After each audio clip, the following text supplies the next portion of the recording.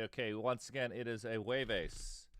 It is a very special Jueves. Interessante Jueves, because we have a very special guest this Jueves. Show me sign of life here. Twitch, YouTube. But we're very interessante, very special Jueves. This Jueves. Because we have George Clarke from Deafheaven, the critically acclaimed, most people's album of the year. Probably one of your favorite bands, very likely statistically. George Clarke from Deafheaven is going to be in here, coming through this door any minute now, probably 30 minutes from now, to be honest. But he's gonna. I gave him some directions to walk over, and he will be popping through this door. Please give me a sign of life. Shit, YouTube, Twitch, give me a sign of life. Give me a sign of life that we're here. Oh, there we go. I'm too quiet. Thank you. Turning it up. 1 second. Check, check, check. How's that? Or does that sound clipping? Does that sound clipping? Hello? How's that? No, I'm too quiet. 1 sec. Watch this. Okay, is that too quiet? Is that too burned out? Hello? Hello? How's that? Too hot. God damn it. Okay, 1 sec. All right, how about right now? Is it still clipping? Still clipping? Still clipping. Please give me a sign, audio people. How are we for timing? How are we for volume? You know, it's funny. I recorded Jake playing guitar, and I could do it to the same fucking preamp, so it's all fucked up. I say. How about we do it now? Fine. All right. Not too hot. Is it too quiet, or is it just not? It's fine. It's not too. Here, I'll turn up just a little smidgen Sie Deutsch. Smidge, hello. Oh, that's a little clip of Sie Deutsch. Okay. Now it's too low. Fuck, the air thing is too low. Okay, you're trying to get back where I was. I wish I could just remember. Hello. How about that? I'm seeing a red. Does it sound clipping Sie Deutsch? A little quiet. God fucking Christ. God damn it. Check. How's this? How are we doing? I'm low again.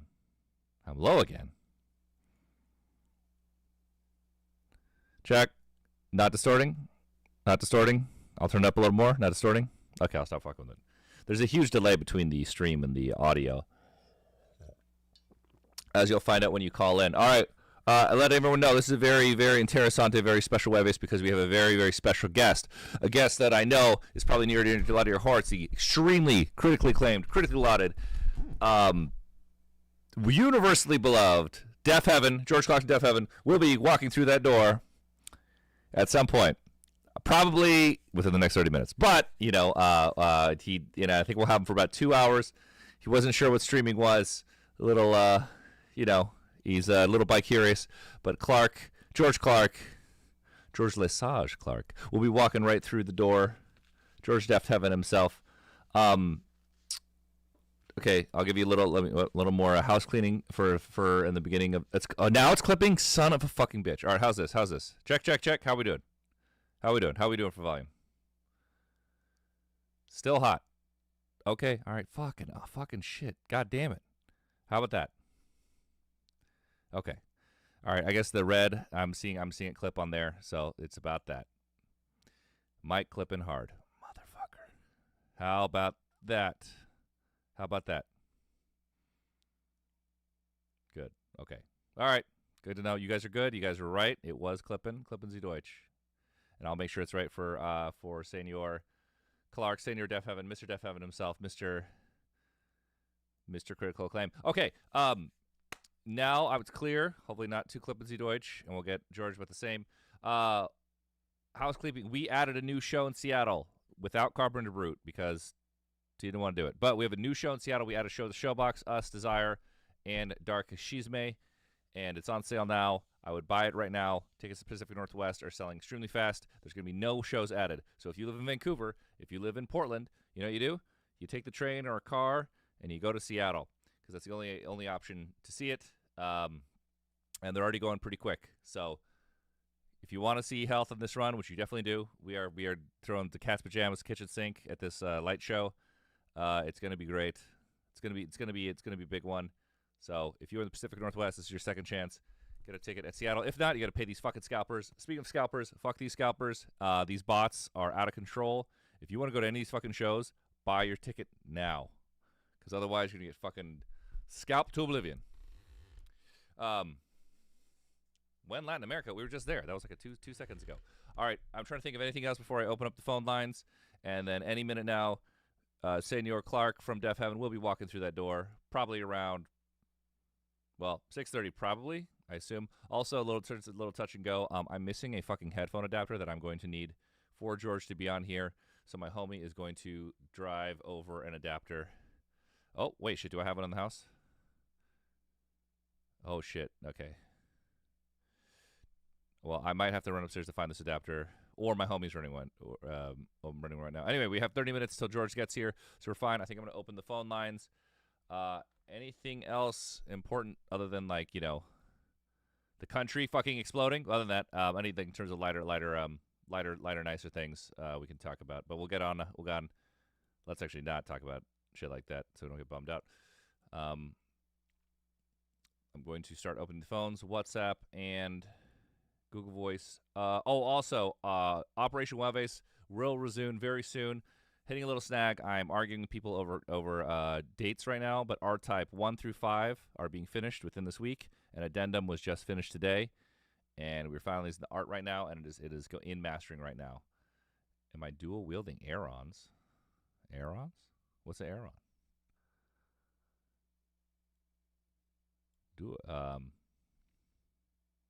Are you the one who manages health on Instagram? Yes, I am. Yes, I do. Yep, George will be here anywhere from 24 minutes or less. He told me 6:30 on the phone, so we'll see. Oh yeah, I got 2 Aerons. You know why? Because I have a guest, and I also have 2 SM7s, and I have 2 headphones with cat ears. Double. You can get Aerons used on Craigslist all the time. They are always liquidating offices, and people just have a ton of them, or random people in the hood will just have them, maybe because they stole them. So I bought them, both these from dudes in the hood, and the price is right, and they're great. They're great seats. Anyway, lines are finally open. If you just want to call and chat in Z Deutsch, and then Mr. Clarke will be here and will answer your questions. I should have prepared some questions for the man myself. No, I'm not paying $400. I'm paying like a few $100 for these things. I forgot how much I paid for these fucking things. Oh, they're wonderful. What's up, you're live? What's up, Johnny? What's up, man? I fucked up royally. This past summer, you guys were supposed to stop in Denver for that Unhinged Fest. Mm-hmm. It got canceled. Yep. And I messaged, I don't know, someone on Instagram replied to my message about some merch. Mm-hmm. Oh, it was what was it? The Oscar shirt. Oh, yeah. So we had to change printers. It was a bit of a shit show, so we will be restocking. So we'll have Oscar shirts again. All right, sweet. Because, I kind of got impatient because it said it was, what is that, pre-order? Yeah. And then I saw that it was available in the UK store, so I was like, shit, I don't care about the shipping. But I ordered 3, and I waited, I don't know, it was months went by. Oh, maybe it's a pre-order there, too. Did you get it? Did you get it from the UK store? Well, I finally messaged them because I think the release date was like the 11th of December or something. Yeah, you know what's also happened in the did you order it with the record too? No, it was just I just ordered three of the shirts from there, and then so I waited till that date because I was like maybe it's pre-order too. So I waited, and I finally sent him an email, and he was like, we something about the package being too small, so we're not sure if or when or if we'll even be able to send it. But they were cool about it. They sent me a refund. You know, we also changed European printers. I'm about to turn your sound down too. So here, you talk right now? Okay. Okay, I'm turning you down a little bit. Yeah. All right, sorry.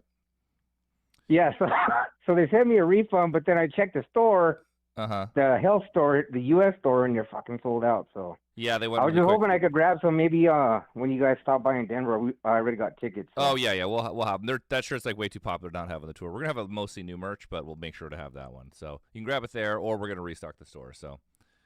All right, cool. I was hoping to have them for the show, but if not, then you know you can buy the show and change in the bathroom. Sweet, man. Well, right on. I can't wait to see you guys. I was gonna try to make it out to that North Carolina show. Uh-huh. What was it? And I want to say no, was it September or something like that? Maybe August. I don't know. Yeah. I can't remember. But yeah, I didn't make it. So, but this one for sure. So You got it, bud. cool, man. All right. Feliz Jueves, buddy. We'll see you then. I'll see you then, bud. Bye. All right, guys. Twitch chat or YouTube, tell me, how's the volume now of caller versus my voice? Was it pretty balanced? We're a little touch and go here tonight. We're a little touch and go. Got it? It's good. All right. Anyway, we have okay, it's fine. Thank you, Timor minus mom. But okay, whatever. Hey, what's up, your life? Hey Johnny, how you doing? I'm great. I'm great. It's Jueves, very special Jueves. We have a very special guest coming in through that door any minute now. Feliz Jueves, by the way. I've actually never listened to Deafheaven up until this point. I've only listened to the KEXP performance. So, are there any like records that you want to recommend to me? Well, the famous one is Sunbather, but I think the new album is the one from 2025 is great. So I would recommend one of those two to start. Yeah. Okay. Cool beans. How did you and Mr. Deafheaven meet? We have played shows together over the years. And two of the guys live in LA and the rest I think are in the Bay. So, we see each other from time to time. We've always talked about doing a tour together. It's never come together. But I think it's because I was kind of like, like these streams. I'm like, I should really step in the streams. I'm like, what can I do? I'm like, who could I call over? And I'm like, oh, why don't I just ask George? I think he lives close to me. Stuff like that, So there we go, yeah. Cool beans. Will we ever get like a Hell Deafheaven collab or a remix from Deafheaven of like one of the Hell tracks? We are planning. The idea has always been a collab. I asked them to do a collab like 5 years ago, and they pretty much was like, it's gonna be too complicated with their band politics. And then over time, they're like, recently they're like, we could do it. And we're like, yeah, let's do it. And they're like, okay. So I think we're gonna have to figure that out. It's a lot of moving parts. Also, it depends on the band dynamics, and certain bands have different dynamics, and like collabing is not something normal, especially with like a full band. So it can be a bit of a math problem, and we'd want to do something really great with Deafheaven, obviously, and something really ambitious. So we'll see how it goes. Yeah. Speaking of like remixes, like I know you guys are well versed in remixes. How do you guys do remixes? I know like the Suffocation remix was done by ex band member who I will not mention. But what about the other remixes? Well, just if you go to our Spotify, we have a remixed by Health playlist, and you can hear all the remixes we've ever done except one, which is our first remix, which was for this Adult Swim compilation, and it was all remixes of rappers. So we remixed OJ da Juice Man and some other guys, and it was our first attempt at a remix, and it's a little odd. I think it's on YouTube somewhere. But yeah, I don't know. We're not. There's no normal way for us to remix something. Remixes are a serious ass pain, so I don't love doing them. They take up so much time. So I'm really thankful for all the people who do remixes for us. By the way, we're having a remix album coming out pretty soon. And so yeah. So I don't know. We just kind of play around the stems. You just sort of find something. Oh, cool beans. Anyways, can I self promote? Yeah, sure. I'm sorry to keep self promoting. I have like a new music coming out really soon. So next Friday, I'm having a new single called "Need to Fit In." You can actually go onto my YouTube channel and like wait for the premiere of that, and it will be the lead single off my new album, Ashley Gray 1. Because again, this was originally supposed to be a double album. Wait, one sec. One sec, Huxa. Thank you so much, Huxa. Thank you for making me come. I really appreciate that. All right, continue. Okay, the reason it's called Ashley Gray 1 is because it was meant to be a double album, and there's like no way I could have done 24 songs in the time frame I was given myself. So I'm currently hard at work at part 2, but new single is out. Next Friday, and I also got today. CD Baby approved my release, so it'll be available on streaming, except on Spotify, because fuck Spotify. Okay. Well, big news. CD Baby works.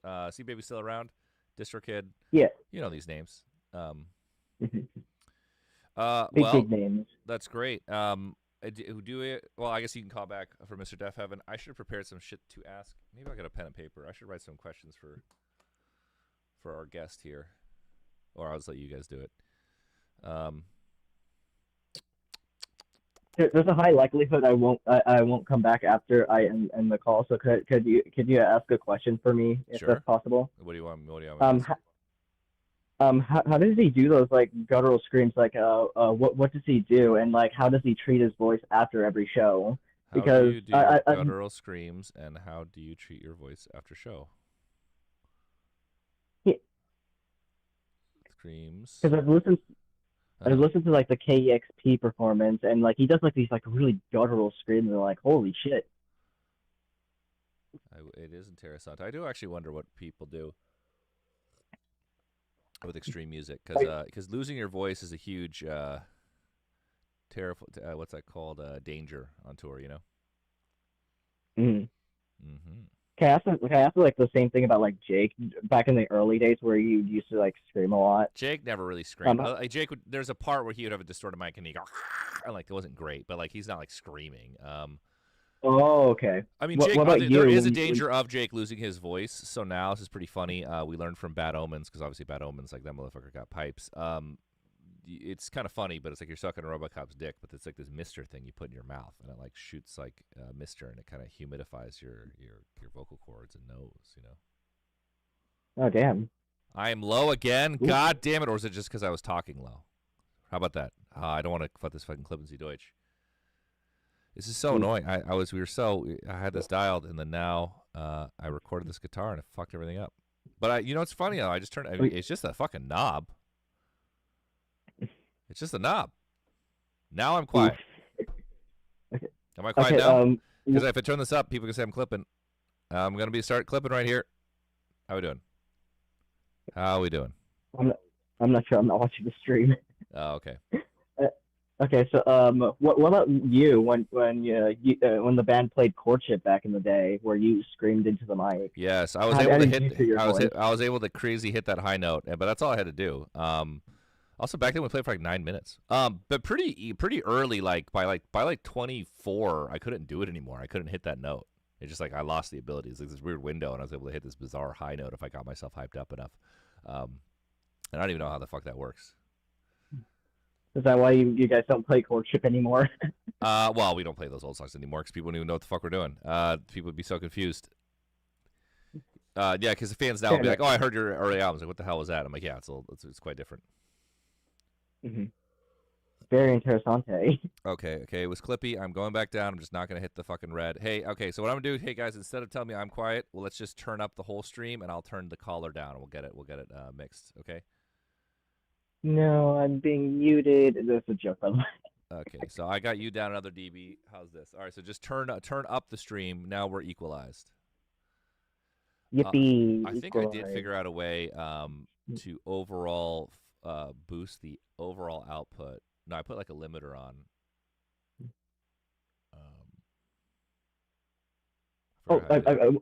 Before I leave, I want to ask like an actual question that I've been meaning to for a couple of streams, but I haven't gone to. Yep. There's this one unreleased Death Magic song called Drug Speech, which I originally thought was an early version of Drugs Exist, but no, it's a whole song. So I want to actually know what the story behind Drug Speech exists, because you guys played it during like the Get Color era, like that middle period between Get Color and Death Magic. Yeah, well, Get Color wasn't supposed to take so fucking long to come out. So yeah, Drug Speech was a collars clipping. Well, sometimes collars are just, this sounds fucked up. Can't fix that. Okay, thanks. Anyway, I'm perfect right now. We're gonna leave it like this. No. So Drug Speech was just like a song we were writing like after Get Color. It was supposed to be on Death Magic, and we figured it would end Death Magic. And we played it live, and it's funny, they put it on Pitchfork, like a video of us playing it live. And I actually got this very impassioned email from a young girl being like, "Hey guys, please don't release this Drug Speech. I think this is totally stylistically wrong for you guys, and this song is bad." Anyway, that wasn't going to stop us. We're like, wow, we've never received that before. But anyway, by the time we finished the album, we were like, wow, Drug Speech does not make any fucking sense on this Death Magic album at all. And so we cut it. Yeah. You know. Fair enough. Yeah. also like been seeing like the quote unquote full version like float around online, and apparently it just like cuts off at like the 5 minute mark. Is that was that like intentional, or is that like just like a fucking archive issue? That might just be the end of the song. It just ends very strangely. It should end though. We have an ending. No, it just like cuts off in the middle. Just like okay. Well, that's a mistake then. Okay. I was wondering why, because I was listening to like there's like a YouTube re-upload of like the studio version of Drug Speech, and it sounds so good. I'm like so enamored, and then like it just cuts off in the middle. I'm like, what the Wait, fuck? you sure? Maybe that's a fuck up with the upload, because that should be fine. Maybe we fucked up with the upload on the server. Are you taking from from the like Ko-Fi or Patreon? Oh shit! Come on in. No, I'm not on the Ko-Fi or Patreon. Sorry, it's not George, but it's JP. What's up, JP? But JP's Hi, saving my ass. JP. He's bringing. Oh my god! Thank you so much, dude. I just need one. Okay. Well, you might try them both because you'll probably need to hit it with the opposite. Okay. It's just been in my car. Okay. Here, let me see. I'm gonna shadow this process for a minute. Okay, check this out. Thank you so much. I'll order some more and I'll replace this for you. Okay, phones Thanks, B. JP. It works. But yeah, Drug Speech is like such a very Works perfect. interesting song. Dude, thank you, bud. And- Here, you can take this. You can take this one back. Okay, cool. Thanks, JP. You're saving our ass. No We're worries. a little touch and go Thanks, here. JP. All right.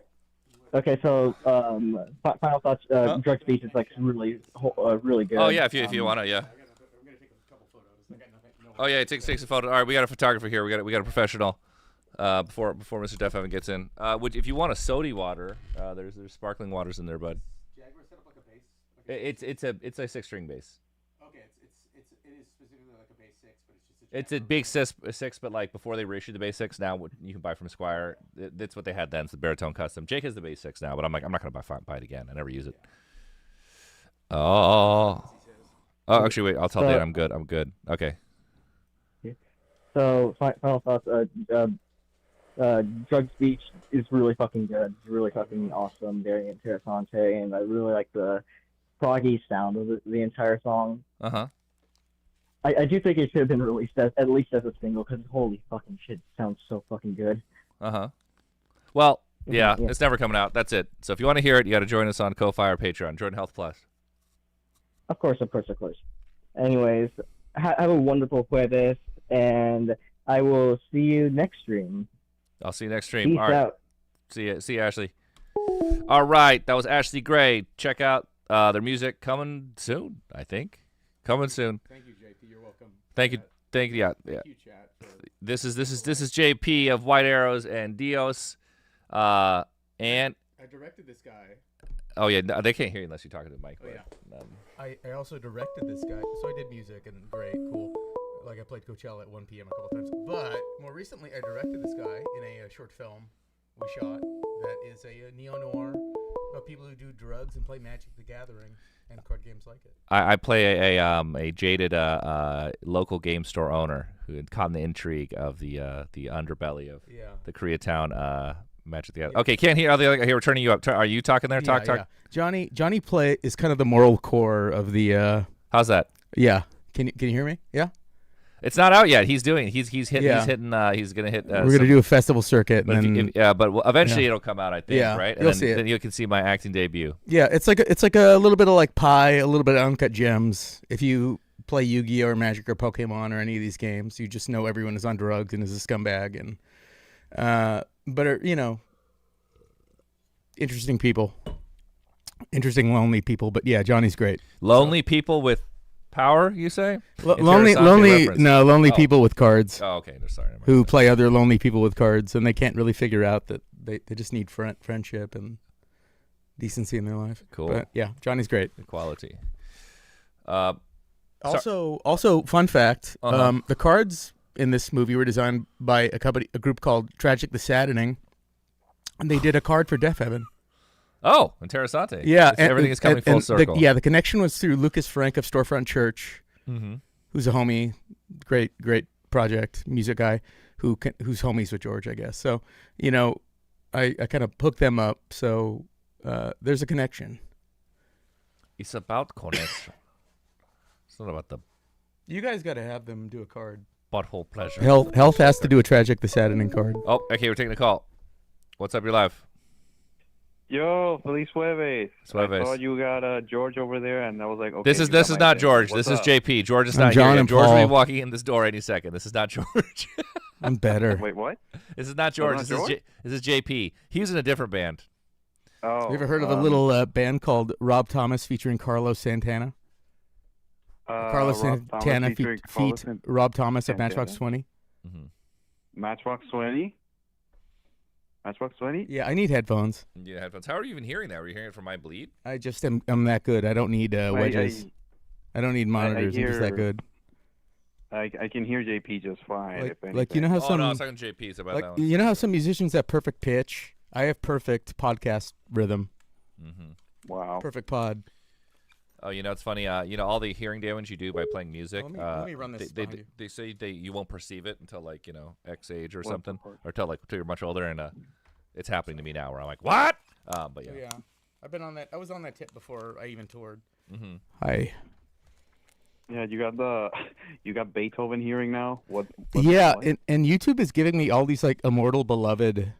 Like, the algorithm is just trying to feed you stuff that's, like, hateful and makes you feel, like, angry at the world, and it's just giving me, like, Immortal Beloved clips, and that's... Immortal Beloved? Yeah, it's Gary Oldman is Beethoven. Gary Oldman. Oh. Yeah, it rips. It's a great movie, but, he's... Oh, it's a movie. He's already an asshole, and then he goes deaf. It's not pretty, yeah. It's not the movie about the dog, not the one about the dog. I gotta write that down. I gotta check it out eventually. Yeah. Yeah, Gary Oldman, not to be, who's only a few days older than Gary Newman. God, get them a podcast. Yes, they should. They should meet up together. They should do like a collab. Man. Yeah, I'm sure somebody makes the case they're both autistic. Yeah. Because anyone that does anything good is autistic, apparently. But Oldman, Newman. I feel like autism is overly diagnosed these days. Yeah, it's like OCD or bipolar in the 90s, or Gary Oldman, Gary Newman. If they make a band, they should call it The Middlemen or something. Neil Young, Paul Old. Neil Young, Paul Old. I don't know if there's a Gary Paul Newman Old. is not dead. No, he's not dead. What the fuck? Someone in the fucking YouTube chat. What the hell? What other thing? Jack White, Jack Black, Jack Gray. I think they actually did that, but I don't remember. Mm-hmm. Yeah, that's some late Jack, night. directed by Francis Ford Coppola. That's some Jack a joint by Frank Coppola. Frank Coppola. Francis Ford Coppola. Yeah. Has anyone seen what the fuck was the movie called? Captain EO? No, the new one. Oh, Marty Supreme? No, the Francis Ford Coppola with fucking... Oh, Megalopolis? Megalopolis. Go to the club. Oh, yeah. Yeah, I heard it's pretty bad. I only know it because the promotional poster for it is like a Deus Ex ripoff. Well, someone said that's... okay, Deus Ex is a great reference, period. But I read somebody's appraisal of it that made me want to see it. And, of course, I never saw it. But they said, it's like if Hideo Kojima directed a SimCity movie. What? Which I'm into, but I still didn't see it. Hey, so you have a question from the chat, JP. How not to be sad? God, I'm not. I definitely can't help you with that. That's a really, you're baiting me on that, clearly. Sometimes you have to just kind of smile sometimes and like remind yourself about stuff that you like, and like it's like some weird behavioral programming type shit, but sometimes like if you smile, you're like, I'm kind of thinking of some stuff I like, and like it will lift you up a little bit, and like you don't always have to wait for a perfect moment to like be happy, or life has got a lot of bad parts, but it's got some good stuff in it. So yeah, sometimes you just gotta thug that shit out and make yourself happy with the little things in life. Yeah, and I think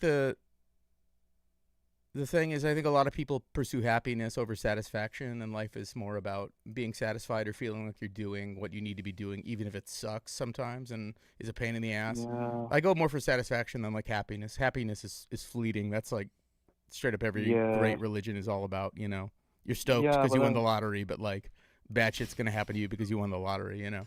JP, we got another one for you. We've seen that Twilight Zone episode. Yeah, what's up? JP, how do I get my girlfriend to stop beating me? Damn. Well, okay. One, she shouldn't be beating you. Or did you miss a word? At a video game? Beating me off. At Magic the Gathering or physically? Mm-hmm. Or beating your Schmeed. Is that what he's referring to? I don't know. I highly doubt. Wait, what am I missing? It says, "How do I get my girlfriend to stop beating me?" Mr. Pickles. Oh, can you please? I have bruises. Yeah. Well, Mr. Pickles. First off, broken jaw, dude. Get out of there. Yeah, just run away. That's what I would do. Get out of that situation if your girlfriend's beating you up. But run the fuck away. Yeah. There's no. Will Cube outlive Assault? Or like Magic the Gathering Cube, the best draft format probably. Cube, like Ice Cube, or Magic the Gathering Cube. Josh Beck, who's also in the film, a SCG Pro Tour playing Magic player, he's done the Pro Tour. Yeah. Wow. He's got a great vintage cube I drafted with Remy Mark, another friend of the pod, friend of the stream. But which cube are we talking? Oh, Cube. I thought you meant Ice Cube. I've never seen Cube. I just remember people that did a lot of drugs telling me about it when I was growing up. Jennifer Lopez. That's a cell. No, it's a cell. I don't like things where people get sliced up by like razor thin wire, and I know that happens in Cube, and I just can't. That's a trigger warning for me, you know. Like somebody gets cubed by like some weird, impossibly thin razor wire, and they accidentally walk through it. But there's an anime, the one where they eat mermaid flesh, and the bad, evil sociopath, like scary little kid, evil bad guy, he like.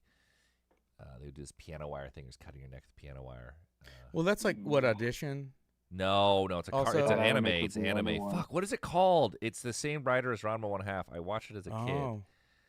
So it's still very horny, but way more disturbed. Yeah, it was cool. It's like if you eat mermaid flesh, you live forever, and the only way to really kill him is to cut their head off. So they'd have this like suspenseful battle where they're like cutting his head off, but they don't cut it all the way off. Like the knife would go. You said it's the same writer as Ranma? Yeah, Ranma 1/2. Yeah, because she did that one. She did Crying Freeman. I was really into Rumiko this woman's a freak. Oh no, it's awesome. Yeah, she's total author insert. Like Crying Freeman is clearly her own fantasy of a Yakuza guy like. Taking virginity and like dating her, and it's like hilarious. Like clearly, author. Is she still alive? Oh yeah. Is she? When's she gonna be on the stream? She's I don't know. She's one of the most successful anime. I mean, she invented fucking. She's like a seminal figure in anime and manga. I never did Ranma, and I'm aware of it. Ranma's amazing when you're in middle school or fucking. I started reading Ranma in high school, and I was obsessed with it. It was amazing for a kid. If you're really little. I think you're a little older. Inuyasha. What? Inuyasha. She also wrote Inuyasha. I don't know about that one. Is that more? That's more recent, right? Wait, tell us about it. Give us the pitch. Yeah, you pitch me. Inuyasha, it's like a fantasy shonen anime. The main protagonist is sort of like this half human, half wolf guy with white hair. It was red like a kimono. Did they make an Adult Swim show of it? Yeah, it was on Adult Swim for a while. There's like a real famous kind of like screen cap. Of like the outro of it, I want to say, but I've heard good things about it, bad things, like weird things about it, but I do want to see it. That's on my list. I heard things. I heard things. Yeah. Mermaid Saga? Yeah. That sounds about right. Let me look up. Why don't I just check? I got a phone here. Mermaid Saga? Mermaid Saga. No. This has got to be it. Yep, this is it. Oh. This is sick. Mermaid Saga. Okay. Well, there's a mermaid in my bathtub or some shit like that. There's like mermaid from the sewer or from I mean, there's a lot of weird Japanese fiction about and horror adjacent fiction about mermaids and like. I got this this dude. I think it was like also a lot of ghosts in like Japanese horror and stuff like that. I don't know if you guys ever watched The Grudge, that movie. Bits of it, like by way of scary movie. That was a remake of one.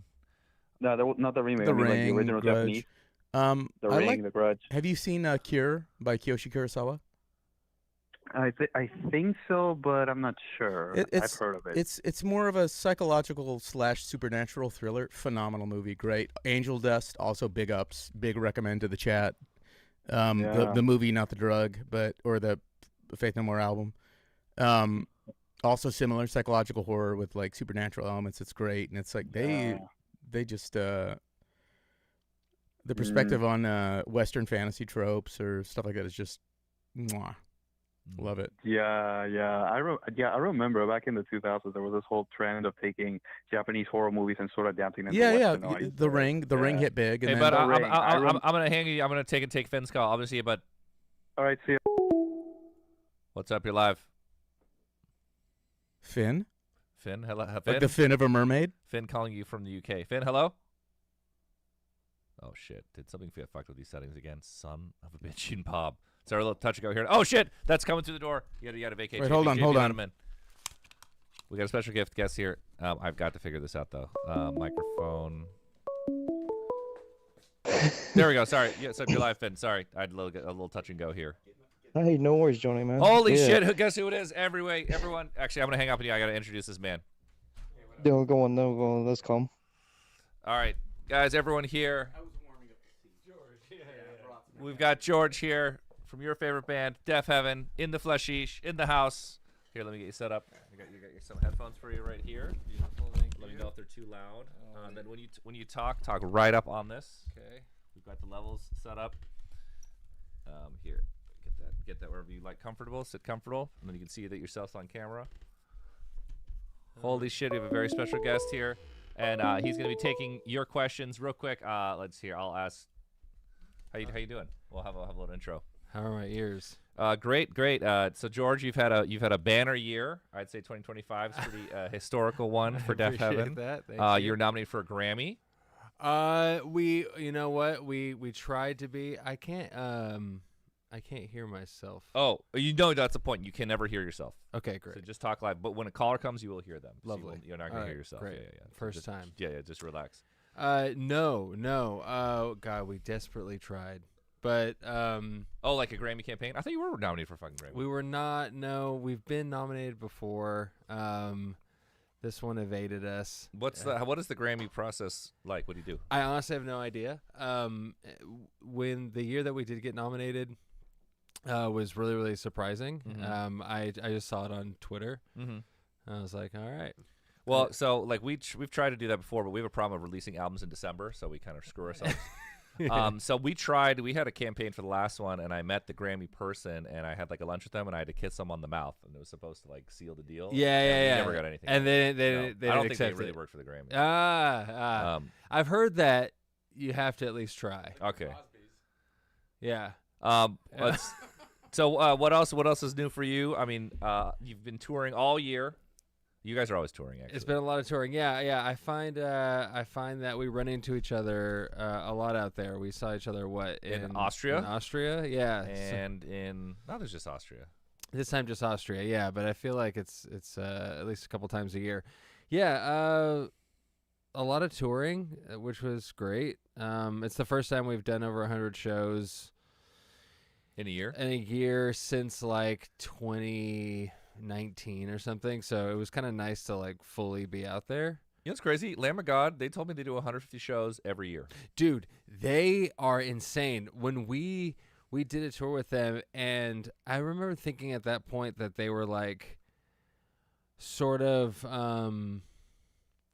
they had a lot of like seniority, like they were kind of already like an established like legacy act. Yeah. And this was like this is the top of 2016, which is really funny because from their perspective, and they were right, they were just like heating up.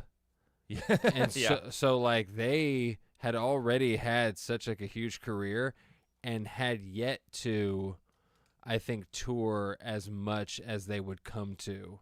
And they're like one of the most like consistently touring bands that I'm aware of. It's fucking bananas. It's like this like almost like blue collar like clock in 150 shows. It boom. is. It's a job. God yeah. Damn. It goes to Lamb of God shows.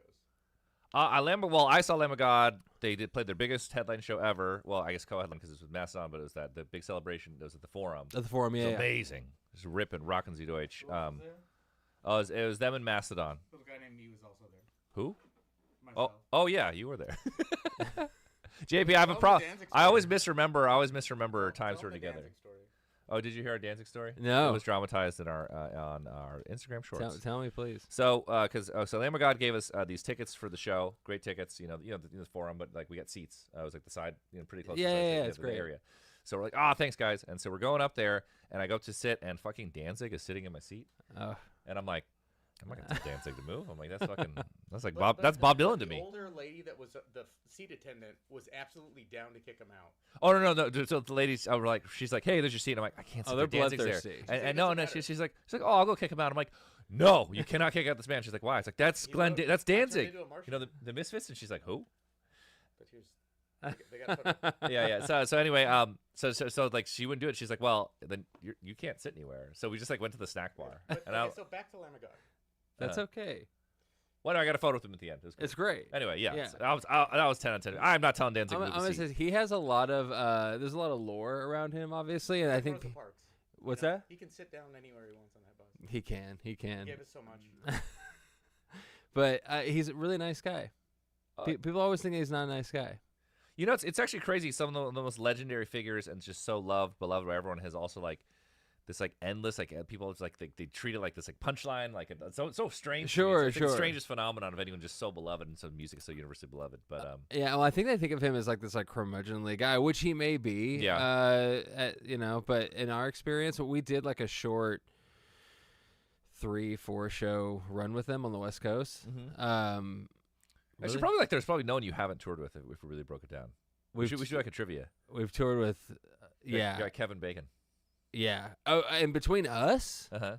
like actually everyone. Yeah. We actually you could connect enough dots. I went to I was at the Youth Code Street Sex King Yosef tour. Uh-huh. Every single one of those bands that opened for us. Yeah. No, I know. I was with Jake. Yeah, we were joking about it.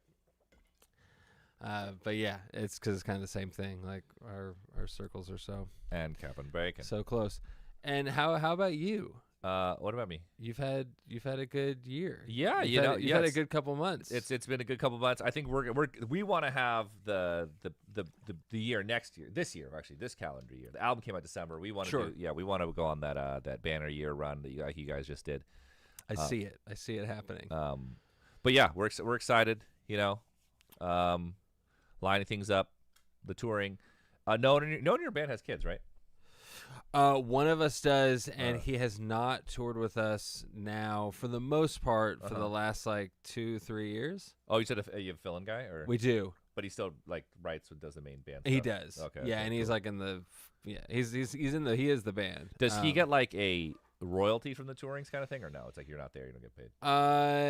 They have a situation worked out. Okay. I don't know. I stay out of it. Yeah, we're not gonna talk. But business. I am very thankful. Both parties work really well together. Both Ian, our touring guitar player, and Shiv, our actual one. It's You know, it's funny. This is our first tour ever. We're gonna have to hire a touring guitar player because we need a guy to do metal guitar. Ooh, an auxiliary player. An auxiliary guitar man. All right, is he going to be allowed to be seen by the audience? Or Yeah, no, he's gonna be there. Stuff him behind. No, I was thinking like we should I wanted him and Beach to be both on risers, and the lighting guy's like, I'm not fucking doing that. I don't want to fuck up your thing. So I'm like, he's just gonna be just standing, I guess, between me and Beach, just like a few over. No, have him like really far out. No, I want to. Yeah, I mean, the guy is fucking shredding. I want people to see him. No, he's. So I'm like, get a guy with long hair or something. But yeah. Do you have a guy? No. Have you been trying guys? I haven't really tried yet. Mario Rubio from Thrones of Exile was like, I'll do it. And at first I was like, well, I'm not sure. And then he's like, I think he said he don't want to do it. I'm like, I just said I wasn't sure. And he's like, oh, well, now I took this, so I'm not sure if he's going to do it. So we'll find a guy. There's a million of these motherfuckers. Yeah, I just saw him in Manchester. Yeah. Okay. Yeah. But I think he's gonna have to do a record. He's a manager too, so he's pretty busy. Sure. So because like one thing we're like, hey, if we need an extra guy, it's like, are you gonna move gear? And like, I don't know, he's like, oh, he wasn't that excited to. You know? Yeah. Because like it's like having we could have a guy. We love a guy who could also be a tech, or whatever. Just like move a few things, just helpful. Well, anyway, all right. Oh, we can start taking questions. Wait, I have a few personal questions for you. We'll round off real quick. There's some questions. Okay. Okay. What's your favorite dish? My favorite dish? Mm-hmm. Like to eat. Oh God, my favorite dish. That's a really hard question. Or favorite style of food? How about that? Oh my God, it's still hard. Yeah, but just off the top of my head, it's somewhere. It's probably like Italian or Vietnamese. Nice. Yeah, how much can you bench? At my absolute best, I benched 210. I haven't done that in a minute. Okay, so we found out what's your favorite dish. You're a little iffy on, but what's your favorite position? I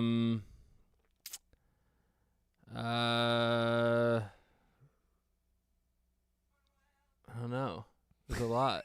Okay. What's going on? How spicy are we? No, it's up to you. It's up to you. Have I known you a while? I mean, are you talking about me? Oh, no. I'm talking in the context of this question. Sure. I think it's just your favorite, so I guess it's under whatever circumstances, you know? Yeah. I'll lay down. I'll be lazy. I like that. You know? That's right. Hey. Take it in. Uh-huh. You know? Yeah. A natural observer. Yes, a detached observer. It's like a Terrence Malick movie. You're narrating a while. Kind of a daydreamer. Yeah. Yeah. What's the one with Sam Shepard? Sam Shepard. Days of Heaven.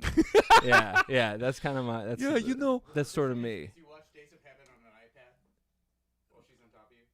Oh, that's getting a little too meta, or too weird. Yeah. I'm fully engrossed. It has to be golden hour. But she'd be like, yeah, it'd be golden hour, you'd be doing it, and then the voiceover would be like, yeah, so I was fucking George from Deafheaven, and like I really like his records, he's a pretty nice guy, he's gonna take care of us. He just wanted to lay down and watch me do it all, It's romantic, but I'm also kind of like Kingpin from Spider-Man, Whoa, that's sort of the vibe. What? Oh, yeah. I get it. Yeah, you're kind of running the show. Like, that's a weird just sort of like disgusting and laid back. Oh, and okay. Maybe a cigar. I'm really amazed you went to Kingpin. It's like almost like a Jabba the Hutt kind of thing. It is like that. Yeah. Is that kind of a fantasy you have? That kind of speaks to something greater, or No, it's just the first thing that came to my mind. Amazing. All right, now I think we'll open up calls. We could read calls for chat, but it's our questions for chat. It's way more fun, I think, if we take calls. So I'm going to open the calls. Your calls for Mr. Deafheaven himself. Here we go. And we're going to be taking live calls from WhatsApp and Google Voice. Call the number on the screen, and we'll take some calls. Is there anything? And do you want anything, George? Like some fizzy water or? I'm good. Okay. I think I'm all right. All right. Wait. WhatsApp's open. Google Voice is open. And we'll take your calls. Oh, but anyway, here we go. Shit. Well, that was quick. They hung up. All right. Here's one from the chat. What's your cat's name, George? No cat. No cat. No, a dog. Ooh. Yeah. What's the dog's name? Her name's Joan. What's up your life? Hello? Hey, what you got to do is you got to mute the stream. Do not watch the stream. We're on a delay. Just talk to us live. Don't watch the stream? Don't watch the stream. Turn the stream volume to 0 because it's like a minute behind. Okay, gotcha. All right, what's up your live? I just want to say what's up to George. What's going on, man? We used to live together in the Hate House. Oh, my God. Who is this? Will. Hey. Will, do you have any great stories from when you guys lived together? Oh, God. Probably not ones George would want. I really appreciate that. I do have a old MacBook that you and Carrie recorded some stuff on GarageBand on back in the day. Yeah. I mean, that's how we.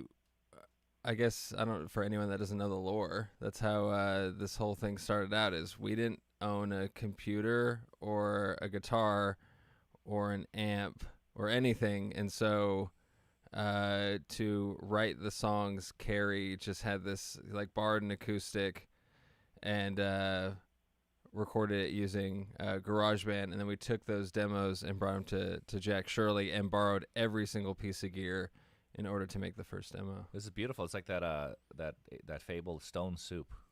You know that one? I don't know Stone Soup. He's a starving guy. He goes to the village. He's like, I can make the greatest soup. It's a stone soup. All you need is a stone. And then they start doing it. And he's like, fuck, could really use some onions. The guy's like, well, I got some onions. It's like, could really use some, garlic. The guy's like, well, I got some garlic. And it just keeps going until the whole city comes together and there's this giant stew. And they're like, oh, it's so amazing, that stone soup. He's like, yeah, stone soup. Anyway, that's what made me think of it. I tried as a little kid. I put a stone in the water. I'm like, this sucks. It didn't work. Yeah, it didn't work at all. Yeah, no. Hanging with Mr. Clarke, is that a Hanging with Mr. Cooper reference? Yeah, it is actually. It's a very old reference, but I'm glad he caught it. Love that show. It was good. I don't know if it holds up now. I'd be curious what it's like now, but yeah. I did enjoy It kind of does. I watched it like a month ago. Actually. Really? What the fuck? What'd you watch it on? I think Tubi. Man, Or no, Pluto. Maybe Pluto. What the fuck's Pluto? Oh, Pluto. Oh, it's the one. Well, I'm actually more of a Tubi head, to be honest. I didn't know this, but Tubi is the #1 streaming service in the country. It rocks. Have you ever used it? No. Yeah. No. Because it's man. free, right? That's why it's it's free. #1. Oh yeah. But also a great selection. And Pluto too. And Pluto has TV Pluto? as well. It just has ads. That's why. Pluto's Has ads. good for like Star Trek and shit like that. Exactly. It's kind of cool for stuff that was supposed to have ads anyway, so it's not jarring to watch it with ads. You know, I got put on recently. What? YouTube TV. Is that included if you pay for YouTube, or it's a separate? It's a whole separate because I have like premium or whatever. Yeah, I have premium. No, this is a whole different thing. YouTube. TV. Yeah. Well, what's so great about YouTube TV? It's literally just like cable. It's just cable. Oh, like it's just not on demand. It just goes. It's live. There's an on-demand aspect to it, but there's live, and then they do sports packages like NFL Sunday Ticket. Because like my Samsung TV has this live TV, and it's fucking terrible. Okay, totally. This is same idea, but I don't know.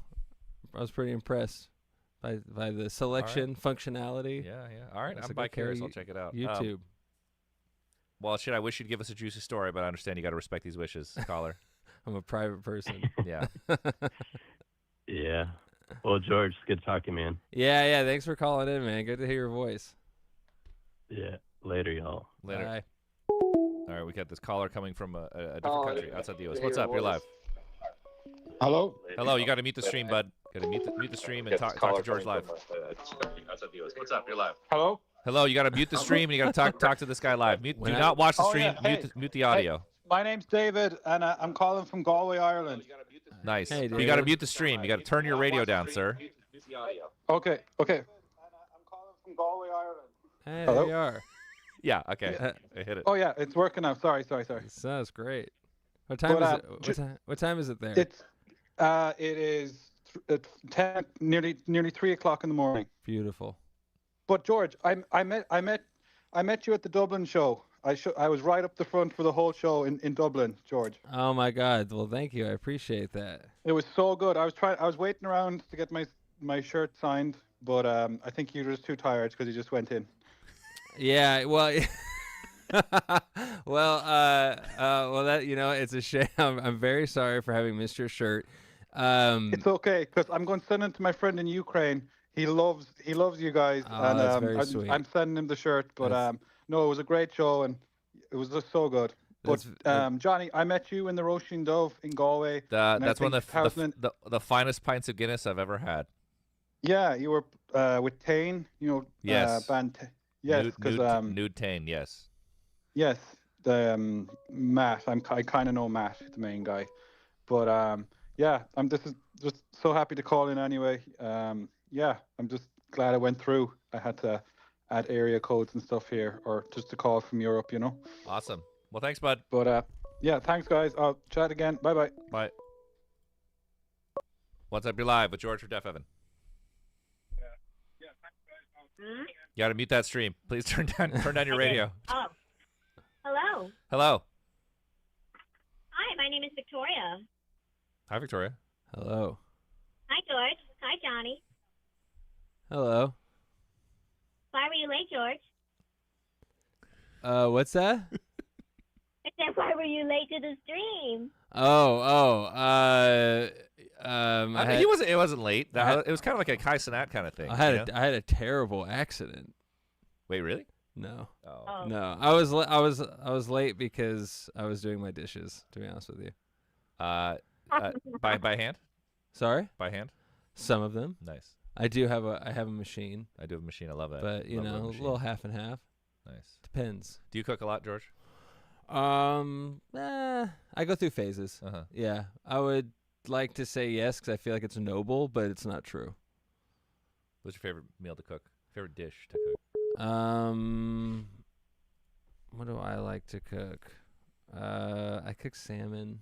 Ooh. Yeah. Fish. My mom told me. It's just like never. My mom told me like a lot of things about life, and one of the main things was just like never fucking cook fish at home. Never cook fish at home. Another thing my mom told me, she's like, if you're in a relationship with someone, and you want to have sex, and they want to have sex with you, you should break up. She's like, you know, your father and I, if no, we're not in the mood, you have to do it because it's part of your duty as a couple. Yeah. And I told my mom that. I'm like, Mom, you told me that. My mom's like, I don't remember saying that. What the fuck did you hear that? Did they have? Yeah. Did they have a schedule? Like is it? My dad's Italian. He's a horny guy. You know. Great. But yeah. Anyway, I was like, Mom, you totally told me that. She's like, pretend she didn't say that. They're Anyway, sorry. chit-chatting, bro. Sorry, caller. Sorry. You take Well, over. we're having important conversations. We made chicken. Oh, that's nice. Oh, there's. Okay, we got 2 people here. No, I think it was a There voice. are 2 people here. Oh, Yes. never mind. I thought you were doing a voice. Yes. All right. Who else? Yes, who my else do we boyfriend have? who loves you so much, George. He loves your band. He's the reason I even know about you. Oh well. Thank you. You've for got a spreading very the good word. interessante voice, caller. What was that? Very interessante voice. What's that mean? It's interesting. Oh. Yeah. George, can we talk about Emperor? If you want, what's going on? So, I finally gave a full, really deep listen to Anthems recently, and I know you're a big fan. I prefer like the older stuff, like Wrath of the Tyrant and As the Shadows Rise, the 7-inch. But Sure. as I was giving my first full, focus listen to Anthems, I realized that you guys are basically doing the same thing, only using shoegaze and post rock and whatever, the way Emperor was using kind of symphonic elements and stuff. And I was curious if that's like an intentional choice, or if you've ever kind of correlated those 2 things together. Well, I think they're a big influence. I think especially Trim's drumming is a big influence on Dan. Oh, no shit. Yeah, we got to do a couple shows with those guys in Tokyo, which was a high honor, and yeah, it's just it's very cool. But Dan and I spent a lot of time on the side of the stage watching Trim play. Really incredible guy. But yeah, no, I think it's a collective favorite. I'm sure we use Emperor ideas all the time. Yeah, cool. We're going to see him in March. They're coming and they're doing the old stuff from like the self-titled EP, with Black Wizards and Cosmic Keys and all cool. that old stuff. That's cool. Yeah, Cosmic Keys is my favorite. Oh, really? Yeah.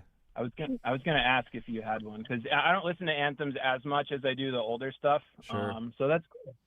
Cool. That's cool, man. Well, I think you'll enjoy the show. They're a great band.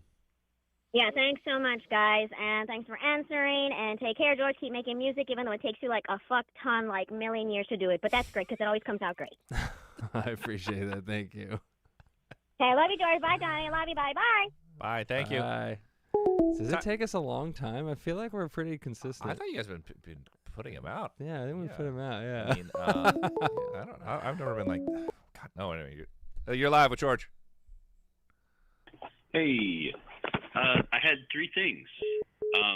So first off, wanted to know if you guys were fans of the Mountain Goats. Yeah. I mean, I don't actively listen to them, but yeah, a lot of respect. Very early, and when we started, we played a very small festival with them in Florida, and then we went on the swing ride. And the guy running the swing ride was some kind of sadist, and he just like left us on there for 35 straight minutes while the Mountain Goats were playing, and everyone was like screaming to stop the ride. Like the whole thing was full, and people were like puking, and we're like just holding on. And he was playing the whole time, and that's maybe this terrible association with Mountain Goats. It's like traumatic. Well, not traumatic. But I was just like, fucking Mountain Goats. It was that time I was stuck on that machine. They're fine though. I don't know. That's what I think of. Fair enough. Second, I wanted to recommend an Instagram page called Scenic Pisses. It's just people pissing in front of really beautiful parts of the world, and people comment on their hydration levels, and so you should check it out. Thank you. I do love peeing outdoors. In fact, I'm going to do it right now. Here, I'm going to take the next call. Thanks, bud. Yep, bye. You're live. Oh, hi. Hello? Oh, hi. They're talking, yeah. Hello. How are you? Yeah, I'm all right. How are you? fantastic. I love you guys. You guys are awesome. Hope you guys are having a good evening. I wasn't expecting the call. Oh, I see.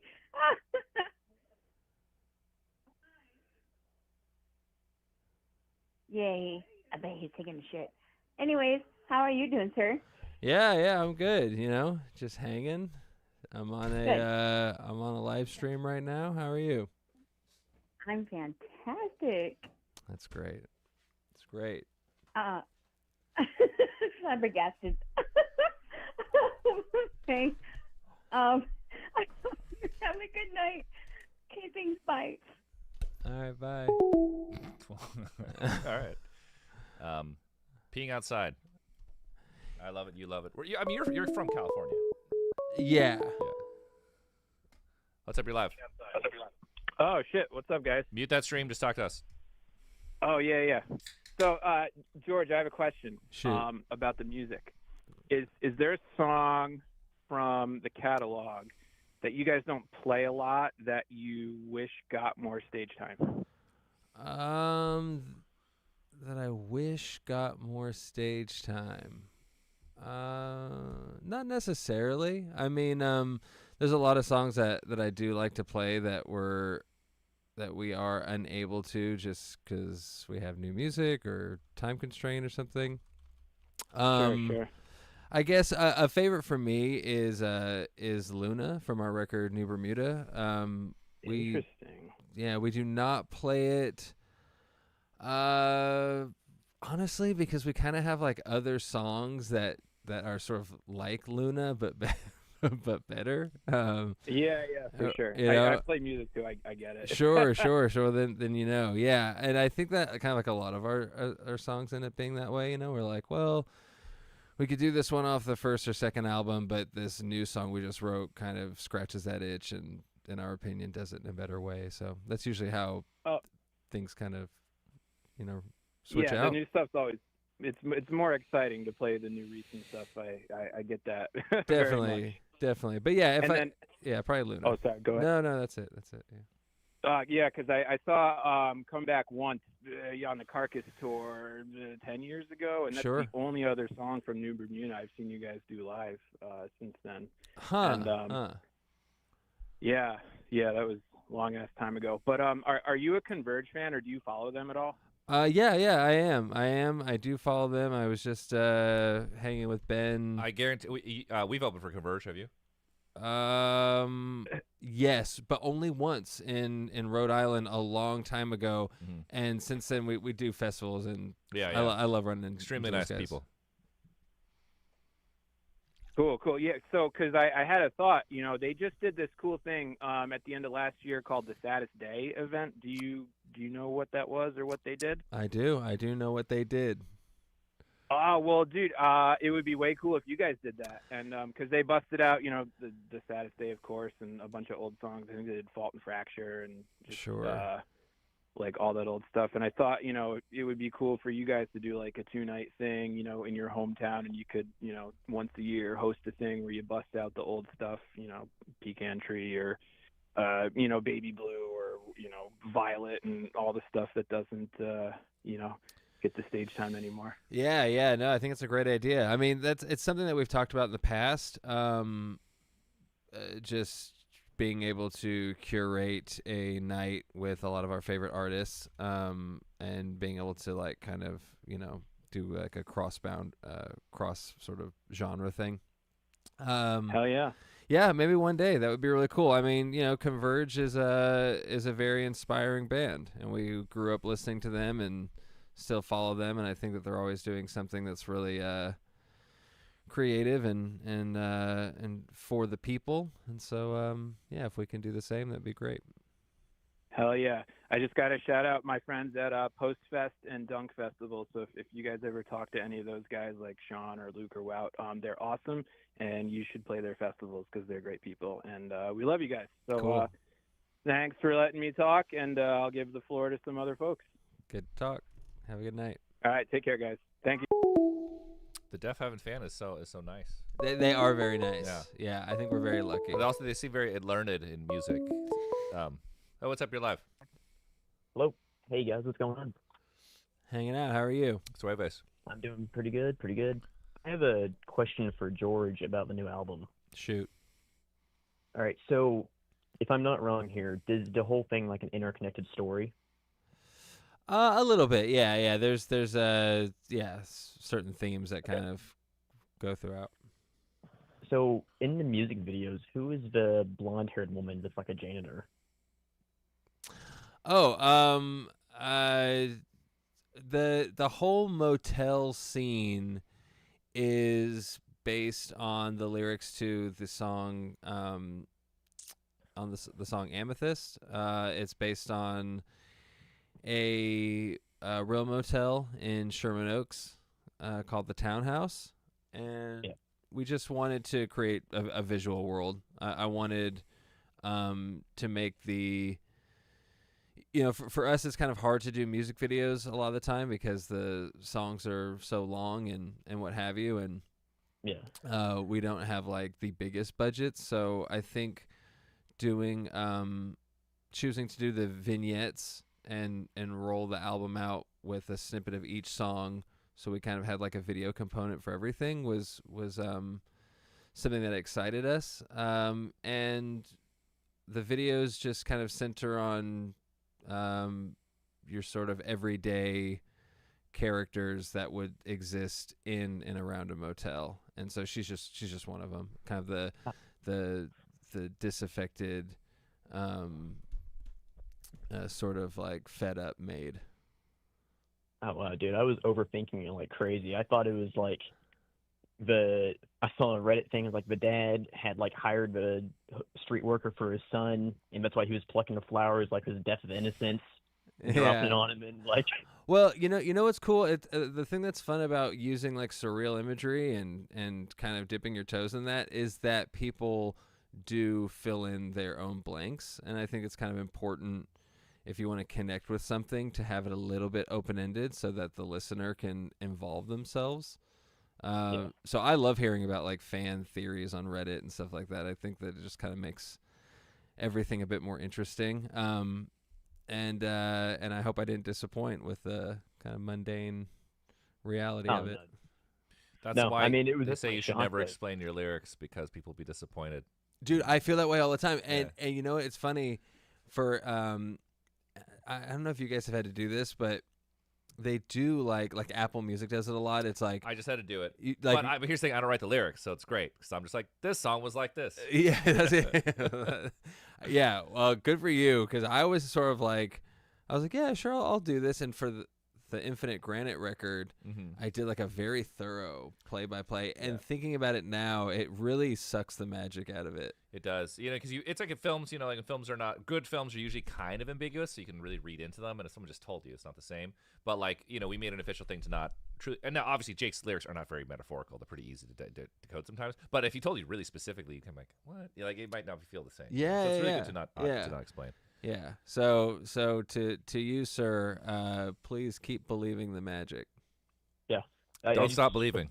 Those are some great lyrics. God damn. Before I go here, I have two more questions. Yeah. Please have at it. Do you think we're ever going to get anything else like Infinite Granite in the future? Oh, I have no idea. I mean, I think right now, nothing in the near future, but our band gets bored, and it's why we take these left turns and stuff like that. And so it wouldn't surprise me if we did it again. Does that mean we're getting a rap metal album? Granite. Sorry, that was finite. That was stupid. Finite. It's finite. Sorry, the chat says these guys are fried. You're not talking about us, are we? Fried? Come on, man. Am I fried? There's not this guy. These guys are fried. All right, sorry. We'll continue. You got sorry, me wanting to watch the David. Well. Sorry. Yeah. I mean, we're getting a rap metal album, maybe. That I would love to do. I mean, there's a lot of Judgment Day soundtrack listening that happens in our camp, so it's not as far away as you think it is. Oh wow. You know, Carrie loves some rap. Carrie really loves some rap. is like no joke, like an aficionado. Yeah. Carrie used to come over here as long before COVID, and because I had my studio in the basement, he came over here and he would be like, "I want to do this song." I'm like, "Okay," and we like made like these beats and shit, but like they never got finished. Dude, he all the time on the bus. Yeah. Okay, he'll take acapellas and just make his own, and he'll like what was he? So Carrie is really into, and has been for a few years now, into like Flint rap. What the hell is Flint rap? Flint, Michigan? Yeah. Oh yeah. man, that must be some fucking depressing shit. Like Rio de Young OG. I don't know. Or RMC Mike. I'm not really out in these. Okay. streets, you know Well, what I'm saying? there's a whole scene, there's a whole scene in Flint and Detroit, and anyway, it's very funny, very aggressive rap. In any case, Carrie will take like Vatican shadow samples and stuff and make these like Flint beats with them, and then put acapellas on them, and I'll think. It'll be like we'll be on the bus in the morning, and I'll be making coffee, and Carrie will be with his headphones on for like an hour, and I'll be thinking that he's like, well, he is making something, but you know what I mean? Yeah. And he'll be like, dude, check this out, and it's just this like he should put out like a mixtape. I told him. Remember I was like, Rat-a-tat did that. Who? Rat-a-tat. Did they? That makes it. Well, it sounded like Rat-a-tat's music though. Sure. But it's amazing. Yeah, it's amazing. It's one of the best things they ever did. And it's like they took the acapellas from rap songs and then redid the that's music. cool. And it was so good. Yeah, It's that's so fun. Good. Fuck, I love that thing. Yeah, I tell him all the time. I'm like, you should under a moniker. At least send beats to people because they are, like, he's a musical guy. Yeah. They sound good. Also, like, it's a very different culture with the music. People go through millions of songs. Like, you can just send a fucking beat. It's kind of embarrassing. You know that Mickey Mouse rapper, that 645 AR. Yes, I do. Yeah, it's so embarrassing. Yeah. I paid him for a feature because I'm like, this is hilarious. And he Great. advertised he's doing features. Great. Yeah, I just sent him the money, and he just didn't do it. He didn't do it. And I'm just like, hey, man. And I sent this angry thing like, yo, yeah. man, you got your industry bag. I'm like, where the fuck is my acapella? And he just wouldn't do it. He fucking ripped me off. I'm like, this motherfucker. And I watched that show, Dave, where he gets ripped off for the feature, and I was laughing. I'm like, yeah, that happened to me. It's cold. It's cold. What's funny, too, is that there's another guy, another Flint guy, Crispy Life Kid, and Crispy is always on Instagram Live doing like features for half off and like call now and talk to him. Wait, back to Flint, because Flint is very depressing. Obviously, Michael Moore movies, but I used to date a girl from Flint, and she had to leave because this is the craziest shit I ever heard. So she said it was so fun there because it was so cheap, and everyone would just party in all these vacant like Victorian houses. Makes sense. And it's so broke there, they had to cut all the services. So they cut the fire department, so there's no fire department. So there was like very little fire department. So to support the fire department, people just started setting fires. So the fire department has something to do. Okay, yeah. And people started having so much fun setting fires, they couldn't stop. So they didn't have enough firefighters, and they had this epidemic of people setting fires. And she said there was just something on fire every day for years. And she's like, I have to leave. Wow. And everyone would just like they would party, and at the end of the night, people just burned down whatever house they're in, and just like there was never a fucking fire going on. So she had to leave, and I was like, that is comically apocalyptic. But initially to support the firefighters. The firefighters had to come out and like, stop setting fire. We don't have enough money. We don't have enough people. Okay. But people also just started really enjoying setting fires. Sure. As I get it. Yeah. So. Yeah. Wow. I thought that was pretty wild. I'm gonna hop off here. If you guys could suggest me like one album to listen to, what would it be? Just ever, or like something you might not have heard that you just might not have heard. Yeah. Far Beyond Driven by Pantera. Very sick choice. I love that shit. Well, yeah, thank you guys. You're kind of ones that got me into metal music and stuff this last year, so it's been a great journey. Oh, that's really nice. I'm super stoked to hear that. All right, have a good one, guys. You too. That's an interessante thought of Deafheaven being someone's gateway metal band. I love it. Yeah, I think there's no higher honor. Truly, so that's like taking the. I don't want to say scenic route, like not the back door either. It's like some other. Well, I think that's I do agree. I think that's the weirdest part is like of all because it is still like we've had we've gotten to see some success and do cool stuff, but it's like a niche thing. Like the sound is niche. Yeah. And so I do think it's funny when people are like, yeah, like I'm like, how? Or I like the thought that you're a gateway to black metal, and they're like, Whoa, these guys are really unchill. Yeah. It's pretty funny to me. But anyway, calls are open. I'm here with Mr. Deafheaven, Mr. George Clarke. Oh shit, have I been neglecting the WhatsApp? But if not, and no one calls, we can read the chat, or we can just chat and enjoy it ourselves. Yeah. Where the fuck is this? Damn it, where's my? I know there's a separate window for this. Oh, whatever. Far Beyond Driven though is the still the heaviest album to reach #1. Yeah. So you know the cover, how like the drill going in the head? Uh-huh. It's supposed to be a drill going into an ass. Yes. And the label's like, you can't put a drill. I've seen the original cover. Yeah, There's an image of it's it. Ass. Yeah. And then the funny thing is, Metallica, the original thing was going to called Metal Up Your Ass. Yeah. So we have 2 albums with metal going in an ass, and both times they were saved by the label. The suits were right. And They were right. These were Yeah. terrible ideas. They're like, why are these guys? Why is saying it Metal Up asses? Your Ass? Okay, you're live. Hey, how y'all doing? Hey, doing well. Great. How are you? I'm doing all right. I'm working on a project right now. Cool. I was just Wait, slow down. What's that project, bud? It is really stupid. It's a bit of a story if you want to hear it, but it's kind of dumb. Just hit it. Okay, so I've got a bunch of weird friends somehow, but one of these weird friends is really into VTubers of all things. VTubers are huge, man. VTuber, that VTuber sings during halftime at the fucking Dodgers game, dude. Like by my house. Yes, like the really big one, the one all the memes are of. They have everyone hold, and the VTuber shows up. It's like, take me out to the bar, like the fucking voice, and then everyone's like, yeah, and all the kids are like, fuck yeah, like they know, like this shit is huge. I found out these VTubers are all in this agency. There's a VTuber agency, and like they own your they own your likeness. It's fucking weird, man. Yeah, it's like from what I've heard, it's like a record label or some shit. It's like fucking cursed. It's interessante. But man. no, yeah. I mean, I'm not into it. Like I'm in one group, but just because one of my friends is in it, it's the whole fucking thing. But one of my other friends, he's really obsessed with one called Cottontail. Okay, and I'll look up Cottontail right now. Cottontail VA, and he's obsessed with her. And I'm like, dude, you got a problem, but what you want? And he's one of those guys that's got way too much money, and he doesn't know what the fuck to do with it. And so he's like, well, you seem to know about the iPod thing. This is Cottontail. Okay, so wait. So anyway, this is a virtual streamer, kind of what we're doing, but it's like an anime girl. Like okay. Animated. Like there's software to make it like this. Oh, that's cool. I tried to work it out for this. Like we could turn into anime people, but whatever. Fuck it. I mean, it's better reality. But anyway, continue. Yeah. So oh god, this is going to get so strange. He was like, so can you? He's like, I really want this like an iPod theme up to her. I'm like, okay, what do you want? He's like, I don't know, just. It makes up the work. I'll pay you based on hours. So wait. So wants a what? He wants an iPod themed after her, but he doesn't know what doesn't know what specifically he wants. He's like, oh, you just figure it out. I'm like, buddy, I'm an engineering major, but okay, I'll figure it out. It's free fucking money.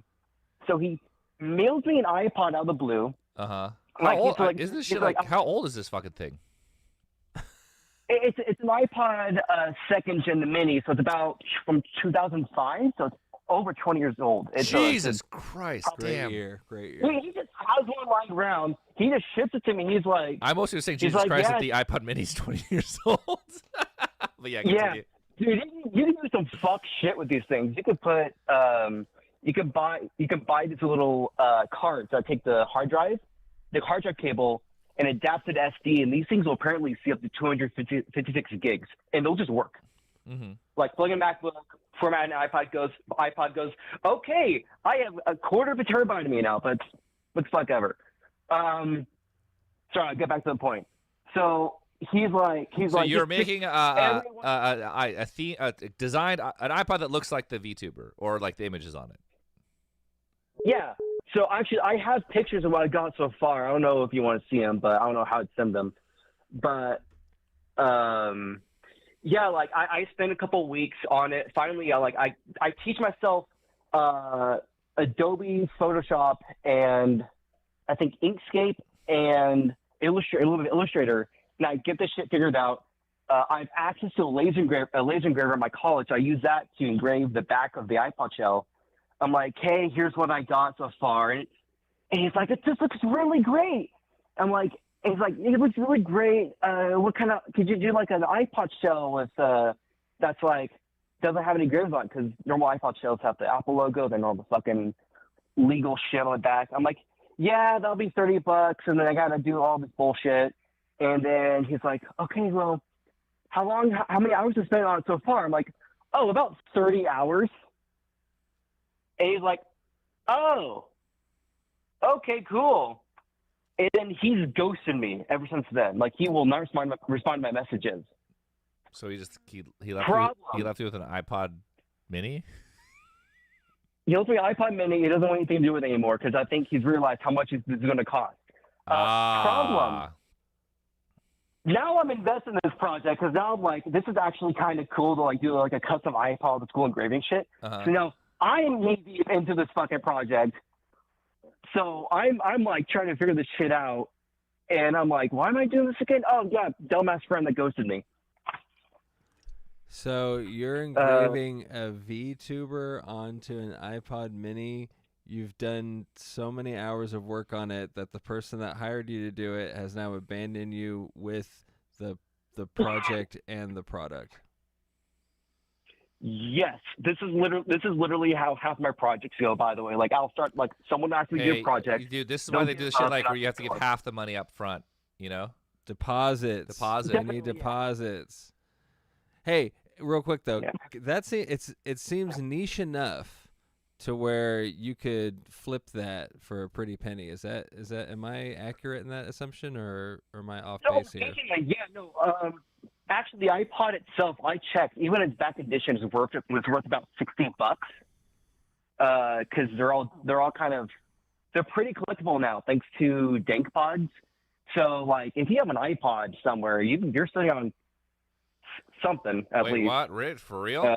Oh man! Thanks to Dank Pods. They're worth money. People love them. People are dropping streaming services for them. Actually, I could probably drop what I caller. have. So we have a question for you from Twitch chat. They say, can you ask the caller if he knows Affinity Studio? Affinity Studio. Let me. I do not know what Affinity Studio is. Okay, that's fine. I don't know what it is either. They're asking. I'll look at the chat real quick. Sorry, So the chat's asking, they're like, okay, liking something 25 years old seems out of character for a VTuber fan. How old's your friend? He's about like 30-ish. Oh, all right. Well, I don't know. Maybe he just got into it. I don't fucking know. Yeah, he was a chill dude, but he's a little bit on the spectrum, which I can't say much. 3DS is $300. Wait, what is? Nintendo 3DS. Oh, okay. Oh yeah, dude, those things are worth money too. Yeah. What the fuck, man? I wish I should have got rid of anything. I had so many old systems. I just want to get them fuck out of my house. I sold them all to fucking World 8 for pennies. I kept the NES because I knew the NES would be worth money. I've been holding it this whole time. I have a special NES I could sell. Hell yeah! I've got an NES, a GameCube, two Xbox 360s, Those a are probably Wii, dead. and then like an N64 that I'm just trying to like maintain. N64 is definitely worth cashish. Yeah, like the control's a little fucked, but once you learn how to use it, it's pretty fun. Yeah. I do not actually hold much nostalgia for the old systems. The old consoles, it was cool for the time, but I'm not like, yeah, you know. It's like I could just fucking emulate this in my PC for little to no hassle. Mm-hmm. So yeah. Hell, you could do it on the phone, but yeah. I don't know if you can look at the Discord, but I threw the iPod into the health rat line. Yep. So I don't know if you want to fucking let it go ahead, but you probably shouldn't. Check it out right now. It's dumb shit. So this is let's see right here, which is it's loading. I don't know why it's loading. What the fuck? I pay a lot of cashish for this internet. Yeah, what's going on also here? the video in there, which is kind of like the engraving of the iPod with the laser. Oh wow! Hey, that was great. This is cool. Thank you. Damn, I'm all self-taught, so Man, and he left you hanging? Yep, but now I'm carrying the torch because I'm like, this is too fucking cool to drop, and I've got an iPod, so I might as well finish it. What if? Okay, this is the ultimate in shame. You reach out to the VTuber somehow, and like gift it to her or something, and then she shames the guy or like brings up I don't know something. No. The idea is when I finish this, I'm going to travel with a different friend group to a convention, get in line for the VTuber, be like, hey, here's an iPod, have fun, do what the fuck you want with it. Yes, it's kind of like when That's rappers they always like fuck the baby mama, the other rapper's baby mama. That's disrespect. This is a little less extreme, but you get her to sign the iPod. No, that's not good. Is she real? No. But here's the thing. So I go to Anime Expo every year. Yeah, and I need. And VTubers do signings, and it's fucking really funny because they'll have a screen, and they're like hiding there, but they're doing it live. Like they got the shit on. They'll be like this, and the screen's moving, and you get your photo with the screen. Crazy. Yeah. And people are in fucking line. Sure, I believe it. Yeah, it's interessante. Yeah, that's fun. I've actually been to 2 conventions. Actually, they're the first I ever went to, outside of one for work, God forbid. But like both of them was with a friend group who's really into VTubers, and I got to meet 2 of them. It's really funny because they're all like, they're average, like they look like a VTuber person, like they're not they like. Shit, sorry, I'm hopped up on caffeine. It's like, imagine like, think of who your average VTuber enjoyer would be. That's who they are, and they got me who's like, I can carry myself, I can dress decently well. So it's like, he doesn't belong. Who the fuck is that guy? They can sniff you out. Yeah. It's like my homie went to a Juggalo wrestling event, and he tried to like dress up like a Juggalo, and in 2 seconds they're like, you're not supposed to be here, and he's like, fuck. Oh, they could tell because he fucked up. His pants weren't right, and like they're just like, dude, this guy's a fucking narc. He's a fucking fed. Like, what are you doing here? I went to one. Yeah, really? A Juggalo wrestling event. JCW. So much fun. Was it sick? So much I love in going Detroit. to wrestling. Oh, in Detroit. Jesus Christ. At the what is it? The shelter. But what's the shelter's the bottom. The downstairs venue. The upstairs is I don't even know what you're talking St. about. Andrews Hall. I don't even know what you're talking about at all. Cool venue, but yeah, they set up the ring. We played downstairs, and they were like, we played with ICP because ICP was on tour. With ICP? Yes. Well, oh no, because this. Well, okay, you alongside. So you're in the small room, they're in the big room. Yes. I have the same story in Minneapolis. We played the small room at fucking First Avenue, and they played the big room. Okay, and we the same thing, but in Atlanta at Heaven, Hell, Purgatory. What is that? Yes, Masquerade. Yeah, Masquerade, exactly. Where they old Masquerade. Yes. And we played, and they had to. We were below them. They had to put a tarp above our stage for the Fago, and our whole set. Our room smelled like bubble gum. So they use Diet Fago because there's less sugar. Let's consider it. Yeah, it's still fucked. They have to pay massive fees for them to clean everything. The whole staff's clean everything. And they're not sponsored. No. And so Fago doesn't want anything to do with them. They pay full price for the Fago. I saw the 2 semi-trailers for the Fago. I'm like, wow, Fago must be giving these for free. No, they pay for I know. shit. Yeah, and they have the full slats. But I digress. The wrestling match. Awesome. They have little games in between the matches, like where they have like kids come on stage to tell their favorite curse word, And they'd be like, and it'd be some kid who's like, fucking bitch, and then like a whole room erupts in laughter. Now, say what you will, I swear to you, the warmth in the room. Family. It's real. It's like I really was like, this is a very like inviting atmosphere. Okay, so when we played the small room, they put a big room. We went over and watched their show, and I was like, I want to see fucking ICP and the merch. I've never seen a merch that big for such a small venue. It was like it's huge. It's a whole wall. Yeah. And I asked them, I'm like, how much did they do in merch? It was a 1,000 cap venue. They're like, dude, they do like 150 grand. I don't doubt it. And they're like everyone comes here and buys all their clothes for the year. They buy their clothes for school. They stock up on all the Juggalo shit. Yeah. And I have homies that started going to the gathering, ironically, and Uh-huh. they just became Juggalos. It's like fun. Adult hipsters. It's fun. They I have believe it. Hatchet Nexus. They go I every believe year. it. They're just Juggalos. Okay. Sorry. No, I guess. Well, have you ever listened to ICP? Yeah. No. Okay. I know a lot of bands, but I don't listen to a lot of bands. I'm a little weird in that, but. Wait, so you finished that. I want to hear George's follows it up with. Wait. Sorry. What were you saying? No, I got to hear what the caller's saying. Was that it? So I was gonna say, like, I'm familiar with the band. I've heard of them, but I've never listened to their music. Insane Clown Posse. Put on the Great Malenko.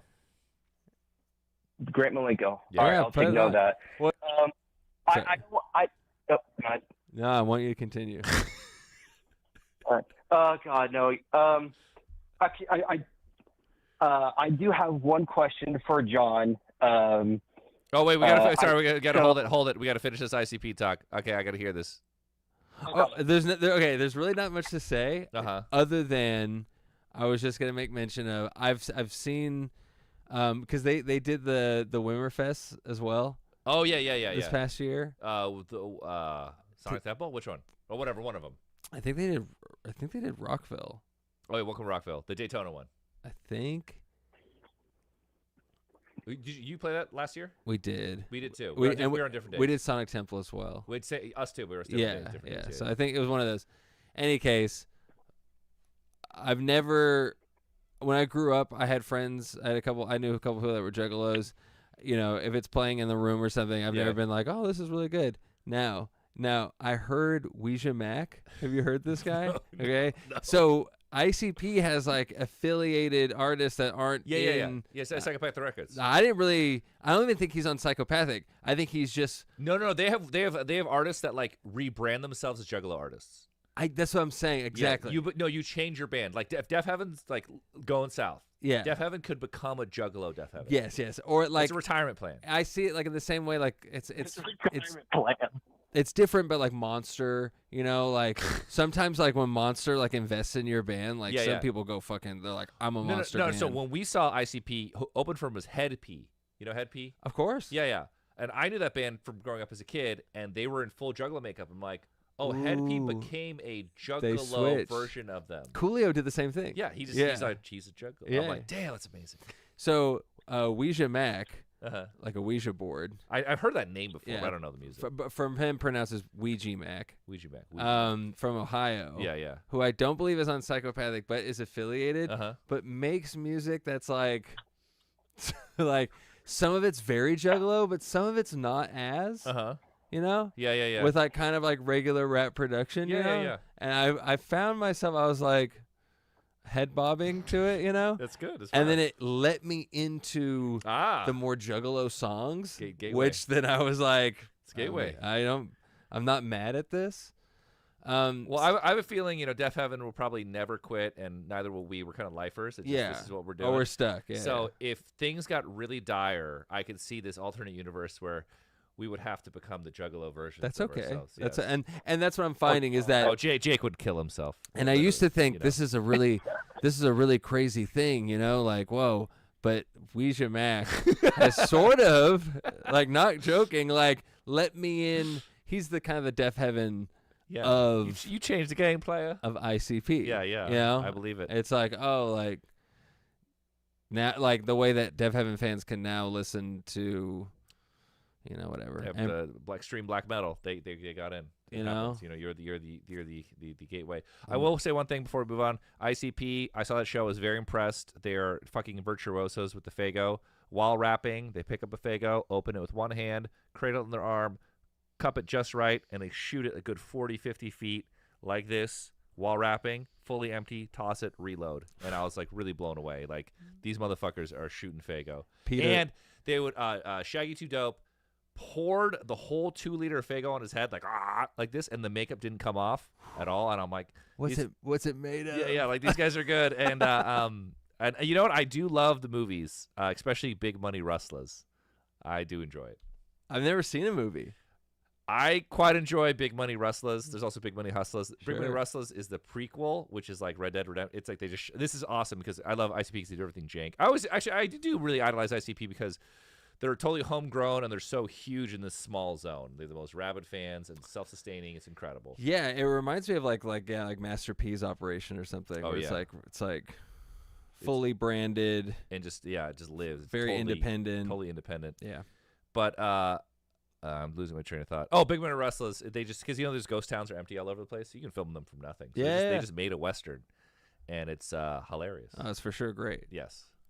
Shaggy Two Dope ran through our room Uh-huh. because he had misplaced his chains, or someone had taken them off the bus, and he was extremely mad. I would be too, because in rap, if someone has your chain, it's like the ultimate like disrespect flex they could have over you. Ooh. So someone could sell your chains to a rival, and someone could have. And them. we were in Detroit, so it was like they have ops. Sorry, we using a lot of. Yeah, they've got ops. Yeah, definitely. I'm sure. Oh, sorry. Yeah, so we're down officially. We're down with the clown, and who knows if things go really south, you might see juggler versions of these bands, maybe. Someone we got 2077. Someone in the chat is showing a lot of love. Sorry. Okay. Sorry, caller. What were you gonna move on to? Sorry, I didn't want to take up any more time, but I do have one more question. Mm-hmm. I do because I'm going to see you guys and definitely see you guys in the Austin tour, the Austin show this year. Mm-hmm. And as a token of my appreciation, I want to make y'all something. So I want to know what your favorite album is, what Bij's, I think that's Bij's favorite. Sorry, I'm terrible names. Bij's favorite album, and then Jake's favorite album from you guys. Okay, why don't you just DM me? I'll have to ask them. Okay. My email is whoisthebatman420@gmail.com. Hold on. Fuck, hold on. I gotta place my fucking Gmail. Hold on. Okay. Oh, Jesus Christ. Gmail, work the fuck faster. God damn it. What the fuck? You know what? Fucking Notepad, save me. All right. Okay. All right. It's... Who is... The email is... whoisthebatman420@gmail.com. 420@gmail.com. So, whoisthebatman420@gmail.com, right? Yes. Cool. All right. Thank you very much. All right, y'all have a good night. You got it. And y'all take care. Thank you, man. You do the same. So, actually, I was asked to ask you a question by someone who couldn't make it to the show, and I was going to ask you right now. Great. So, George, how do you do your guttural screams? How do I do it? I guess I should have elaborated. I guess it's something you learned, or do you have a special technique? Or there's no technique. No technique. No, it's a lot of trying. It was a lot of trying and failing. But then there's this follow-up. This is the long. And how do you treat your voice after a show? Yeah, great question. Back in the day, I used to not do anything, which is not smart. These days, I'm a lot better with managing it. The most important thing is just don't fucking talk at bars and stuff. Oh yeah, after the show, 'cause it's too loud. Yeah, it's too loud. Yourself. You'll like that is what will kill your voice, not the scream or whatever, but it's like the talking for an hour or two in a loud room afterward. Like we'll still go out and I'll like buy someone's beer if they'll go and order it from the bartender. Just so you don't have to be like blah blah yeah, blah. because it's so loud, and to like yell over, in someone's ear to like put an order in. Do you still drink? I don't. No. But I after the show, it's fun to go out. No, but if it's like an NA beer, or if it's like even like just a soda water, I'll be like, hey, like I'll get you a. Just so I'm not yelling and using your voice and talking too much. I think really just, that's like just the most important. And then if I feel like getting raw, if we do what's your limit?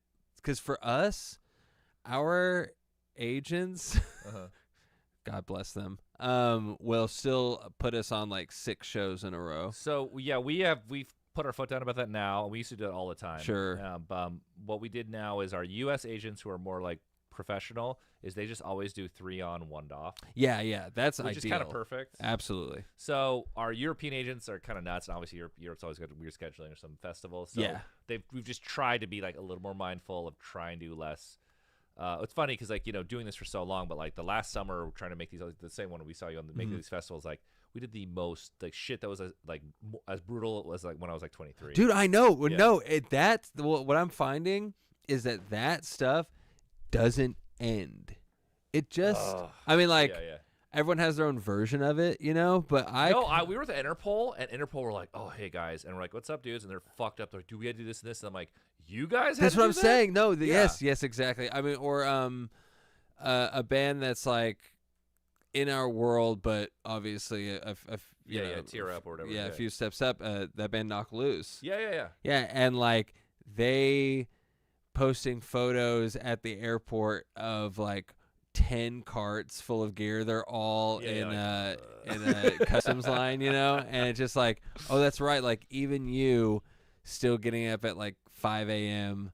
Basically, unless you're flying private, which would be that you'd have to be like almost like the biggest like so big. Yeah.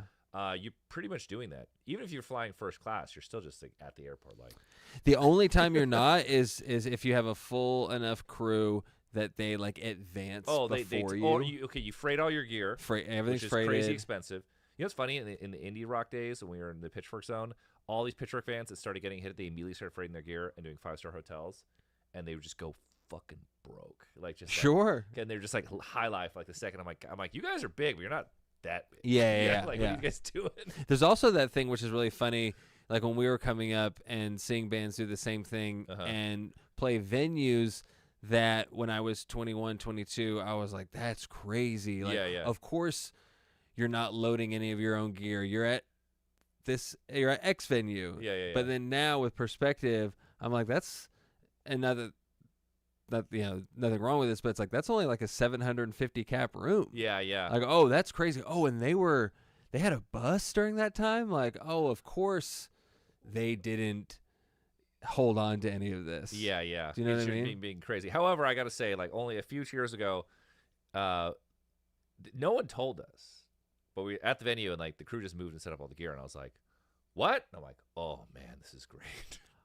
Dude, if you can get there, I mean, please. But like the funny thing is, like this was never discussed, and it just happened, and I was I was like, "Oh man, this is amazing." I mean, it's amazing. I mean, when you do like those bigger tours, especially, and like everything is unionized, and you're like, "Hey, I won't touch it." Yeah. It's amazing. Definitely. But my point is, or back to the original thing is if we are doing 6-7 shows on, which occasionally we still try will to avoid it. Every once in a while we've been trying to tell them like try to take a day off. That's what I say. I'm like, just please try and 4 if is we off, can. just one day, just recover whatever. But even if I mean I don't care about like the traveling. Like we could drive all day, but I'll use a like throat coat tee and stuff like that if it's like, because right now our sets are. Yes, you guys play long too. Yeah, we usually right now they're like around 80, 85. 80? Jesus Christ. Yeah, but like you guys have long songs though too. Yeah, but usually we do between 80 and 90 no matter what. God damn. If we're headlining. God damn. As long as hell. Question: is there a reason nobody wants to come to Idaho?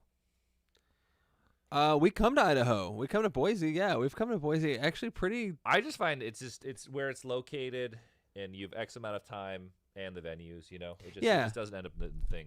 But it's developing. What's that? Oh, thank you, Reventius. Thanks for making me come. Thank you very much. I appreciate it. Yeah, they have a festival there. We've played it a couple of times. Oh, okay. Wait. It's called what's it called? I honestly can't remember. I keep wanting to say like Kirby Block Party. I keep thinking of it as being that's Salt Lake. Salt Lake. Yeah. You know what's funny? I was in Zion National Park. What is? I was in Zion National Park the other day. How was it? It's wonderful. Yeah. You ever been?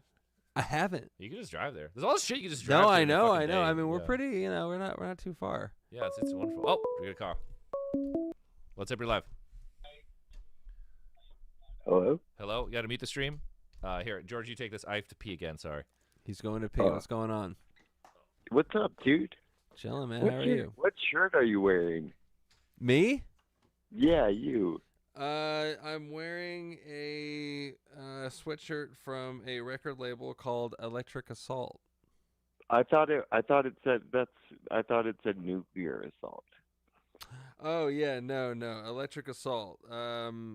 Yeah, a friend from New York. That's cool. So what's up, man? How are things?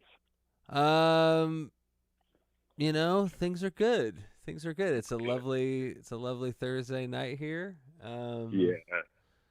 I'm glad I got asked to do this. I've been sort of at home doing a lot of like the computer work side of being in a band. Hey, sorry, really quick. Boise Music Fest Tree Fort. That's exactly it. Thank you to whomever commented that in the chat. Great festival. We've had a lot of fun there. But yeah, no, and so it's nice to get out of the house. Very cool. Very cool. Yeah. Yeah. I don't really know what to ask. I've already asked Johnny a bunch of questions. Thank you. So, you don't have to ask anything. How's your night going? Man, I'm doing way better than I was 6 months ago, dude. What happened 6 months? What happened 6 months ago? Oh, I was just unemployed for a really long time. What do you do? I wash dishes. Sick. But this guy I work with is talking about getting a bass, and I'm gonna get a new guitar because I had to pawn mine because I was so fucking broke. Mm-hmm. So we might start something. I don't know. We'll see if it's serious or not. That's killer. I mean, just do it. I mean, I've always told people, like, you don't have to be very successful in music to have the fucking time of your life. Yeah. And that's what I was saying to him, dude. I was like, like as long as you just show up for practice, because like I was trying so hard like a few years ago to like start something up, but like it just never like went anywhere. So I'm just excited to jam with somebody again. That'll be cool. fun. I mean, playing to 100 people in a room that should fit 100 people, or like whatever, just like a crammed room with a good vibe is such a rush. And like, you can play to 5,000 people, or you can play like 500 people in the same circumstances, and it's like doesn't matter. Like it's just as exciting, dude. Yeah. The venues we wanted to play the most were 200 tops, like stuff that you were going to. Yeah. Like in terms of shows, that's the thing. Okay, obviously, I think like the perfect zone is like 1,000 to 2,000, whatever. I think for the artist, it's cool to play a really big show, but for a fan, after about 1,000 or plus, or to a certain amount, it kind of sucks. And then by the time you get to arena stadium, the fan experience kind of blows. Yeah, I mean the artists, it's imperative that they step up. Oh yeah. You're always trying to grow. The dream is always more. Yeah, and I think that's what supplements it. It's like if you're at a 2,500, 3,000 cap room, but your stage show, which is what that has to happen. That's the real heroin addiction. You're like, bro, we need these lights, and you're like, fucking Jesus, and it keeps going. Lights have been my golden egg for a decade now. It's golden egg, like the goose that lays the golden egg, or what do you mean golden egg? I don't know. Golden it's the thing I want. Sorry, what's that? So crazy story about like lights at shows and stuff. I saw Nile and Overkill, and like this was like 2016, maybe like 2015, and Overkill had to stop the show because they go crazy with the lights, and this kid had a seizure. Oh, I think we've had a few of those. No one complained though. Yeah, you gotta watch out for those strobes. We go strobe heavy. You guys are very strobe heavy. Extremely strobe heavy. I mean, I'm a strobe head. I love a good strobe. We just did the Pierce Vale run, and we brought a decent lighting rig. It doesn't matter if the lights are great or not. I just like going to shows. It's great. A show at a bar is fucking amazing. Yeah. What's awesome when you go to the show and the band just plays on the fucking floor.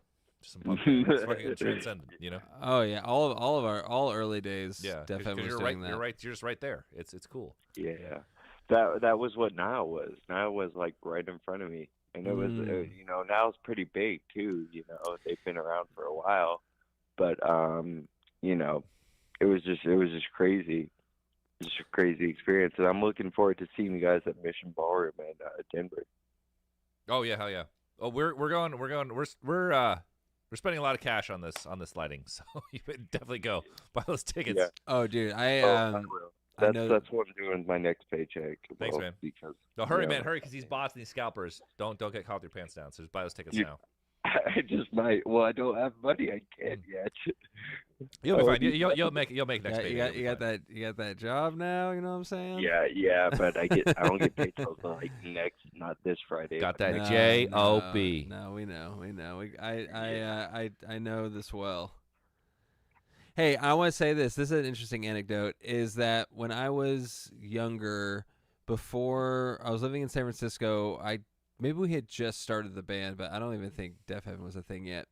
Mm-hmm. And Carrie and I went and saw at the Regency Ballroom, which is a 1,400 capacity theater in San Francisco.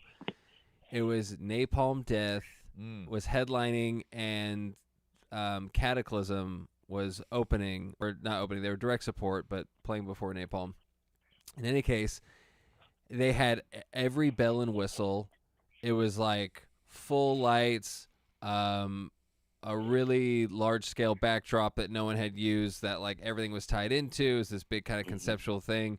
It was cool.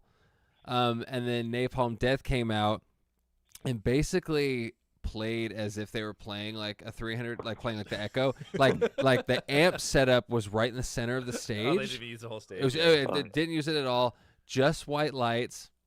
No banner, nothing. Absolutely ripped it. People went crazy. It was a great show. They had nothing, and it was there like there used to be this place in Dallas called 1919 Hemp Hill where DRI would play all the time. And that was like a small venue. And then the venue that now is at, whenever I went to see them, was Trees. I don't know if you've ever Oh, yeah, definitely played Trees, yeah. But there's that pole in the middle, you know what I'm talking about? Of course. So I had to really watch out for that whenever I was fucking in the pit, dude. But yeah, those are some of the best shows I've ever been to, is now and Overkill, even though, and then I'm pretty sure Health is going to be top tier, that'll be great. I'm just really excited to see them, and that'll be fun. Well, say hi. I'll be out after the show. So. Oh yeah, I mean I know that. Will Beach be out there or no? Beach is always out there. He's hot on my heels. Hell yeah, dude. Hell yeah. Hell yeah, dude. It's good to hear from you. Good to talk to you guys again. And George, keep killing it. Just keep going. I see Resident Evil 2 in the background. Yep. Are you guys excited for the new Resident Evil Requiem game coming out? I don't know. I mean, I haven't played a Resident Evil since I played the 2 remake and the 4 remake. I never played 7 or whatever the fuck. What was the Lady D one? Was that 8? 7's all right, but Ethan Winters is kind of just like. Shit, man, I was switching over. Someone's calling in. Thanks, bud. I'll see you. What's up? You're live. Yo, what's going on? I had a question for George. What's going on? How do you get your shoegazy guitar tones? Do you use any specific VSTs? Fuck, this would be a really, really great question for Carrie. Back in for the most part, we've had a pretty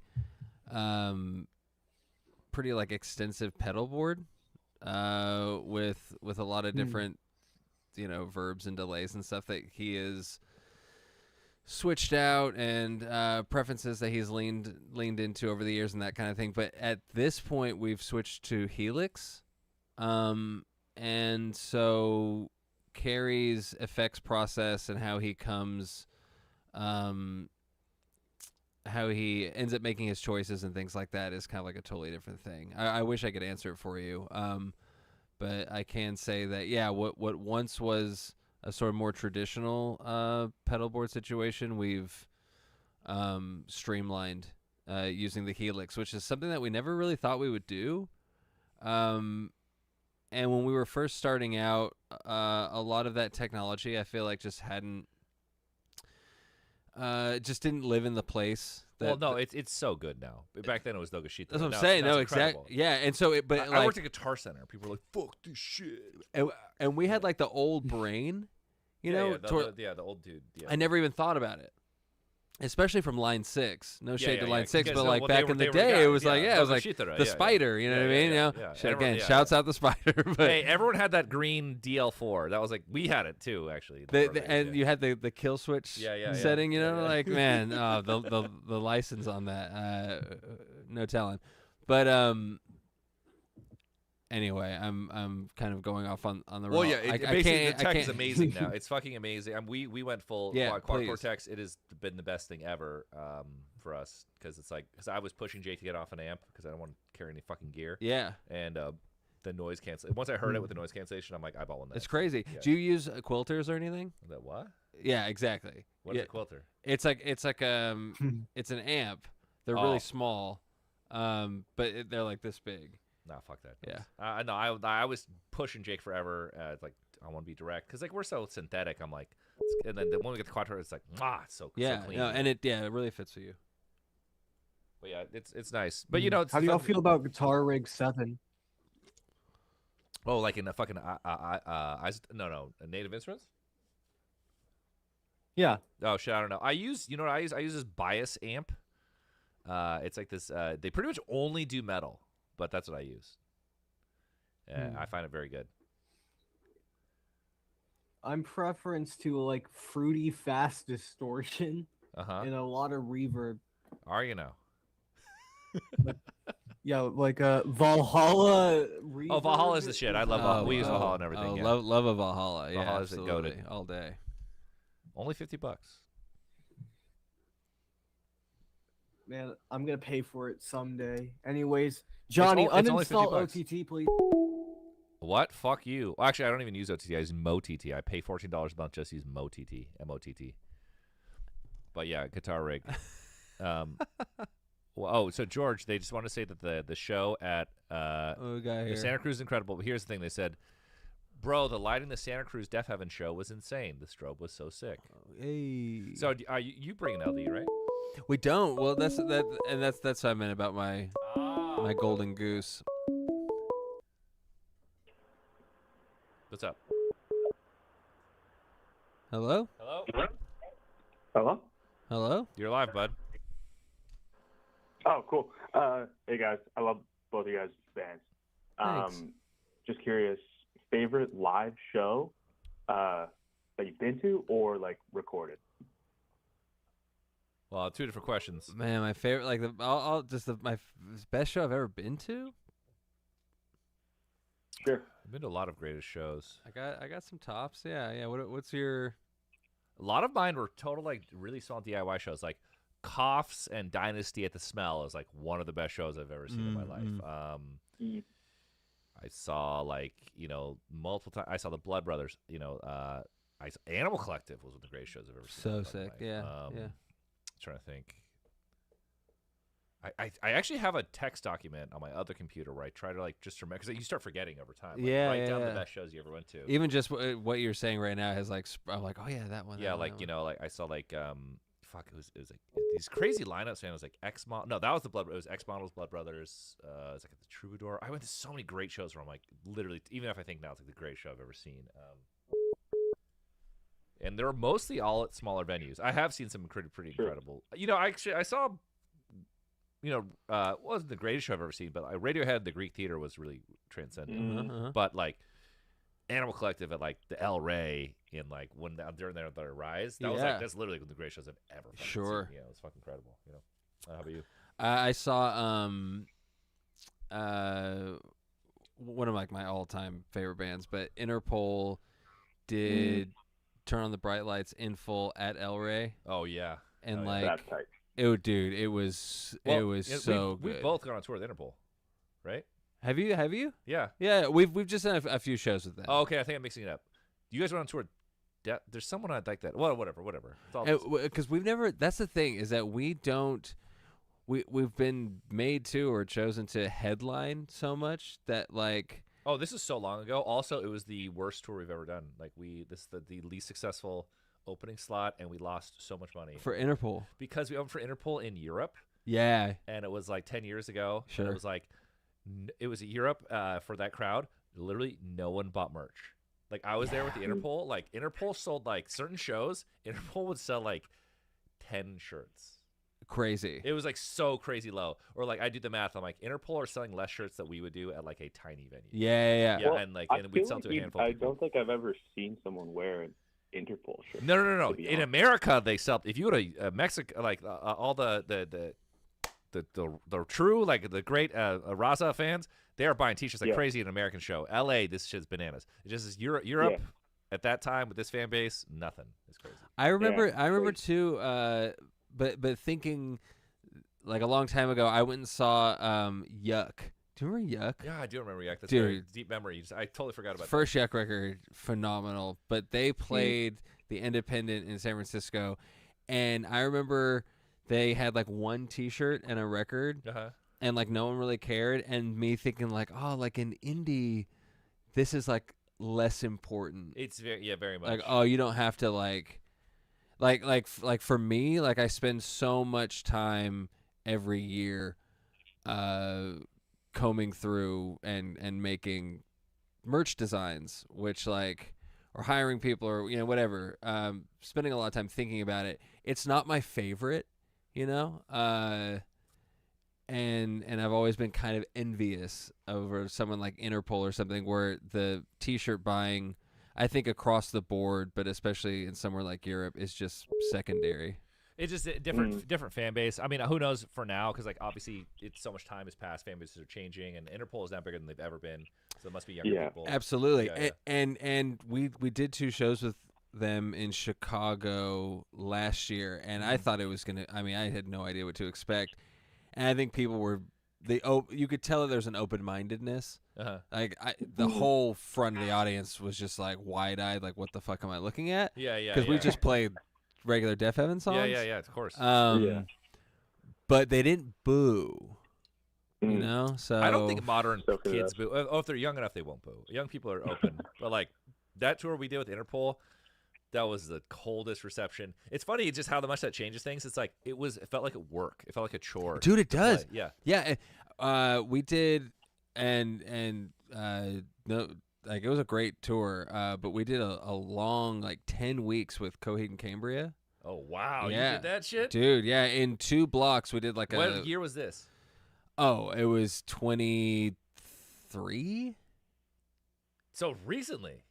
Kind of recently. What the fuck? We were what is the Coheed? I mean, we were like in a transitional phase, sort of. It was before like we started working on the new record, and they sent us this offer, and I don't think we even had really planned a tour. In any case, difficult. A little difficult. Assume, I mean, I don't know. Okay, so my last thought I would think of Coheed Cambria is dated to like 2004. Yeah. So like, what is it? What is their fan base like now? Obviously, they're still huge. They are. They do very well, and dude. I mean, like, talk about like a machine that is like so on point. I mean, they sound great. Everyone's really nice. The whole thing flows really well. And I think they've just been very consistent. So a lot of their fan base is people who have been with them since like 2002. Well, yeah, it's like that whole. There's the story. It's like it's made for the most hardcore. Absolutely, hardcore fans. like 90% of the people at the show wearing Coheed stuff. Oh fuck! What band was this? They're not like more like not the biggest band in the world. It's a band we know. God damn, I'm blanking on the name. But the best tour they ever did was they would just do like 1,000 cap venue, but like for 2 nights in every city with a totally different set, and it was the exact same crowd for both nights. Yeah. I mean, bands are like that. Like the OCs, I think of in that way, like bands that their whole thing is like residencies, and they have like a deep catalog. I think that's a cool way to be. But yeah, the Coheed thing, it was good. It was like we just had to prove ourselves every night, but but the only reason I bring it up is because often it felt like that job Where it's like I have. No, it's fucking a chore. You're saying. Yeah, it's like I have 40 minutes to like. Yeah. To like work as hard as I can so that this person doesn't yawn on the barrier. You know what I mean? Because like they will. Well, okay. They'll look at you and literally like yawn Here's and the like thing, look though. at their phone. I must say, okay, when you look at the barrier and you see someone's fucking shitty, sad face, that doesn't mean they're not enjoying it necessarily. It doesn't, but you know when it does. Okay, because you'll see people that are literally like this, like. I look at shows cross-armed. If you look at my face during a show, there's no emotion. Me too. No, that's why I give a lot of leeway. Yeah. No, I'm talking about like the I want you to know on stage how that you suck. How Get the bored fuck I am, off. Yeah. dude. I've told this story a lot over the years because it's scarred me. But we did the Lamb of God tour. I know this. Please tell them this is great. And at the time I had never really ever been to a show that heckled ever, because like we're going to like punk shows and stuff like that. Like no, you just bothers fights or whatever, sure, but not heckling. And Deafheaven up until that point had we had our kind of like you're not black metal thing or whatever, but like no one had really heckled us in real life. And it was the first night of the tour. We're in Pittsburgh. We're playing Stage AE. It's like, for people unfamiliar, it's a big ass venue. We at the time, this was like our first big tour. We were in a bus for the first time. It was like, okay, like this is it. Like, was it during like sunbathing or something? Or? It was right after New Bermuda. So New Bermuda had come out in October, and this tour started in like last week of January or first week of Feb. It was like a winter states tour. And that was the thing. So we were coming off like this record that was like kind of heavy, and we thought, we really kind of just thought we were stepping up. So we go out night one, like ready to kill this and like, take our place amongst the greats. We do the first song. It ends, everyone's kind of tuning or something, and this guy's like, hey, like right at the front, and I look out to him, and he just dead in my face goes, fuck you what did he say? He goes, and excuse me, sorry for my language here, but he was like fuck you fucking frat boy faggot. Yeah. Like a fucking Pittsburgh like skinhead like blue collar dude just calling me that, like it's like screaming it at me over the barrier, like not calm at all, you know what I mean, like psychotic. And I was like, and I remember in that moment I was like, oh shit, like this could be a really hard month. and let me say, like it was.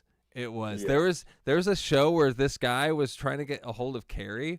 He was like, hey, like for like over like 2 songs, and then finally Carrie just looked at and was like, what's up, man? And he was like, you fucking suck. That's crazy. He had spent like 12 minutes yelling, hey. Yeah, he spent energy to his voice tomorrow was probably like hoarse, after that. Just to let Carrie know. So anyway, there's worse fates than being yawned at. I will say, no matter the size of the venue, if someone is heckling you or hostile, you could totally hear it. It's amazing. Yeah, that's crazy. And you can actually see them, like in a hockey arena. You could literally be like, if a guy's telling you fucking like 14, you're like, yeah, he's right there. Yeah, right there. Yeah, I turn my if you're playing on in-ear monitors. They set up little microphones at the end of the stage so that you can so you can hear the audience, so it doesn't feel like you're in a vacuum. But no, mine are off. My ambies are you're just like this. That's cool. It's just me, but it's almost like a protective measure. You're in your zone. I can't hear anything. No, because we weren't gonna have them like, guys. I'm like, move this. I have to have a crowd mic, like, because like I was the last guy to be on in there or something. Yeah. I need a fucking crowd mic. Yeah. You're on ears. That makes sense. You're not on ears? No, I am, but it makes sense that you're on ears.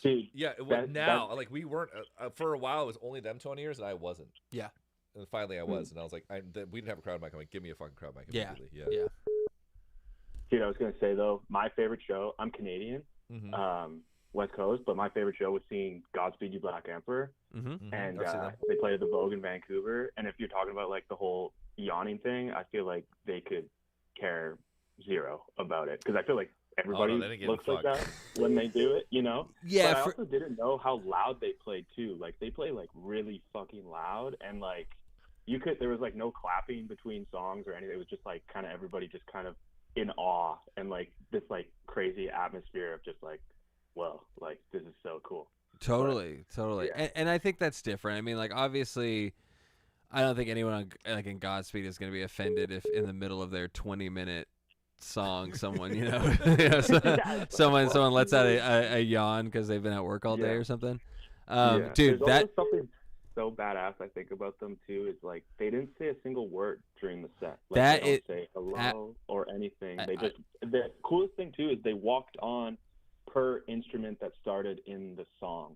So like it was like a what is it, like a cello piece at the start, and then she was just playing by herself for probably 5 minutes, and then like drums come in, guitars come in, and all this stuff. And it was like, and then they would walk off individually too, and like some would wave, some wouldn't, and then they would just leave, and that was it. And it was so cool. Like it was like total like immersion. I really like respect that too. I feel like it's like just the music, not for everyone, but I mean, yeah, I think you hit the nail on the head. I think their whole thing is this isn't about us; it's about it. Yeah. And I think that one of the best live bands. The fact that they've been doing the live oil visual too for as long as they have, Yes, and like dude.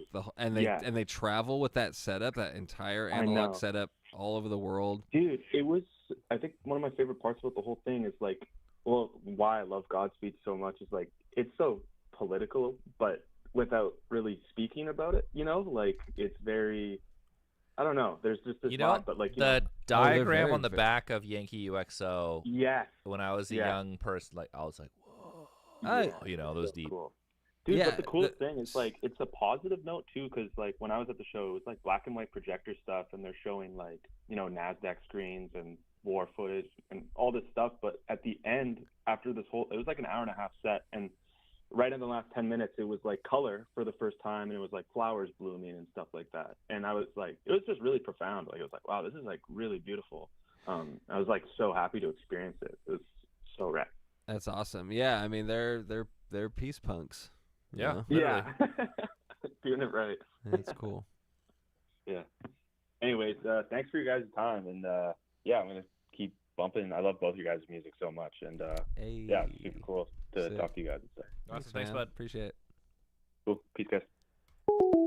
Well, it's great to know that you've been heckled so epically. And this is funny. This isn't to kind of combine these two things. This isn't necessarily a heckle. But I have another project that is more like, we got a call? Oh shit! Wait. Sorry, caller. Hold on 1 second. Wait. So, what do you have time for another project? Really? You feel like with all the time you spent touring in Deafheaven, you're like, yeah, let me do another thing. I did. It was a couple of years ago. Yeah, and it was like electronic. Mm-hmm. But did you sing? I did. Okay. I did. Well, like I've voiced. Yeah. But are we talking like?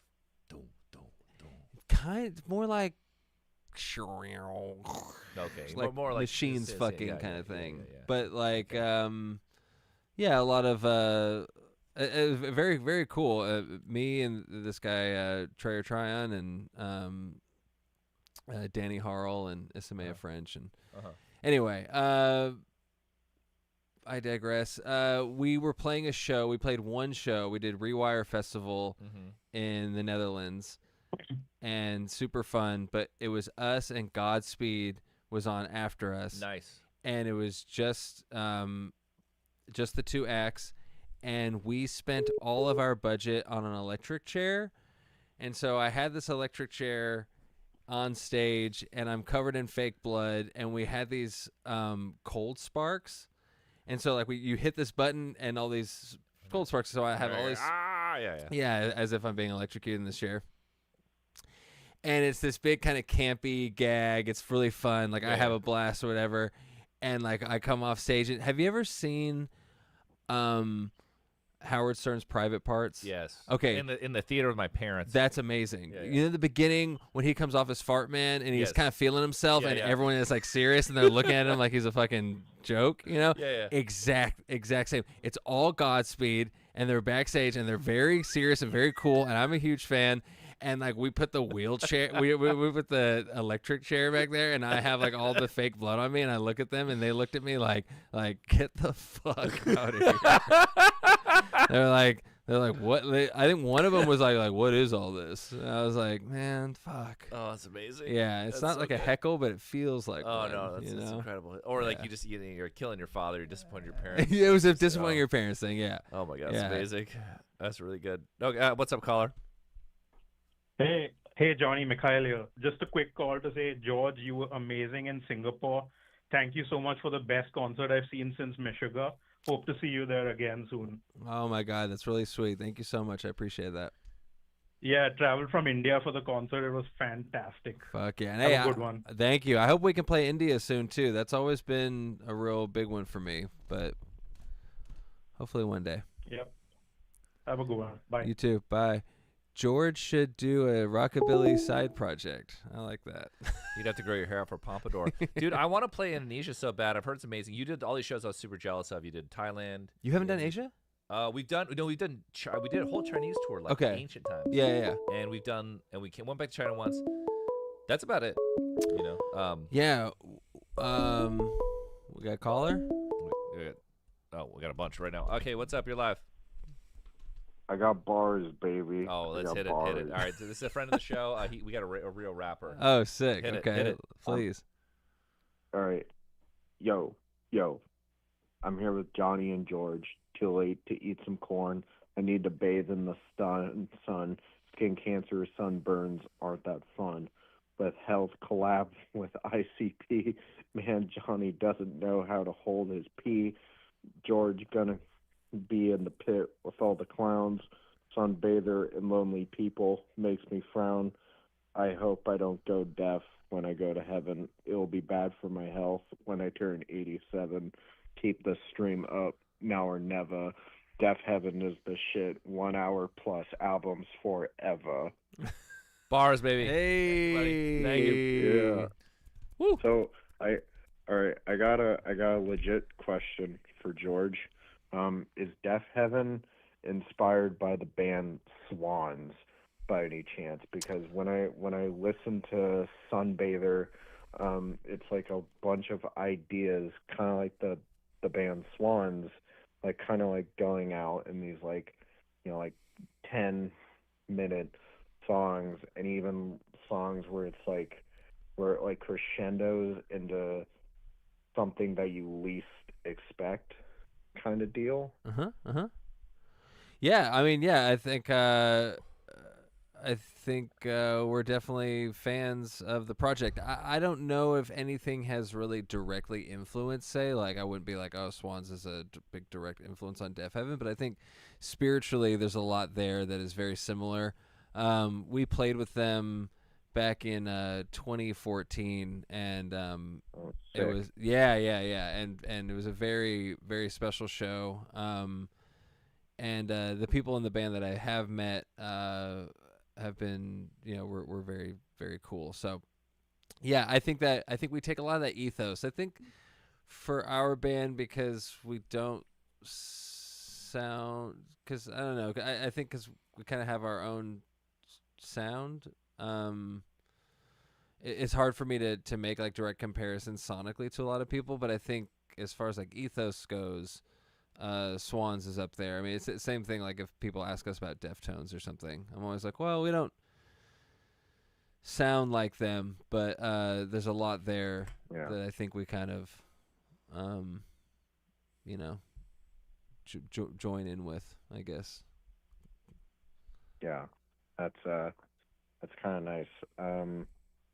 It's there's even like an acoustic cut on Sunbather. It's like one where it like crescendos up instead of like something like a chug fest or something. It just goes into like an acoustic thing, and that really reminded me of like something Swans would do on one of their bigger albums.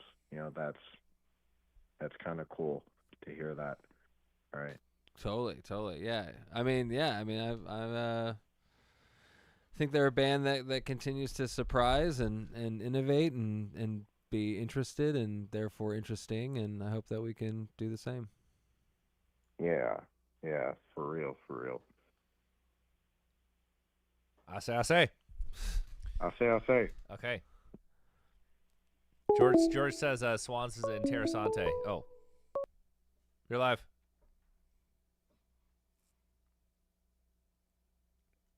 Chad is asking if you're into the Dark Funeral, George.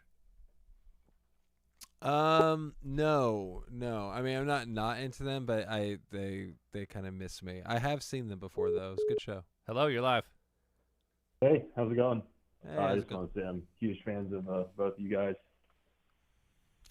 That's what's up. That's it? No. Oh. No. All right, George. Sorry. George is not drinking as much liquid as me, so he's fine. But I have to go pee again. George, you got this. Yeah. I'm from Pittsburgh. I'm also Oh, nice. Yeah, I just want to say sorry for how dead some of the concerts could be. I love Pittsburgh. No, I love it too. I love it. Yeah, City of Bridges. Yeah, some of the crowds can be dead though. Yeah, Sorry. No, go ahead. No, we've I don't think of a time where we had a dead audience. We had that Lamb of God show, which was funny. We played there with Gojira, which I remember being a good show, and then we did a show there a long time ago with Liturgy, which was also a very good show, and kind of fun to think about now. Nice. Our bands playing together. Awesome. Well, thanks, guys. Thank you. Thanks for calling. Yep. Peace. All right, what do we got here? I hear a lot of similarities with Dark Funeral, especially drumming and vocal delivery. Yeah, that makes sense. George, when is the last? Please. Oh shit, am I live? I think so. You guys have done. Oh wow, bullshit. Sorry. Oh, sorry. What's up, your live? Oh shit, I got frogs in my throat here, guys. Johnny, I don't know your band. First, what would you suggest for me to listen to from you guys? Why don't you just check out our latest album, Conflict DLC? I would do that. Okay, cool. I can do that. And then, so I wanted to reference something you guys were chit-chatting about earlier. You had mentioned bands doing 2 nights in the same city with different set lists. George, have you guys ever talked about doing that? Yeah, we've talked about it. We've there's a couple times where we've done things like that. We did we played we did the Roadburn Festival, and we did it 2 nights. Yeah. One we did Sunbather in full, and the next night we did Infinite Granite in full, which was great.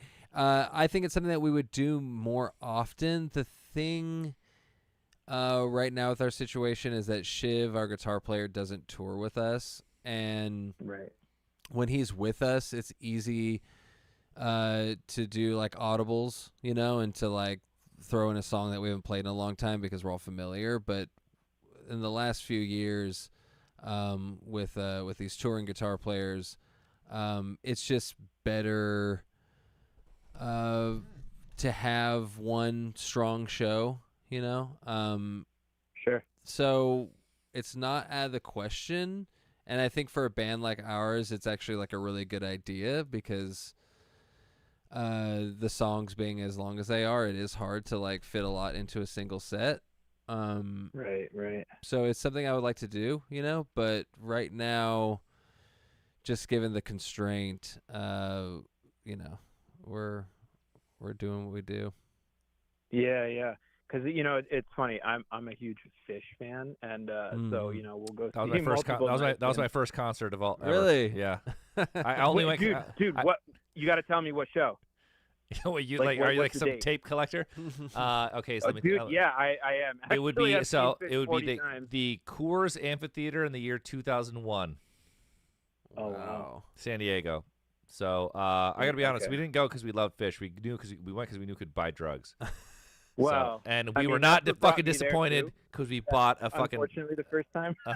We bought a mountain of shrooms in the parking lot, which is so funny looking back. Is so many times when I was a teenager, like I looked like we all look like little kids. So, like look at a teenager, they look like kids. Oh, it's hilarious. Yeah. We got sold drugs by full ass grown adults so many times. Like hippie motherfuckers sold us drugs. We bought acid when we were like 14. We looked like children. Like it's hilarious. They're like, here you go. It's a different world for sure. It's funny because I was a senior in high school, and all the friends that I smoked pot with and whatever, they went up to the local amphitheater here in Saratoga, and I went up there in my Morbid Angel shirt, and 'cause I was just gonna hang out for the party, but it was the power of the music that took me over, and their drummer is almost like you guys should check him out because he reminds me a lot of Dan with just the stick work and everything, and he does a lot of ghost notes that are almost like a soft blast beat flutter. And in songs like The Jam of Harry Hood and stuff. And wait, you're saying there's blast beats and Fish? Dude, well, so it's Fish he's is playing ghost notes, blasting. so it's really soft. But he will do it. He will do it, and that's what hooked me. I was like, holy shit, he's doing the same thing that Pete Sandoval from Morbid Angel does. Well, so when I saw Fish, this is my first concert. It was pretty transcendent because we were tripping balls, but I thought it was fucking incredible. I went home and I got some Fish, and I was like, what the fuck is this Dogashitara? Like, this is what I watched? And I'm like, this is terrible music. It's a different musical language for sure. I know, it yes, more it's almost jam like- bands, it's rap. I mean, obviously I love musicianship. It was just really cracking me Sure. up because they played Run Like an Antelope, and I was like, oh yeah, tripping That's balls a as great like song. very young person, and it was fucking incredible. And then I put on the CD, and I was like, what?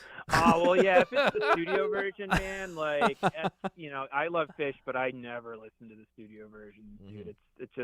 It's missing the X Factor live thing that helps make it. Also, really, I really loved great. it was not just the obviously the drugs, but like everyone at the show, all these dirty. Now we call them burners. Back then we called them hippies, but they were just dancing, dancing. I'm like, this is great. Yeah, they do they bend over and they do the thing. Yeah, like they're having fun. Yeah, that's great. I saw a Dead and Company show. Very, very. Oh, similar really? thing. Oh yeah. Oh, sick. Yeah. Rest in peace, Bob Weir. I know. Yeah. Oh, goodness. Yeah. Oh, shout out the Grateful Dead. Yeah, I don't think anyone Oh, from yeah. the Grateful Dead ever got sober. No one got sober. Great. Drop I dead. mean, this hilarious story. So I was in Vegas and I was talking to these guys, and they're like, hey man, like we were one time hanging in Vegas, and it was Phil Lesh, the bass player. This was before he died. Yep.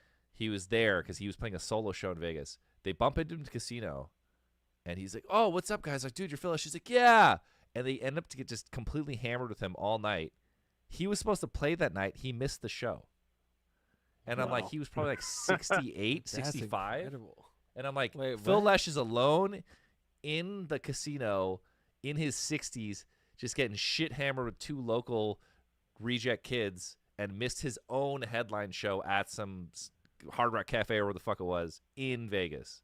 I'm like, God, Oh, damn. dear. That's insane. Watch the Grateful Dead documentary. It is like funnier than you can Oh, ever yeah. imagine. It's literally just like, hey man, like it's the total stereotype you'd imagine. It's fucking times 10. It's hilarious. It's amazing. Oh yeah. No, I mean, I love the Dead, and I get shit from my friends all the time because they like Lamb of God and Opeth and shit, and I love that stuff too. And obviously, I listen to Deafheaven and Morbid Angel, Suffocation, but for some fucking reason, I also love Fish and the Dead and Allman Brothers and whatever. You gotta be You well like rounded. some widespread panic?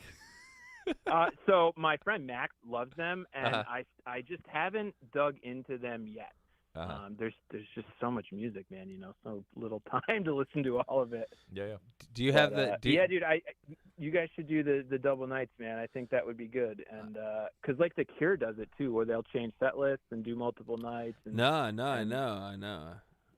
Actually, speaking of that, Deafheaven, you guys have done what I would consider like a legacy band thing. You guys have done a tour where you tour your most famous album. We did. It was pretty wild. We you know? did it. We did a 5. We did like a 5-6 show run. Yeah. That was only 6 shows? I thought it was like a full tour. No. it We was just short. It was short. Yeah. It was Chicago, New York, Boston, Philly, L.A., San Francisco. So it was like an evening with. A little bit of an evening with. Yeah. We had people open the show. Touche opened the whole tour, and then we had like assorted first of threes. But yeah, you know what? I want to wait to do something like that again. Yeah, well, it's weird because it's like there's like a subtle. Well, I guess that makes more sense. You did X amount of shows because like you'd only expect that sort of thing from a band that's so. Well, or like it sort of signals this weird thing where it's like there's not more out. Like exactly, it's looking behind. Yeah, which I never want to do. Yeah. And the fact I think that you guys did Brought to the Water for the encore. We did. That one, right? We did, yeah, because when we were first touring New Bermuda, like we would do the whole. We basically just played the whole record in full, and then we would encore with Dream House. And so, but that was your second album, though. What's that? I'm still chasing Gifts for the Earth, man. That's the one that I'm trying to catch from you guys. You never seen it? We do. We Dude, still. No, we, I know. I keep just Yeah. just fucking timing just doesn't line up. It's fun. Here's the thing. Also, like we put an album out this year, so like the set is just straight up like 90% Lonely People. But once, for us, usually after the first year goes by, and then we start doing like the in cycle second, third year touring, the set list becomes a little less reliant on the new stuff, and You we're don't able feel to put stuff in. pressure though to have like the most beloved songs in your set list at all times. We have the one which we always play. Yeah, but which, like like there's obviously songs Dream that are House, yeah. big. It's like you don't feel that pressure or no? No. Damn. No. But I think 9% new album. I think I think that we've set. I haven't seen you guys in a minute. I'm trying to think the last time I saw you guys. Whatever. Continue. Yeah, it's been a while. And you know what's nice? I missed you guys at Psycho Vegas because I was so hungover. It's also a terrible place to see us. Not the best. Where'd you guys play at Psycho Vegas? Where did we play? We played the arena. Oh yeah. But then we also have. I'm so bummed it's gone. Shout out Ronnie, my homie, his festival that they closed. I mean, I had a great time. I loved it. Don't get me wrong. It's more just awesome. like that's not Sick real. New World kind of fucked it up, and they just didn't come back. By the way, we're playing Sick New World this year. Go see us. Yeah, we are too. We're playing the other one. Oh, you're playing the one in Texas. Texas, the new one, or the All Texas right. one. Oh no. Whichever city you're close to. We're playing Sick New World. We would have played this one too, I think, except we had a tour that was happening this spring. That is not happening anymore. So maybe I'll just go to it. But what I was going to say is the good thing about that news is I will be able to see the Carpenter Brute Desire show, because originally we were going to be on the road at the same time. So what happened? Oh, you can't talk. This is business shit. Yeah. But there's so many stories like that where you're like, I know. Yeah. Well, the funnier thing is like you spend a lot of the year before being like, we're gonna be back out, and hyping it up, and then you can't really. It just dissolves, and you can't talk about it. Yeah. Nah, 6 months from now, someone will be like, "Wasn't Deafheaven supposed to be touring?" Yeah. There's I did a bunch of things like that where we planned out for a year, and they're like, "Oh, it's over." I'm like, "What?" Yeah. We just had a similar situation. Yeah. It's fucking dog shit. Hey, I don't know what this is. Do you think Heathen will get to reach that point? What is that? Do you think Heathen will reach that point? Do you mean like a fan favorite or something? Like a required played song. For Heathen, I don't know. I mean, like, I love the track. Maybe over time. You never know. TikTok, baby. Yeah, true. Hey, I gotta tell you this for your management, whoever the fuck's on this. Sure. I was trying to post about this stream. I tried to look up a Deafheaven song on Instagram to put on the post. It's not on there. Believe me, I know about this. We get and I'm glad to address it here because I get messages about it all the time, and it's the most frustrating thing in the world. Again, I don't know how much I can say. I don't really even know what there is to say, but the people Tell us everything, man. The people who are in charge of putting our songs on these streaming services and stuff like that, aka our publishing company, is in dispute with Meta. Oh, they got beef. I guess. Okay. I'm the last one to know. Okay. Because it was the same thing. Because like, it's like, Instagram's always like, if you put a song on here, like it'll reach more people, whatever. And you get a royalty, it's just not great. Sure. You know? We actually signed a new pub deal, and his whole thing is like no advance, no perks, but I'm going to chase every fucking penny there is. That's fine. You know, he sold me on this pitch. I'm like, you're not having to climb out of another advance is like. No, it's a fuck the advance. It's like it's bullshit anyway. What I like. So this guy was cool. He has this whole team. He was the guy who worked for other people, made his own company.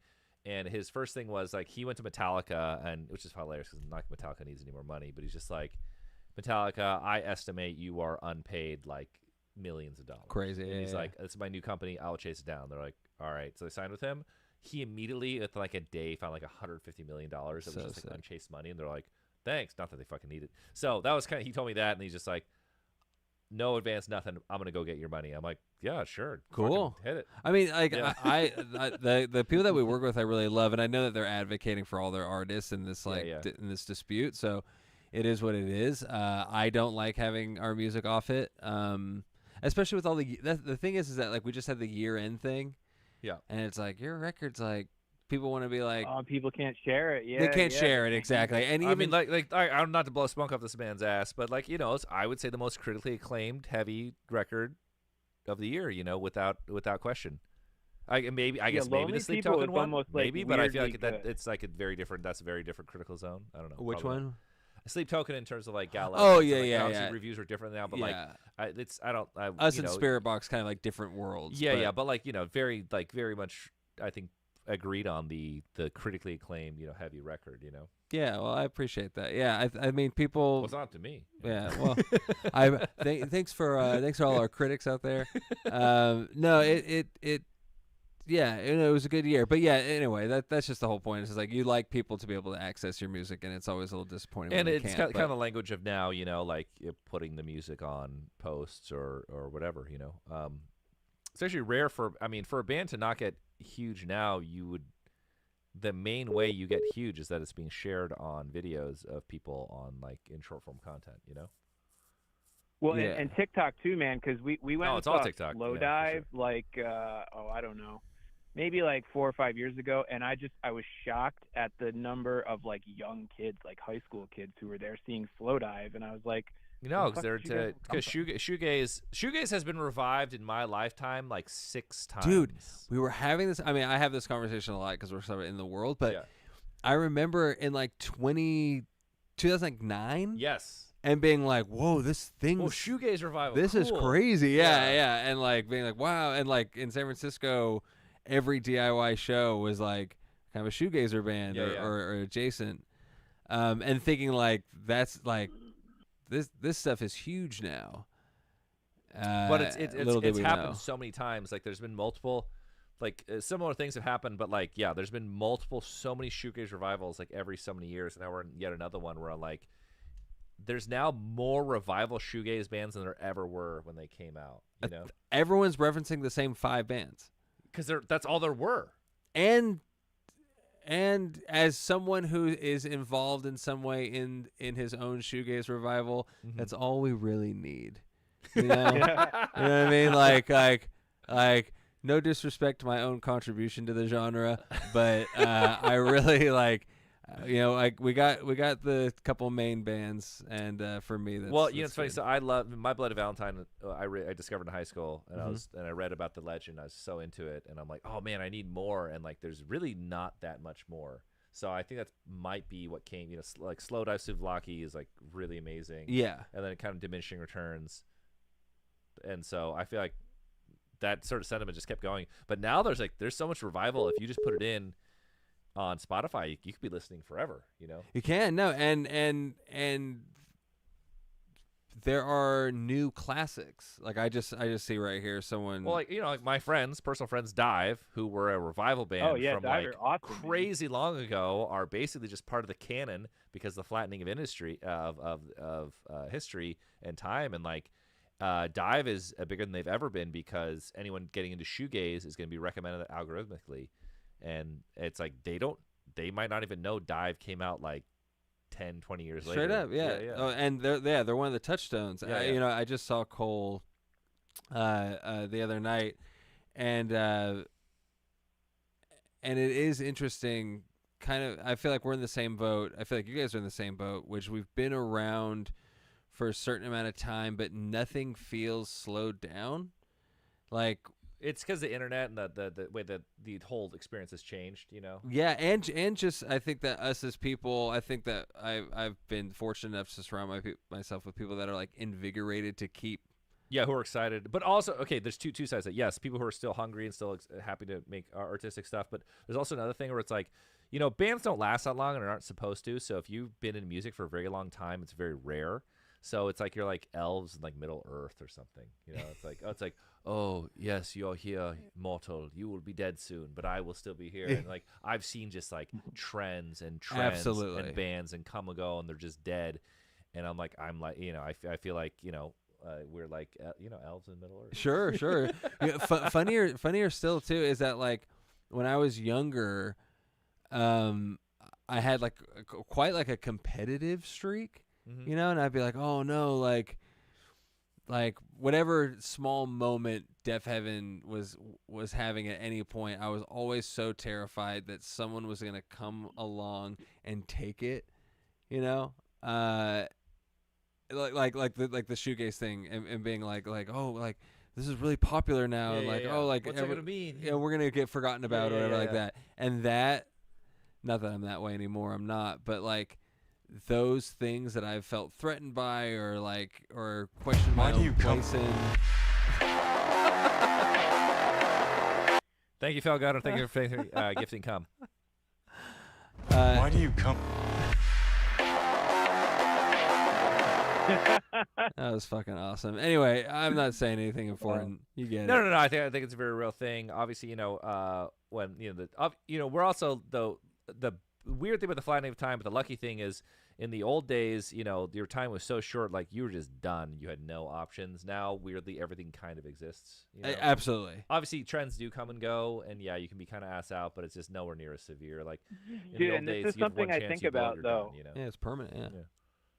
Sorry. Like, there's so much music that like you know, I grew up in the Napster era, and there's so many bands from back then that I downloaded, like underground independent bands that didn't make it to the like perpetual preservation era of YouTube and stuff. And yeah, I'll even go, you know, try to find them every once in a while, like remembering some of the bands and songs, you know, from 25 years ago that were small, local, regional things, and it's an interesting thought, you know, that like they just missed the mark with YouTube and, you know, Spotify and whatever, kind of having everything forever. Dude, I think about this sometimes. Were you a MediaFire guy? I mean, I used it, but it wasn't something that I was, you know, I wouldn't characterize myself as a MediaFire guy. Sure. But yeah, I downloaded a shit ton of stuff using those, you know, having their hosting of the files. Yeah, like when blog spotting was huge and like everything was. Oh yeah, oh for sure, yeah, oh absolutely. Yes, exactly, and everything and all those like records that you could find on those things were either MediaFire or Mega Upload. Yeah, it was a hot time. Yeah, I mean the guy went to prison for it. Remember the big Mega Upload scandal? Take care of that guy. I don't think I know about He took one for the team. Yeah, and anyway, and both ended up being destroyed. But I had a laptop. Actually, I had a laptop that completely snapped in half. It broke. It was. no. I had it for so long that it literally tore in half. But the music library on it, undefeated and filled with small artists and 7 inches and things like that I downloaded that like weren't in physical stock anymore, and this is pre-streaming, and I think that a lot of that stuff is just gone. So I have my hard drives. I backed everything up. I have all my rare. Really? Yeah. Oh, that's so smart. So, but I want to go through it because I forgot about it. Sure. Because I used to look at my collection. Oh, me too. Yeah. So I had this conversation with my friend. It's like, oh, remember this like this Armatron on GSL? I'm like, oh god, that was awesome. Like I had forgotten. Like there's all the shit I forgot about. That was really hot. Yeah. Do you guys go in cycles with what you listen to? Because like I was a big post-rock guy for a long time, and I am back now on a major black metal and death metal kick. You know, going back and buying all these old 7 inches and, you know, like the Immortal 7-inch from 1991 and shit. Like, and are you guys like that with like big cyclical shifts in your listening? I don't know how big necessarily, but yeah, I go through phases. certainly. You know, weirdly, there's like major bands that like I just keep coming back into randomly every few years with a weird small phase, and I do it like with like Metallica. Yeah, or like, yeah, I have that. I'll just go like have a random Metallica spurt, and then go back, and then I don't know, Black Sabbath Dude, or whatever. I work with kids with autism, and one of my clients is on a major Metallica kick now. So anytime we go driving anywhere, he's playing me Metallica in the car, and he's like 19, and it's the it's age just really to do cool it, and yeah. beautiful to see. It's the best, yeah. It's there, and that band in particular, the Ultimate. We before we go on stage, a lot on this last European tour, we're playing Kill 'Em All. Just to like, it's just great songs, great energy. Well, how rad is that though? It's like they were at the show and they're teenagers, and it's like classic, you know? Dude, like literally 18. Yeah. No, like a Master Puppets, like the majority of the band is like 22 or 23. At that point, yeah, because that's I what think that's Cliff was, 86. Like 25. You know? Yeah, 86. 86, yeah, and with Kill 'Em All is 83. Kill 'Em All's 83. Yeah, I think that's right. Yeah. So what? Yeah, they're literally like 22. That's what I kind of miss about music is like if you break down the 80s or whatever, it's like British Steel is what 80. 1980 British Steel. Yeah, I think so. And like obviously it wasn't big; it didn't get known till way later. But like Kill 'Em All is like 83. Like these massive things in music are like very short amounts of time. I always think about this. Yeah, and like I'll be like, holy shit, 5 years has passed, and we're kind of like, what the fuck is going on? You know? Well, I think about it when basically I should be out of a job, but I'm not. You know? Oh, I think about when you think about a band, you hear a band, and then like 5 years later, you hear another band, and you're like, oh, this.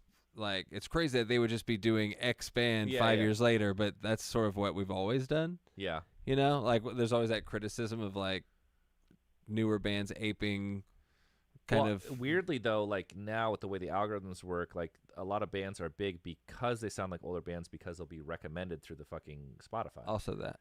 Yeah. So it's also the thing. It's like, what are you, stupid? Like, yeah. The sounding like someone else is like a very different thing now. Because you're at the mercy of the whole system. Like no one's gonna like hear about you because they read an article. Sure. You know, it's like so. Right. A lot of if for good or bad or for worse, like if you made a shoegaze, this is gonna sound embarrassing. So like I just for research, I'm following these like people on TikTok to see the parasocial thing, like these like these e-girls, and like out of nowhere, what I'm following, who dresses up in cosplay, like she's like, oh, I'm doing music now. Like she just has a shoegaze band. Dude, and of course. Shoegaze, and I'm just like, wow, this is fucking interessante. Yeah, I mean, and like, hey, dude, do you know? If they're having fun, man, and it's enjoyable, like no, it's just what's going on. I'm always I always say the kids are always right. Doesn't matter for the reasoning, the kids are always right. It's music is a for young people, and so. Regardless of how they get there, like the youth, it's like the Skinner. It's like, might as well want to touch. No, it's the children are wrong. It's like, of course not. That's the joke. It's like, yes, whatever the kids think is right is right. When Well, dude, AI or this that's fucking so horse cool. shit, there's gonna be some kid with a hilarious take on it, and that becomes like the meta. That becomes as cool, Yeah, of course. That's why I think dive is cool because I feel like shoegaze is a hard genre to innovate in and like keep the sound, traditional sounding, but still experiment and push the envelope. And I feel like dive does a really good job at Yeah, that. but here's the thing: Dive is an old band. Dive's first album came out like 2009. Yeah, it's crazy. It's fucking a long time ago. It's funny because I didn't like their shift to like the slower stuff when they released the album after Is Our Deceiver. Yeah. Yeah, hey, bud, I just realized we've been talking with you for 26 minutes. I'm gonna cross over. But thanks, bud. I appreciate it. Oh, shit, man. All right. Bye, guys. See ya. Bye. What's up? We're live. Yo, Phyllis Jueves, Johnny. Jueves. All right, I got some nerd questions for you, man. Okay. I've been on an adventure over the last 3 years, all right? You guys are a big inspiration. I've been trying to make fucking music, right? Uh-huh. I got my bassist with a bunch of fuck-ass pedals, right? Mm-hmm. We got the pitch shifter, we got the phaser, we got the ring mod, we got everything hooked up. Yep. How the fuck did you get your shit to sound like that on Inviolate? Oh, Inviolate is very easy. So there is my memory's a little foggy, but I'm pretty positive. Been like a decade or so. I believe there is a Electro-harmonics, Pog. I don't remember if I used the pitch shifter or not. I think I did. The pitch shifter, the PS3 or 5 or one of those things. The PS5. PS5's pitch shifter, 1 octave up, the Pog, and the what's that called? The Boss Slicer. And I don't think I used delay. I think that's it. I think it's just 3 pedals. Oh, and the Sansamp bass driver DI. And I'm playing. I think it was. This is probably not in tune, but it's like. Well, it's here. It's like these. It's there. One of these. No, I think it's here. Yeah. Something like that shit. I don't know. That was it. That's basically it. It's really simple. And then also, my bassist has been insisting that half of the tone is coming from the fact that is a Rickenbacker. Is that a Rickenbacker? That's a Rick. That's the same. Yeah. In that era, I played only Rickenbacker. All right, shit. Thanks, man. Go, man. I'll see it. Yeah, thanks. All right, calls are open. I'm with the great George of Deafheaven, Mr. Deafheaven. The chat says, when do we get glove licking back, George? It's gonna be a while, I think. I think it's gonna be a while, though. I should bring it back. You know, we were talking about pissing outside earlier. It reminded me of this story of. Keep going. Tell a story. I used to play in these really tall Doc Marten boots, and like, what's going on? Hey guys, what's going on? Chilling. Wait, actually, do you mind just holding a second? I want to hear this peeing story. Oh, yeah, sure. Yeah, no problem. Yeah, we're talking about putting these like gloves in my mouth that I used to play with and like licking these gloves. So it reminded me that I used to play with these like tall leather boots, like 14-eyed Docs, and we were touring Europe, and I was drinking heavily every day and pissing all over the place, and my boots were really covered like in splashback.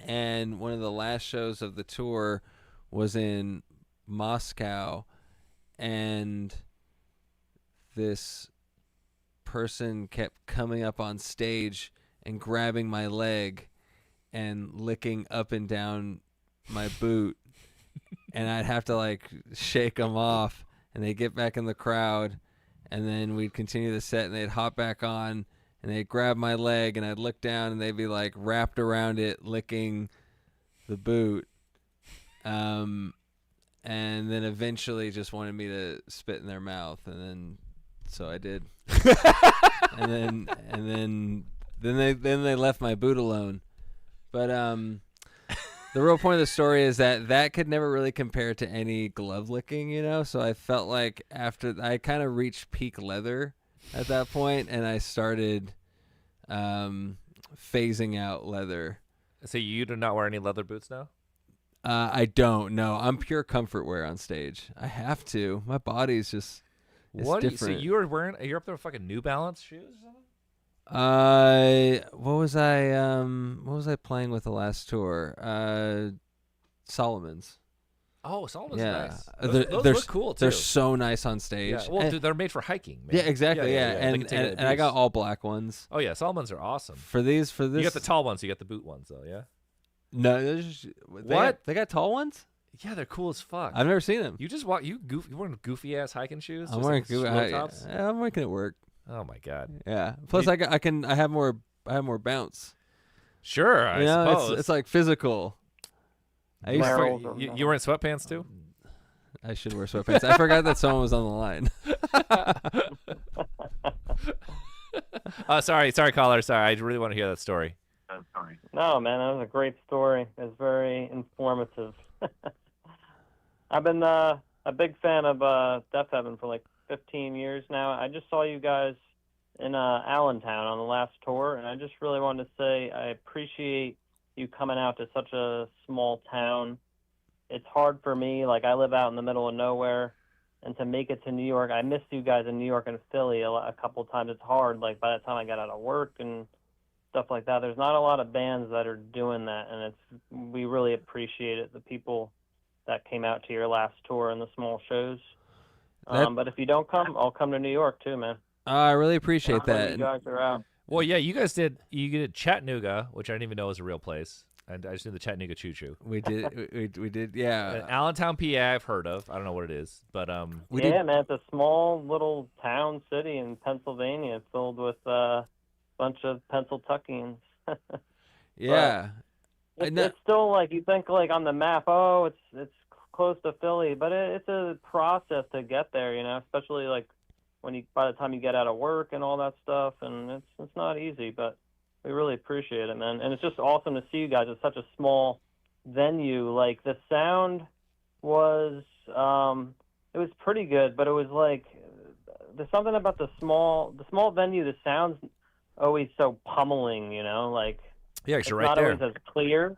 Yeah. No, you're just there. Yeah. Small venues, it's magical. Yeah. I'm sure you guys know what it's like playing. Yeah, you guys. It's like if I yell if we're in a room together and I yell in your face, it's terrifying because I'm right there. It's just the same thing. It's just reality, you know. Like if someone gets pissed at you, you get scared because they're right fucking there. There's like a visceral you know. It's real, you know. I think too for the smaller rooms we're using less PA and we're doing more stage volume. Like for bigger rooms, we'll turn our amps down, you know, to like kind of create a balance. I see. So if you're standing, the chances are if the stage isn't too tall, your head is probably right in front of an amp. And and I was yeah, right on the left side. and there you go, right? So you're like, oh, I just have like Carrie the whole time. Yeah, I was right next to Shiv the whole time. Okay, cool. So you're next to Shiv. Yeah, I think you know that as much as I love a smaller show, I think that's like the main challenge is creating, you know, like if it's not going to be totally reliant on the energy in the room, you know, and like people want to stand and observe, you have to create like a good sonic show for them, which can be a little bit difficult. But hey, it means a lot that you'd come out. You know, when we do tours like that, it's for that exact reason, for exactly what you said. You know, I could feel that energy. Yeah, I mean, I grew up in a place that no one came to, and when someone did, it was such an event. You know, like it was like people talked about it for weeks and that kind of thing. And if we're able to provide something similar, I think that's really cool. Yeah, it was awesome, man. But yeah, we did Davenport. Where is Davenport? That's in Iowa. Up down. Davenport, Iowa. What the fuck's going down? I don't think we've even played. We played Iowa City like forever ago. Like I don't think I've been to Iowa back. We were gonna play Des Moines. We lost a hold to Nile. I was like, what the hell, man? Damn. I know. So what is Davenport about? They have. What inspired this like D market tour? Sorry, no offense, caller. Yeah. Well. I'll skirt around it. We want to hear the dirty news. Well, no, we'll hold on. What the fuck? Where in Davenport? That's near the nuke plant I work at. yeah, exactly. There wasn't much in Davenport, but it's on the border of, is it Indiana? It's on the border of something. And in any case, across the bridge was a nice gym, and the gym owner, there's like this real like kind of blue collar gym, and the gym owner was like, "Where are you from?" And I was like, "Yeah, we're playing a show over the bridge." And he was like, "What's the band?" And yada yada, and he played the entire new album front to back, blasted over the gym speakers. And like there wasn't a lot of people in there, but I'm in there like doing that bench. Is so embarrassing. You know, but then again, there's something about this crazy ego prison of like lifting to your own music, you know. I bet there's guys who do that. Yeah, there's definitely guys that do that. Yeah, psychos. So anyway, that's Davenport. What were we? It must be so cool. Thank you, DDDs. Thank you for making me come. I really appreciate that. Thank towns, you know? Oh, sorry. Say it again. I said it must be so cool to see, like, you know, you guys have played so many of the main cities across the country, but to actually see the country, like small towns in each state, that's got to be cool. I love it. I love it. It is very cool. I got to tell you, though, a lot of it's very similar. I watched that Depeche Mode movie 101 where the fans get the tour bus get to go across town. They were in gas stations that I've been in, and they're in like 1984. They have not changed. I was like, I've been there, and it looks the exact fucking Crazy. same. I was like, blowing my mind. That is mind blowing. That's how it is. Or is it not? I don't know. No. I mean, because that's the thing, is that those areas, they really do get stuck in time. A lot of them, like the very rural spots. There's a town right where my girlfriend lives. You would literally think if I dropped you there, it's 1980. Yeah. There's no LEDs. There's no flat screens on like inside the windows or anything of like the stores. It's like old billboards and like I love the atmosphere. Yeah, Especially no. when I'm listening to you guys walking my dog. I appreciate that. Yeah, no, I feel the same way. And yeah, like usually every record we do what they call a B market tour. I think it's great. This one became, and again, no offense, but what they call a CD market tour. It really was, man. I mean, I was like, you guys are playing at Allentown? Like, damn. Yeah, Allentown was like, I think that's kind of on the map. That's fine. The most surprising one, fucking awesome show, Bentonville, Arkansas. It's where Walmart is from. No, they're from fucking Rogers, Arizona. Walmart. Well, I mean, Rogers, Arkansas. well, there's a good amount of them in Bentonville too. Okay, all right. Anyway, we did that because we have a tour this year, which does A and B markets, and as part of the agreement to do the tour, you can't play those same markets within like 6 to 12 months, kind of depending. And so we ended up doing like CDs. So like for example, it's like, oh, like we have Nashville booked, but this tour that we want to do is also playing Nashville. So in order to agree to it, we have to agree not to play Nashville, so we play Chattanooga instead, if that makes sense. Okay. And that's just what happened with that tour. So it was kind of like just a real mixed bag, but it's something we like to do anyway. You know, I think like I said, it's having been from an area like that, it's just kind of important, I think. Yeah, you guys always, I've been in the metal since. What year were you born, George? I'm born '88. Yeah, me too. Yeah, so we grew up with the same. I mean, I've been listening to metal since I was a teenager, and I stumbled on you guys like 15 years ago. And black metal's always been my thing. Sure. Because of like the atmosphere, right? So these different bands, like there's more like the classic Norwegian. Like Philosophum was like the first album where I was like, how did they like? Nobody's ever gonna recreate that, And then later on, like, what's your take on that? Like, I don't want to get into. I know there's political things and all that. It has nothing to do with that. Just from a pure music, like the first time I heard that, I was like, how did he get this sound? Like, yeah, no, dude. For that album in particular, I felt the exact same way, and I'd been into, obviously, like I came up on the European stuff, and then like I associated the American style with more like analog sound or like lo-fi sound or whatever, and so like I'd already become kind of like used to that. But hearing Philosophum for the first time, I had that same feeling, which was more just like impressed with how cold it sounded, and just thinking like, wow, like this record is so much of a feeling. It's more of a feeling than I think it is anything else. And I think hypnotic. And I just think it's really indebted to that production, that cold production. I felt the same way with Cold World's Melancholy. I don't know if you've ever heard that album, but I've heard of them. I've never really. I'm gonna add it to my. Yeah, they're German. They've made a few albums at this point, but their first. So yeah. But the first, I believe it's their first album. It's just called Melancholy with the IE and then with the 2 like squared. The production on that, I felt the same way when I heard it as I did with Flossfum, with just like, man, this is so cold, and immediately has a feeling, and it's just very cool. Just the tones and everything. I don't know. I haven't heard anything since like that.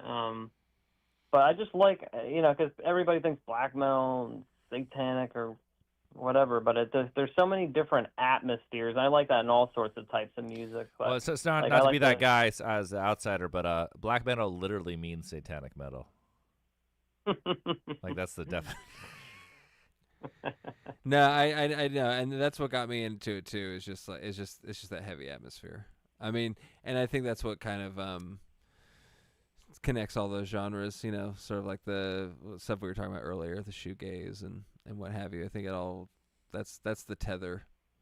Do you have a certain time that you listen to music, like whether it's, I don't know, walking, driving? Like for me, now that I'm older, I walk my dog every morning.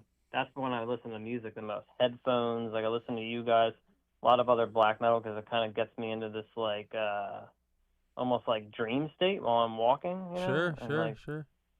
Gets my imagination going, which is not easy as an adult, to keep your creative side.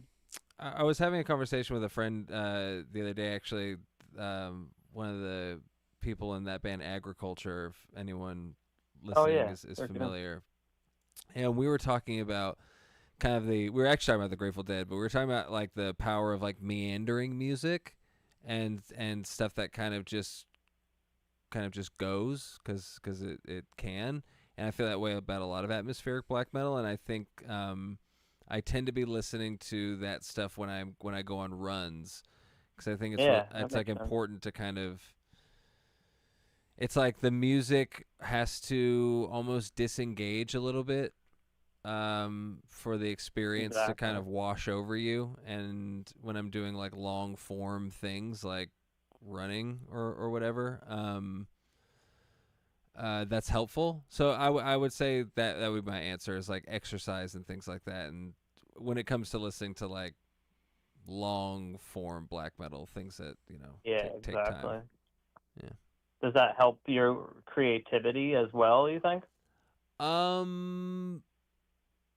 mean, I love hearing someone's record and being like, this is an awesome part, and being like inspired and that kind of thing. I think exercise in general helps my creativity because... Yeah, exactly. Yeah, because like when my body is being used up in some sort of rudimentary way, my mind kind of feels freed. I get the same way with driving. I don't know. Oh, definitely, yeah. Yeah, like long drives, That's the time I listen. Yeah. Yeah, if my arms and legs are occupied, I can kind of like go into like the second brain and sort of just daydream, I guess. Yeah, with like the landscapes passing you by and everything like that. I love that's the beauty of music, It's I always like asking people, like, it's crazy how everybody listens to music. Some guy goes home from work and spins vinyl, and like other dudes just listening to it like on the radio. I don't know. It's crazy. Sure. How we connect with music. And the other thing I just wanted to say is I really appreciate the bands you guys bring out too. Like, it's kind of given me a much more in-depth music listening experience. Like Drab Majesty, they did that tour. I fell in love with them. Tribulation, I fell in love with them. Appreciate it. You guys always have a nice diverse lineup. Thanks. Which is like, you're not going to get sit, because usually like I don't even want to sit through the openers if it's like 4 brutal death metal bands in a row or black metal bands. It's like, I love the music, man, but like it's hard to sit through like 4 or 5 bands. When you guys play, you got like different styles. It just flows, and like the whole night flies by. Oh, I appreciate that. I think it's cool. Yeah, I and very much a intentional thing. Yeah, I don't know. How, like for me, playing with a bunch of different bands, I think the main purpose is to kind of show your audience the world that you exist in and are interested in. So like, I go see Drab Majesty a lot. I'm at the time there was like this club downtown, the Lash. Like, yeah, like I'm at the Lash all the time. So like I want to show people that like Deafheaven is interested in this part of the subculture as well. So like, how about we invite this band to tour with us, and now you get a better picture of who we are as people.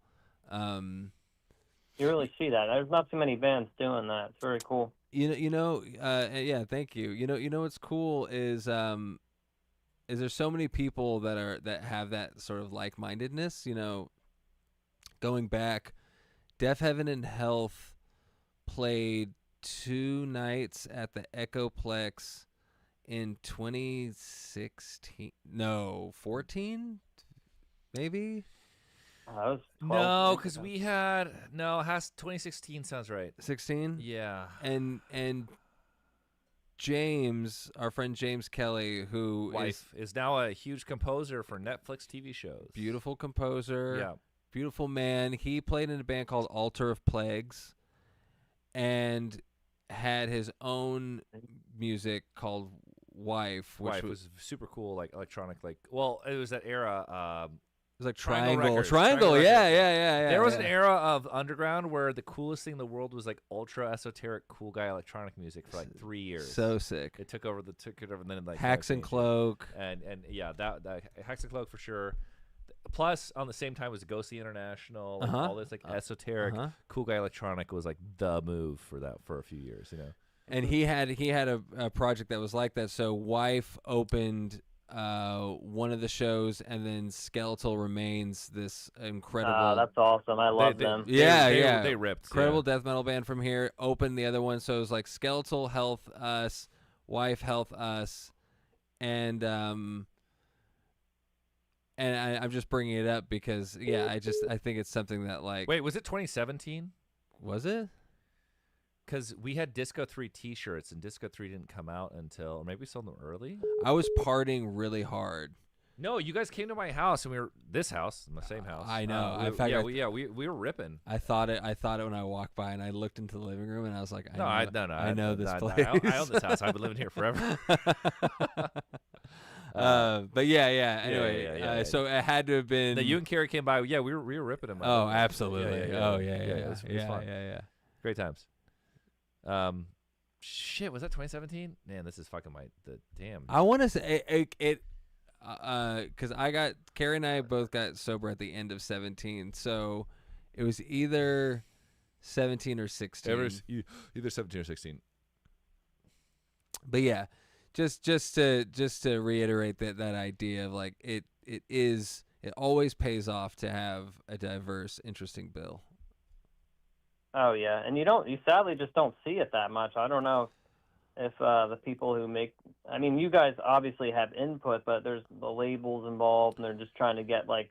No, it's most of the bands. It's or, the band, the agent. In terms of you just want to sell tickets, but like it is up to the band. Like you can book whoever the fuck you want. If you're the headliner, you book what openers you want. Oh, that's how it works. Well, people will suggest like this would be a great idea for tickets, but it's up to you to be like yes or no. You know. Yeah, you gotta have your own vision of what you're trying to show your audience. The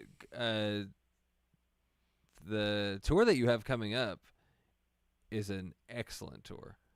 Oh, it's great. For us, it's really Desire. hard for us to package. Like we've been trying to do a tour with you guys forever, but like there's very few bands we can actually package with. Yeah. So obviously Perturbator, that went well. So it's like this actually came with Carpenter, and we're like, okay, it's so rare for us to get a package. We're doing this. Sure. And then we asked a bunch of people to be the first and like scheduling and everything. And then it was the kind of Desire came out, which like I don't know about you, but Johnny Jewel, all that stuff is like some of my favorite music of all time. Absolutely. Yeah. So I was just like, really? When I saw it, I was like, this is smart and cool. So let's do it, you know? Yeah. But we asked a bunch of, like, there's, you know, you always want, like, young blood, like, just like, all these current acts I really wanted and asked them, and they either, like, were busy or turned us down, you know? Sure.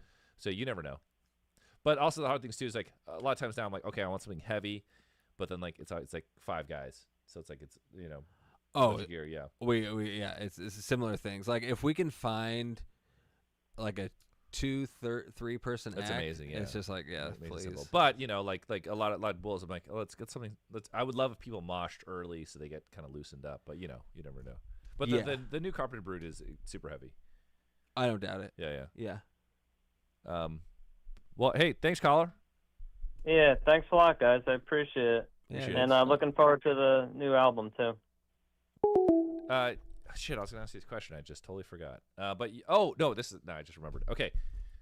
Last time I saw you guys, I know things have changed a ton since then. Here, wait. Caller, just wait a second. I want to ask this question. Caller, wait a second. I gotta ask a question. I know things have changed, but there was a while where like you're dressed super cool, and then the rest of the band was like close enough, and then Carrie was like dressed like he was in Oasis. Yeah. And I'm like, is there a band meeting where like, bro? Like, what's going on? Carrie went through like a year, maybe 2 year like fashion phase.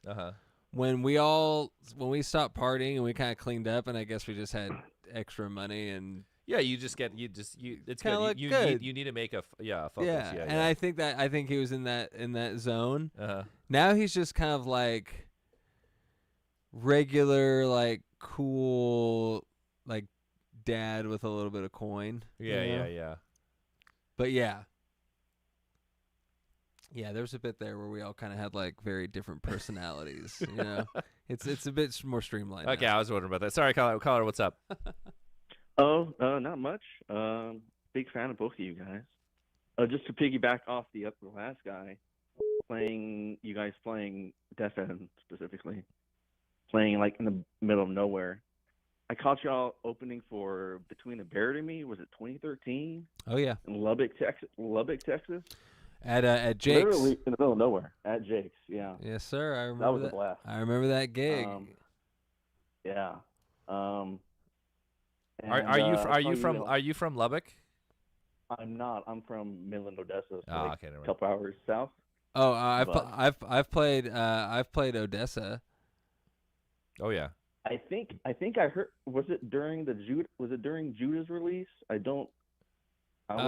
Yeah, that would make sense. I want to say it was either Odessa or Midland. Us and Were. Yeah. It's a long time ago. Oh, Were is super huge for young kids now. Oh, I know. Like a foundation. Oh, I know. It's wild.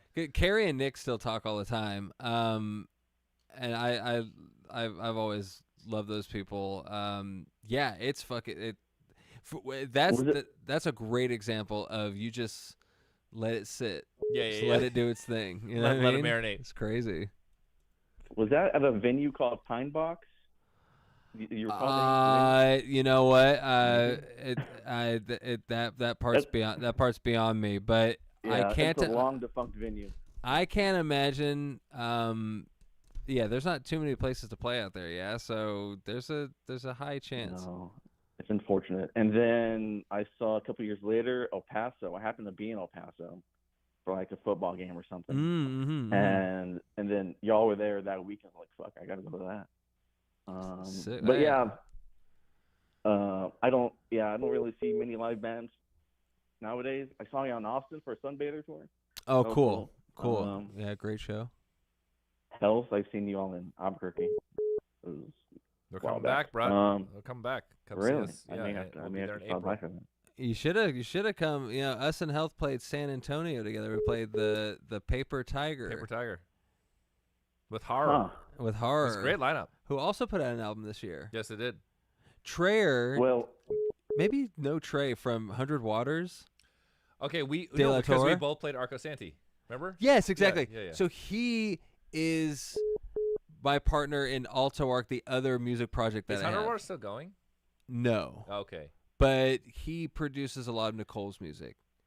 That's pretty wild. They had their own festival. Dude, the operation there is very smart. Yeah, everyone there's that whole Arco Santi camp is like cool. Yeah, very interesting. Guys that put it on. No, what I heard is Skrillex bankrolled the whole thing out of pocket. Yes, I do think at one because what was his record label? Because that's 100 Waters. Ausla. There's like no one on Ausla anymore. There's like there used to be a ton of like there's almost no outer. I don't think he really does it anymore. Yeah. But yeah. Anyway, that's just a small world. Well, I think Health needs to come to Sick New World or whatever it is in Dallas. Oh well, sorry, we have Sick New World in Vegas. They didn't ask. I would have said yes. They just didn't ask us. But we got booked. We got booked for Vegas. That, yeah. Or maybe because we already had Dallas show on sale, which, by the way, we're playing Dallas in April. Oh, okay. All right. But question for George. How did you get mixed up with the guys from The Armed? Because earlier this year, I'm a big fan of them. And I suddenly see you in like promo photos. So yeah. That was weird. Yeah, I mean, their whole a lot of their sort of art direction is based on, I'm sure you know this, like misdirection and kind of toying Very around. Mystique. Yeah, mystique and identity and stuff like that. So, Tony reached out and asked me to be part of the music video. A lot of people that are involved in that project are friends of mine. And while we've never played with The Armed specifically, we have like our two circles really kind of revolve around one another. We're in each other's orbit, I should say. So Sure. yeah, it was an easy ask, and it was just a day of shooting the video, and that was it. They didn't ask anything more.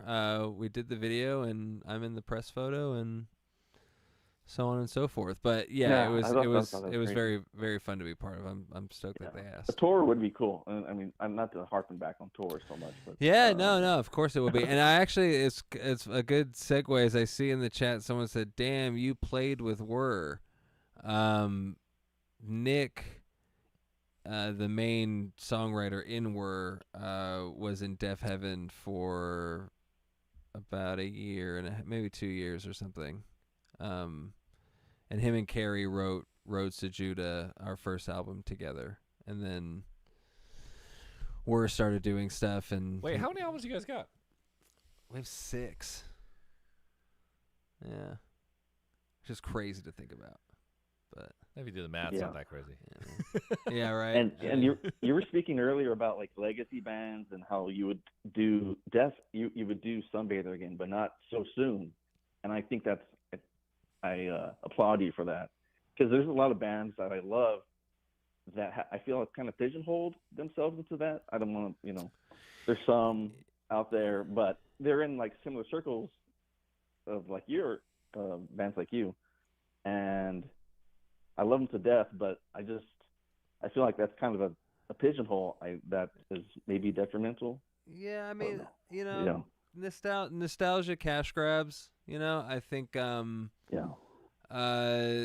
money is very attractive, and I think people can find themselves sort of getting into it and staying in that cycle for a bit. I don't think there's anything wrong with that at all. I just think that it's good to have a balance, and if you're still interested in the music that you're making with your collaborators or whatever, it's cool to just it's cool to do both. But how lucky are you to be an artist who can like have a classic or 2 classics and just fucking chill on that? Well, yeah, it's like all right, when an artist plays, you get to the casino circuit because you've been around so long, everyone's like, oh, it's depressing. It's like, is it? No, that's the dream. Yeah. You could play casino, and you mentioned a casino earlier, and I was going to ask if you've done casino shows. Well, we played the Hard Rock once. Because Vegas is like pretty brutal. Sure. Then we started doing that place close to Fremont, and then now we've just like done. Then we did Psycho, and now we do Sick New World, and like that's it. But like, actually, it's funny. 1 day ago, I was in the Cosmopolitan because I was driving back from Zion National Park. By the way, national parks are amazing. There's probably one close to you. Just go to it. They're not expensive. They're dead right now, by the way. They're down season. So I just went to Crossback Caverns. Yeah, hell yeah. And so I'm driving back. I'm like, all right, let's go eat a Mamafuku. We'll stop at Cosmo. There's like Pucifer and another, god damn it, a heavier band. We're just playing. They're gonna play the Cosmo. Yeah. So I'm like, there's just a venue like probably pretty modest size in there. I'm just like, all right, you can play the Cosmo. Yeah. Sorry, I got sidetracked with this. What were those? Just the end up of playing. If casino? you can make it to a casino, like you can play like fucking. I'm from San Diego. If you play Viejas, that means you were very famous. Like you can't just play a casino if you didn't have a fucking huge impact. That's how I think of it. Yeah. It's if you can, if there is an ultimate end up and like a best case scenario, and you are a touring musician, who still makes his livelihood that way, that is your best option. So, very recently we were on tour in Europe, and you know, you need to wash your clothes. So day off. No, it wasn't day off. It was day of show. Where the fuck? Oh, we were in Spain. I think we were in Madrid or something. I went to the fucking laundromat. I'm in the laundromat. I'm just sitting there forever, and like this guy's like, "Hey man, you look cool." I'm like, "Oh, I'm in a band. We're playing on the street." And he's like, "Oh, I'm in a band too." I'm like, "We're both on tour."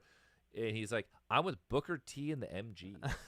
And I'm like, "What the fuck?" I'm like, "Is Booker T still alive?" He's like, "Yeah, Booker T is old as fuck." Sure. You know, these guys were not young, but they're a lot younger than Booker T. Yeah. And they're like, "Yeah, we're his band, man. We're on tour. We're playing all these like you know, festivals that attract older people. Like, it's fun." And they're just like, "Yeah, we want to hang. Like, can we come to your show?" I'm like, "Yeah, you can come to my show." Yeah. And so like they were having the time of their life, and it's like funny. It's like they're just like touring musician guys. I'm like, Booker T can still fucking play. Yeah. Fucking weird ass festival in Madrid. But it's you know, it's like fucking sick, you know. Yeah, it's casinos and like Monterey Jazz Fest. Yeah, you know, that's what they're that's doing. it. And like, but it's still to play. Hey, goddamn it! Like any musician, like you just want to play. Like everyone's like, "Oh, you're playing the county fair, you suck." It's like, man, if I'm old, I would die to play the county fair. County fair circuits as well. Yeah. Pay because it's state money. Pay hella. Just to be in the biz. Like when you like, obviously when you're young, it's awesome. You're cool and you're young, and that's rock and roll. But like, this becomes your job. Like you don't want to be out of a fucking job. I'll play that fucking county fair. I'd love to play a county fair. You know. Absolutely. Well, like maybe not now, but like give me a few years. Like yeah, I'll still be up there. Yeah. You know. I'm not gonna quit. We opened for the Cult in Sacramento at a casino. How did that happen? We just got the offer. Hell yeah. Yeah. What's his name? Fuck, I feel like such a bastard not remembering it. Ian Astbury? Yes. Yeah. A fan. And he's cool as fuck. Jake and him are actually friends. Hell, people I know are friends with him. No, because they live close to each other. Well, Dave, Jake's hanging out with them. you know, our mutual friend David Ferrier. Yeah, we're probably from Ferrier. Same too. thing. Yeah. No, because he lives right there. Why do you come? Oh my God! Thank you, guys. Thank you for getting me. Do people tell me what this is? Why do you? Oh my God! Thank you so much. Thank you. Thank you, Fuck Gunner. What do you mean? What is that? That's Keanu Reeves. Oh, I know, but so he's saying, "Why do you come?" And that's funny because it's cum is. Well, I love cum, but why does it pop up when it does? Because they gifted a sub. Okay.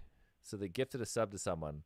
So when you saw Lady D farting in my face, that was when you do your own sub, and then that shows up when you gift someone a sub. Okay.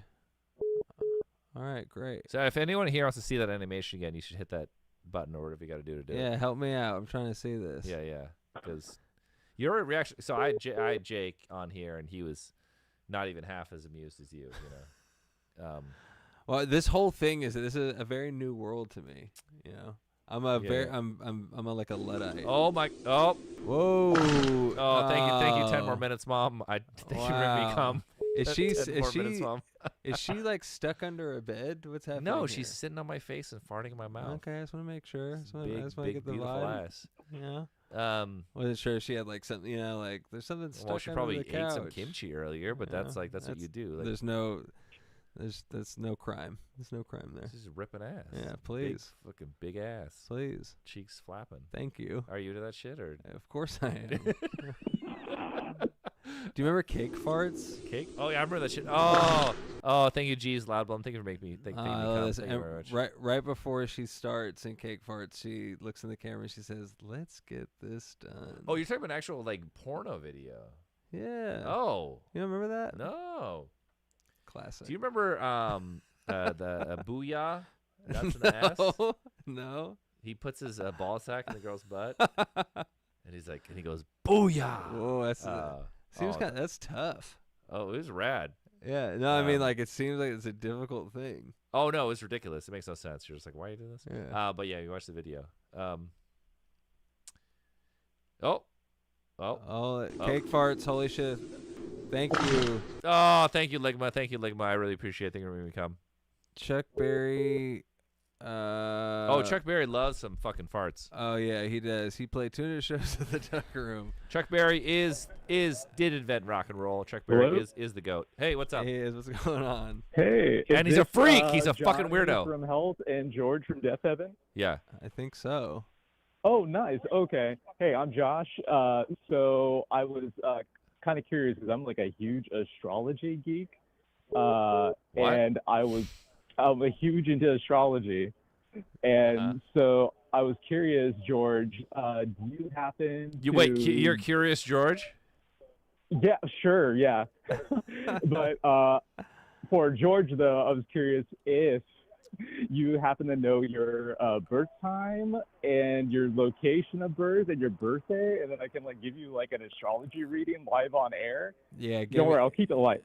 No, that's great. How I can give you to the best of my ability, which is okay. Which is because I wish I knew the exact time, but right. It was definitely in the evening. It was like 7 p.m. It was in the sevens. 7 something. 7 p.m.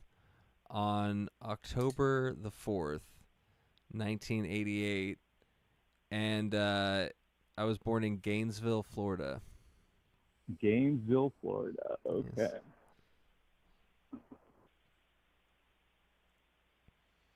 There we are. I'm just punching it into this little like app I got here. All right. Okay, so like this was around 7 p.m. October 4th, 1988 in Gainesville, Florida. I'll give you the big three. That way, keep it light and short. So you would be an Aries rising, Libra sun, and then Leo moon. I'm not sure if anyone's like giving you a reading ever before, but does that like resonate so far? You could fill a black hole with how much I know about my own personal astrology. So I think that you could. Okay. I think please just lay it on me. Right. Okay. So we'll start with that. Whatever it is that you do, you do it admirably. We'll start with that Aries rising then. So Aries rising is ruled by Mars, so that gives you like a really active personality in general, drive to like get out there and do action because Mars is in your first house. In Aries, so that's like its home sign. So it's like a game board, the whole astrology thing. So it's like the planets are like the like pieces on the board, and they like to be, rule over certain places, all that kind of thing. So then your Libra sun. So Libra sun really does make sense because it's like Libra is part of like library. So esoterically, it's like linked to folks that the scales of balance. Folks are into the arts, being well read, and that sort of deal. That's in your 7th house, so it's like this linkage between, okay, you want to get out there and collaborate with people. Then you got your Leo moon in the 5th house, and Leo has this penchant for, wanting to take pride in the 5th house, it deals like creative matters.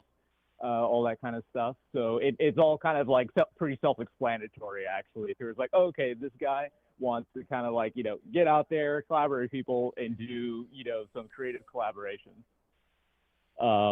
which is going to be pretty interesting too, because there's going to be like some eclipses going on later in the year and all that. So, if you know any folks that are into astrology, personal circle and stuff like that, just ask them about, them eclipses in Leo and Aquarius coming up through the, year and stuff like that. Okay, great. Thank you. I appreciate that. Yeah, I'll end up, because there's a few folks that just came to the top of my head, like celebs wise, that you actually do have some shared astrology with. Let's see. One of them would be Mark Hamill. So he's got Libra Sun, Leo Moon. So I'm not sure if you've ever like resonated with him. So he's like Capricorn rising though. So it's like there's some similarities and overlap, but your focus is like life direction and way about going about life is a little different. Then you got a little overlap with who's the actor who played Superman. With Christopher Reeves? Yeah, Christopher Reeve, yes. So I'm not Okay. sure, again, if you've ever resonated with him. and then again, speaking of Libra and the arts, he was, came from a theatrical background, which I think you have a theater background, if I remember correctly. I did a few years of it, yeah. Okay, all right. So you can look at little bits of his work in life, and you might see some overlap there. Interestingly enough, born the exact same day and year as you is actress Melissa Benoist, who played Supergirl on the CW. And she also has a theater background. There might be, if you're to watch her shows or something like that, or kind of see what goes on in her life, there might be some overlap there too. So that's some something. That's some beef right there. She's the exact same age as me. Yeah, exact same age, down to the month, day, year. So there's some interesting overlaps there. Sorry to interrupt. Spag Zonkman, George says you kind of look like Christopher Reeves, and God damn it, you kind of do. I'll take it. I mean, that's funny. Yeah. People say that, they're like, "Are you offended?" Like, dude, you want to compare someone to a movie star? Is that wonderful? Yeah. I'll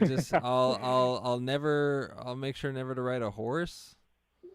Yeah. That was sure. his thing. That was his thing. But on that note too, though, speaking of esoteric astrology stuff, I guess what kind of sparked my curiosity and all that kind of stuff was, I think it was your alto arc stuff. You did have some tarot imagery, so I was like, well, how much is George or his circle throwing in this esoteric stuff and all that kind of thing? So is that a huge influence on Deafheaven and your collaborators, anyone in the band, that sort of deal? The esoteric in general? Yeah, sure. Yeah. I mean, I think it's something that Carrie and I have always been interested in to a degree, and then with alto arc stuff, yeah, definitely. I've had conversations with Isame about. Guys, I got to interrupt again. I'm really sorry. The chat is really on fire. What's going on? All right. George Clarke Kent. Superman. With Superman. Clark yeah, there Kent. we go. Christopher Reeves. Yeah, this is going crazy. Superman, I think we're starting to figure it out. Kryptonite. I'm at what was that movie he did? Howard's End. With Anthony Hopkins. Howard's End? I think Christopher Reeve is in Howard's End, right? Okay. Yeah, that would make sense. And he's the American business owner that buys the estate. Right. Okay. Yeah, I'll take it. I think that's very nice. You know what? It's funny. Dude, am I right? What the fuck, Howard? Right? Dude, I do not. I usually remember all this shit. What the fuck is this? This type of movie is my favorite kind of Howard's movie. End. This is a Criterion movie. How do I not know this? Some taste right oh, there. Look at this cast. He's a stud. Howard's End, 92. I think I should watch this. You should watch it. It's a classic. And I keep before I go into this really quick, I want to preface it with saying that my dog just had a toe taken off. What? Oh. Yeah, I know. She had to get her toe removed, poor girl.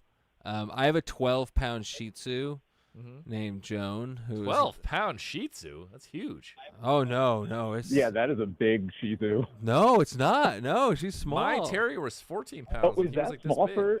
A Shih Tzu, I'm pretty used to. She's so small. She's a little dog. Okay. The reason I say it is because at some point soon I'll have to go back and check in on her, even though. Oh, by the way, I'm having a great George, time. You're fine. You've been here a while. No. Yeah. I'm really enjoying this. I just want to let it be known. All right. Here's the thing. It's streaming. Just sort of it's very common.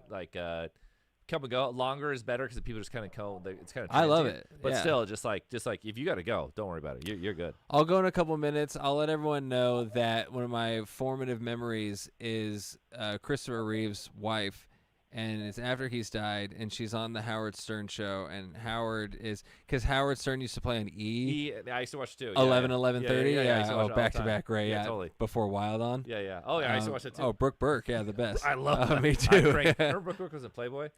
Yeah, was she? I cranked that. It was a nightly crank for me for yes, sure. Yes, yeah, yes. Yeah. This is like legacy, like old guy boner Yeah, talk. it's real old head stuff. In the old days, you used to watch regular TV and jerk off. But she talks about on Howard Stern. She talks about the setup that they got so that they could fuck. It's awesome. It's awesome, and it seemed really chill. Wait, okay, sorry, I missed the point. Brooke Burke was fucking Christopher Reeve. No, Christopher Reeve's wife was on Howard Stern. So he's lucky. So he's the Stephen Hawking where you get it, but you can still get hard. Yeah, he's like paralyzed, but he can still get like the blood still flows. That's hell yeah. Because like Stephen Hawking. That was his deal. Like Stephen Hawking got remarried like 3 times. Well, because he could. And apparently he was on the island. But anyway, he could rock. He could rock this shit. He was horny. You know, he's like. Of course he is. Oh yeah. Imagine you're in this prison, and you're that smart. You're horny. I think. I don't think intelligence has anything to do with horny, but yes, I think it's just regardless. You're just. Well, I'm saying this is like. Wasn't Benjamin Franklin like pretty horny? Oh, Benjamin Franklin's a total horn dog. My friend's wife. Yeah. Is that real? Zeb, yes. Benjamin Franklin's a notorious pussy. He hated his son. I know that. He's Benjamin Franklin's a notorious pussy hound. That's fucking awesome. But anyway, so my friend Zev Deans, who directed multiple music videos for us, lots of heavy metal music. I'm surprised he doesn't work with you guys. He's a big fan. Anyway, his wife is she's a descendant of one of Benjamin Franklin's bajillion what's that called illegitimate children, and she even kind of looks like Ben Franklin a little bit, and she's insanely smart. She's like shockingly smart. And it's like, oh, it makes sense. Like, and she's like, you are one of Ben Franklin's offspring. But she looks like Ben Franklin. She has this thing where I'm like, he's like, oh yeah, because like, you know, she's like, you notice immediately, like, wow, your wife is really smart, and she's like, oh, she's related to Ben Franklin, and I'm like, you are? And then she has this joke. She goes like this. She goes, and she puts her face in this way, and you're like, holy shit, when she does that, you look like fucking Ben Franklin. That's fucking awesome. Because obviously, like, we only see Ben Franklin old and fucked up. Yeah, no young Franklin around. Yeah, but so Ben Franklin is just like, you know, he was just notorious pussy hound. Wouldn't you be though? No, like not just like, sure, but I'm saying when he went to like this whole thing, it's like, all right, when he came to France, they're like, oh, okay, we got to get Franklin some ladies. So he has tons of illegitimate children, and she's related to one of those lines. That's cool. Yeah. That's cool. Wow. Yeah, overall high IQ. He was also kind of a dick though. There's like Yeah. a famous story where he had like this. He let like this other like couple like stay at his house. Oh god, never mind. I don't want to do the story wrong. Look it up. It's fucked up. Anyway, these guys are weird. I always think about Yin Yang Twins did a Cribs episode. Oh god, I love Yin Yang Twins. And they and he's like and because Carrie and I always say it to each other. We goes, here's my friend Franklin Ben, and he's like holding up a bill. I love, but MTV Cribs famously most of the houses are rented, but Yang Twins like seriously, like top 5 for me. Great, yeah. Awesome. I love some Yang Awesome. Twins, especially a huge choice for me karaoke. Yeah. Oh, one more question for you, George. Shoot. That just came to mind. Do you have a Goodreads account, like a Goodreads list of all them, smart books? That you read and post online. All that kind of stuff? I do like to post books on the Instagram on occasion. No, I don't. I've thought about it. But I need less internet and not more. But it is a cool thing, and I go there, and I go on Letterboxd too. Even though I don't have one. I've been urged to Letterboxd. Hey, I got to move on because we have a limited George time. Right. Yeah. George, here you go. Got to pee once again. All right. I think you're gonna be my last caller, my friend. I need less internet. Perfect. Is this Johnny from Health? No. He just stood up and went to take a piss. It's George from Deafheaven. Unfortunately, it's just me right now. Dude, I'm so stoked. Sorry, it's just that I'm watching the live feed, but I think my internet's kind of lagging. Word. It's all good. All right. It was a couple of questions for the... Oh, now I see him going up to take a piss. Sorry. I wanted Johnny to be in the room, but... Oh, well, hey, we can wait for him to come back. Well, it was a question for both of y'all. It was a... it was a funny question. Fuck, marry, or kill. Okay. Do you want us to answer separately, or should we wait? It could be separate. All right, I'll go first. Who you throwing at me? All right, you got Ghislaine Maxwell, fucking Nancy Pelosi, Kamala Harris, fucking Helen Keller, or fuck, I can't even think of a fifth one. Hold up, give me the top of my head. Fuck it, we'll go with Fran Drescher. These are. Hold on, I need my assistant here to help field this question. We have a marry, fuck, kill. Oh God. But we've been given like 5 names. How's that supposed to... Okay, usually it's a 3 thing. It's usually like a 3-on-3 thing, right? Actually, this is like a ranked choice voting, marry, fuck, kill. Yeah. Oh man, my ears are going south. Okay, yeah. All right. Sorry, dudes, I've been pretty sick, so fucking I've had nothing to do. Okay. All right, great. So what's our marry, fuck, kill?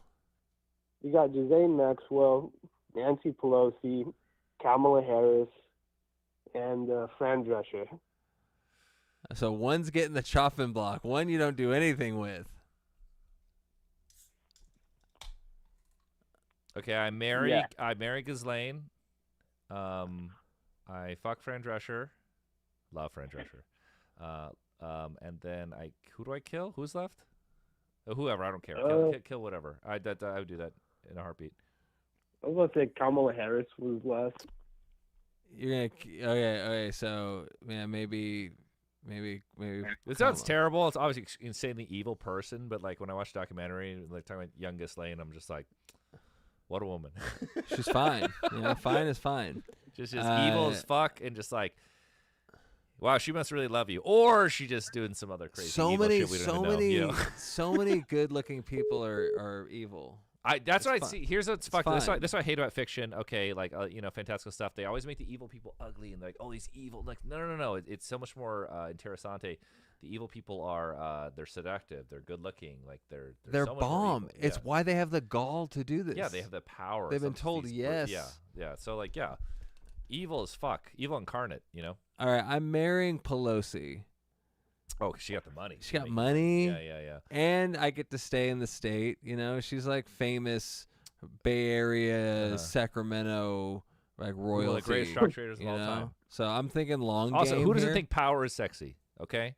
Yeah, and she's bomb. Oh man, I love Fran Drescher. Fran Drescher is the obvious fuck. Oh yeah, and the then. nanny. Also, time. She's the president of SAG right now, or was? She is, or was, yeah. She's awesome. Whenever they were going through the big strike, she was there. Yeah. And then kill, so harsh. Yeah, I don't want to kill anyone. I don't want to kill anyone. But I don't know. This is a ridiculous. I guess. Well, actually, you should probably kill the guilty people for the crimes. But we're doing. This is very. I guess technically she would have to die, but I don't feel good. I don't feel good about wielding the axe. Why me? Yeah, that. Fucking sorry. Thank you for answering though, because I didn't think that I'd even be the last. It was an important question to answer. It's up to you. If you, there's. I'm sure another call will come in any second. You can end on this or not. You can take one more. Oh, sorry. Go ahead. I'm not gonna have you be the last one. Okay, that's how it usually goes. Like whatever you say is last. He can't end on. We can't. This is going to be clipped later, and they're going to be like, oh, my God, George. All right, here, I'm going to move it over. Thanks, bud. I appreciate it. Thank you. What's up? She's got a lot of money and not a lot of time left. I like that. You're live. George has got unlimited time. What's up, dude? Hey, so me and that lady that you were talking about, the one that's, like, related to Benjamin Franklin, we might be related because you want to know why? Are you related to Benjamin Franklin? No, but I might be related to that lady. How do you? What happened? How do you know? When I was taking a big dookie. Okay. I decided to save the trees. Instead of using the trees, I used my hand. Oh, be a man, use your hand. Yeah, when I grew up, that's what you did. Be a man, use your hand. What? That's smart, right? And guess what? I'm hungry as fuck too, so I didn't decide to wash that hand, Mm-hmm. and I'm hungry as shit. So whatever I had in my hand, I decided to eat. So I'm saving money too. Mm-hmm. Okay. Mm-hmm. I like this hustle. Yeah. Yeah. So that's what I'm saying. Me and that lady. might be But related. you stay hungry I though, like- right? I You want like- to keep I like- grinding. I You like can't, this you can't be full, you initiative, know? man. Tell her we might be got a cousin Uh-huh. somewhere out there. That grind set, man. But what's up? What's up? You both handsome devils. Whoa. I'm listening to Slow you. down, bud. Slow down. Where are you I'll- going here with no, this? I'll bud? take it. No, yeah, let's see what. Handsome all devils. right. I saw your picture, Johnny. Uh-huh. Fucking sexy ass motherfucker. Okay. Okay, shit. All right, Interessante. Shit right there. And you said you needed to lose weight. What the fuck are you talking about?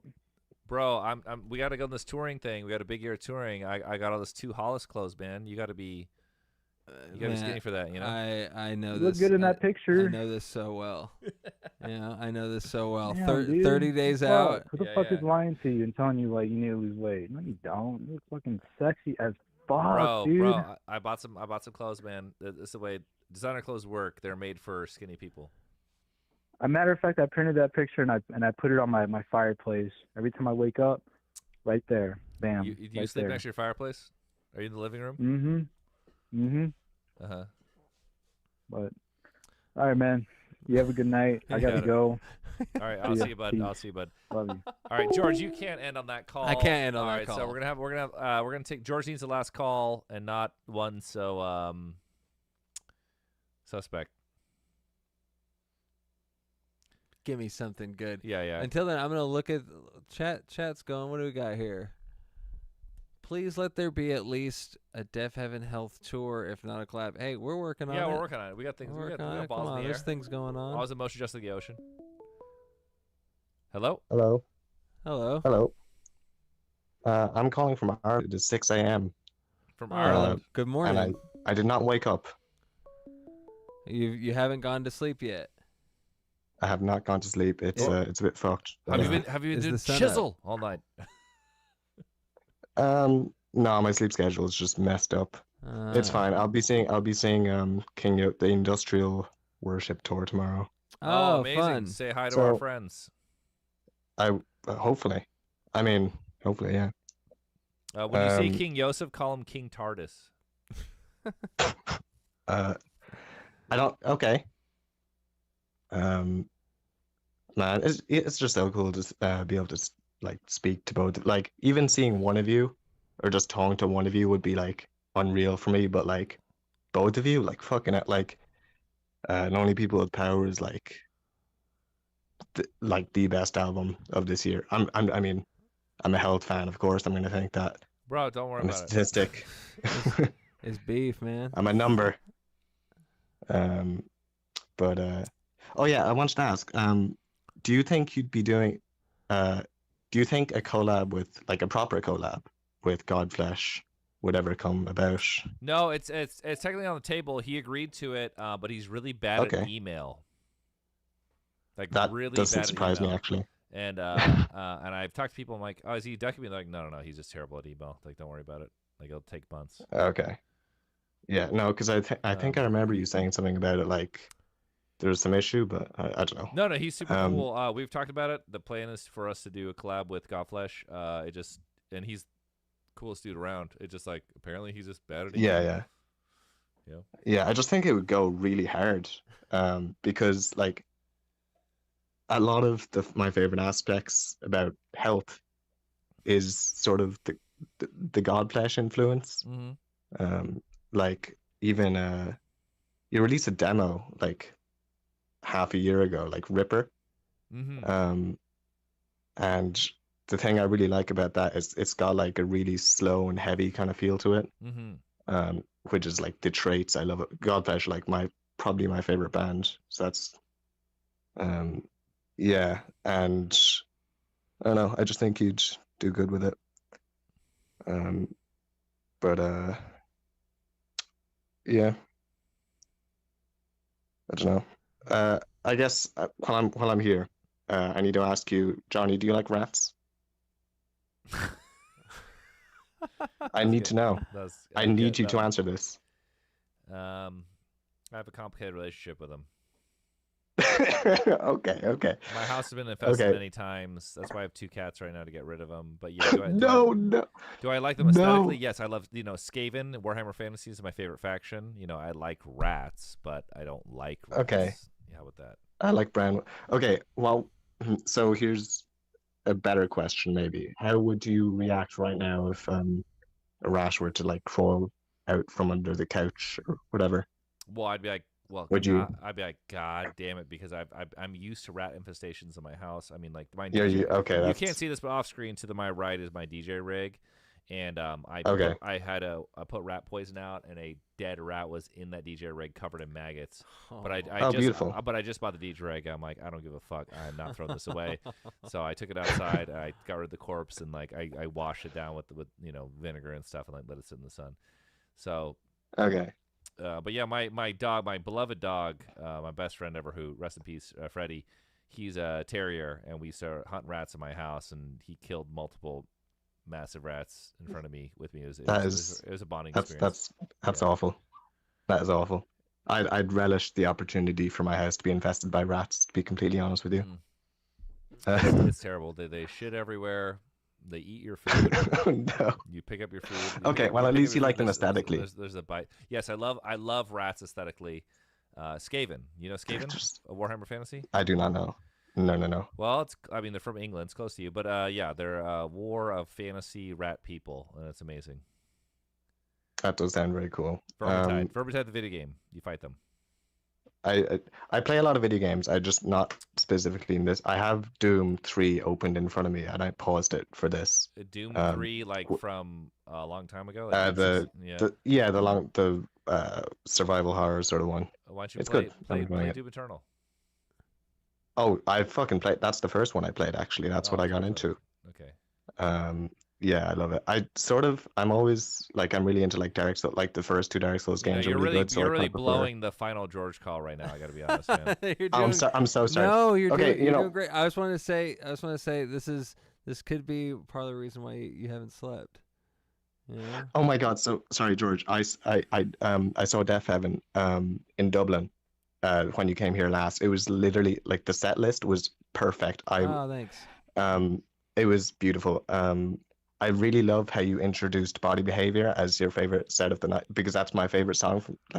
Specifically that Revenant into Body Behavior. That's the best section on the album, in my opinion. Appreciate that. I also really like how you included, like the set list was basically 95% your latest album, but it was like a blessing to hear Brought to the Water for the first time live, because since hearing it live, I think it's become my new favorite song from you. Oh, cool. From your band. Anyway, just I don't want to spend too much time, but I just wanted to know. Thanks. I mean, those were my favorite shows on the tour, so I really appreciate you. Oh, was it? Okay. Yeah, it was good. That's great. That's good.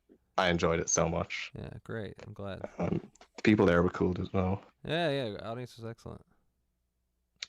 Anyway, I don't want to take up too much time. It was really good chatting with you. Yeah. Good to hear from you, and get some rest. We'll see. We'll see. I'll try. Thank you. Well, turn off all the screens. Put them away. Yeah. Put the lights out. What I like to do is think of it. So the Navy SEALs do this thing where they think of themselves like a canoe in the dark, which is similar to what I do. There's this movie called Dead Man with Johnny Depp. And I hope not to ruin the movie, but at the end of the movie, he's dying on a boat, and that's why I think of myself dying on a boat to go to sleep. And I'll try that. I'll try that. Usually I count rats in my head, but maybe I'll try this instead. All right. Last call for George. Make this good. What's up? Yo, George. I called earlier, but I just want to follow up. George. Oh, I called earlier. Sorry, bud. Love Sorry. Deafheaven. No, never mind. Sorry, we're getting a new one. Sorry, bud. No offense. George, last call. We want to make it really good. All right. George needs a final call. Final call for George. Do not waste his time. He's a very busy man. Oh, is it truth that you're going to do another Young Sheldon? Sorry, Young Sheldon. Turning you off. Nope. Better call. Better call Saul. Here we go. What's up? We're live. Hello. Hello? Hello? Hello? hello to me. Hello, what's up? Last caller, George. Last call. What's up? Hey, how's it going? How's it going? I'm a new fan of both of your bands. Just found you guys last year and really enjoying listening to you. But I got a question. What's your go-to breakfast? Ooh, wow. You know, I was just getting made fun of because I'll sometimes order oatmeal out at restaurants at breakfast. Yeah. And, yeah, you deserve that shit. Yeah, and they were like, the person I was with was like, "You're disgusting," essentially. No, what's my go-to breakfast? Hold on, I gotta think about this because breakfast is a very important meal. If I'm gonna be honest with you and give you like my usual kind of day-to-day thing, it's like, yeah, for sure. It's a French press. It's a whole French press of coffee. A whole French press. We gotta start there, and then it's usually like gym and then smoothie or something. I don't know what. Oh, I'm just gonna say oatmeal. It was my first answer. I have it in the house and outside the house. It caters to the 90-year-old part of my personality really beautifully. Yeah. I'm the same way with the coffee. Like 3 cups of coffee. There you go. Like Greek yogurt. Yeah, my first half of my day has to be really nervous. Oh, can I do a bonus question? Shoot. Why do bands always skip Houston, Texas? Why do they skip Houston? Yeah, everyone goes to Dallas and Austin, but they always skip Houston. They do go to Dallas, Austin. I typically, if we can, I prefer to do the 3. It's usually those 3: Dallas, Austin, Houston. I don't know. I feel like we come maybe not every time, but every other. I would say Houston is the weakest of the 3 major cities in Texas. I'd agree. And, you know, like in the old, despite being a huge city, in the old days, we would have the worst shows in Houston. That's not the case anymore. And the only reason we're skipping Houston on this date is because we had to juggle all these crazy dates to accommodate Sick New World and Carpenter Brute, which are living around time. So I'm sorry we're not playing Houston. But did you guys skip Houston last time or no? We did. We did skip it, but I don't know why. And one day you will find me again at the beautiful White Oak Music Hall. Great venue. Oh, I fucking love White Oak. I saw Knocked Loose there, and I was in the pit the whole fucking time, and it was amazing. That's great. And I was gonna get out and take a break, but then the whole room in White Oak, and you've been there, you know how small it is. The whole room turned into a pit, and it was fucking amazing. That's so cool. That's so cool. Yeah, as their shows tend to do. Great band. All right, well, oatmeal in Houston. That's what you know. What? Since you're calling, I'm assuming you're calling from Houston. I'm gonna switch it out for grits. I'm gonna say don't pander. I'm pandering. We're throwing away oatmeal. We're going grits. We're going classic. Just butter and salt's fine. I don't need cheese. Oh my god. And you need cheese. Let's say if you wanted the Houston song, you gotta put a shit ton of cheese in there. Oh, see, he was trying to pander and he fucked up. God damn it! See. All right, fine. Sorry, I'm gonna take one more call because he blew it. Okay, one more call. All right, final George call. What's up? Oh shit. Okay, it worked. Yeah, I've heard enough. Houston deserves less concerts. Actually, I think. All power to Dallas. 1,000 more concerts to Dallas. Less for H-Town. Actually, I saw Health. I saw y'all in Dallas with King Yosef and Pixel Grips. It was fucking awesome. George, actually, I've never heard of Deafheaven before, and I wanted to ask, if anyone else hasn't heard of y'all, like, what's, for new listeners, what's something you'd say for me to check out? Because I'd love to hear you. Oh yeah, appreciate that. I would please listen to the new album. I think it's our best foot forward, and I would implore you to listen to Magnolia. It's all right. Yeah, please do. It was the first single off the new album, and some of our songs can be around like 10 minutes long. This one is like a 5.5 or something. So it's, if you hate it, you can get out quickly.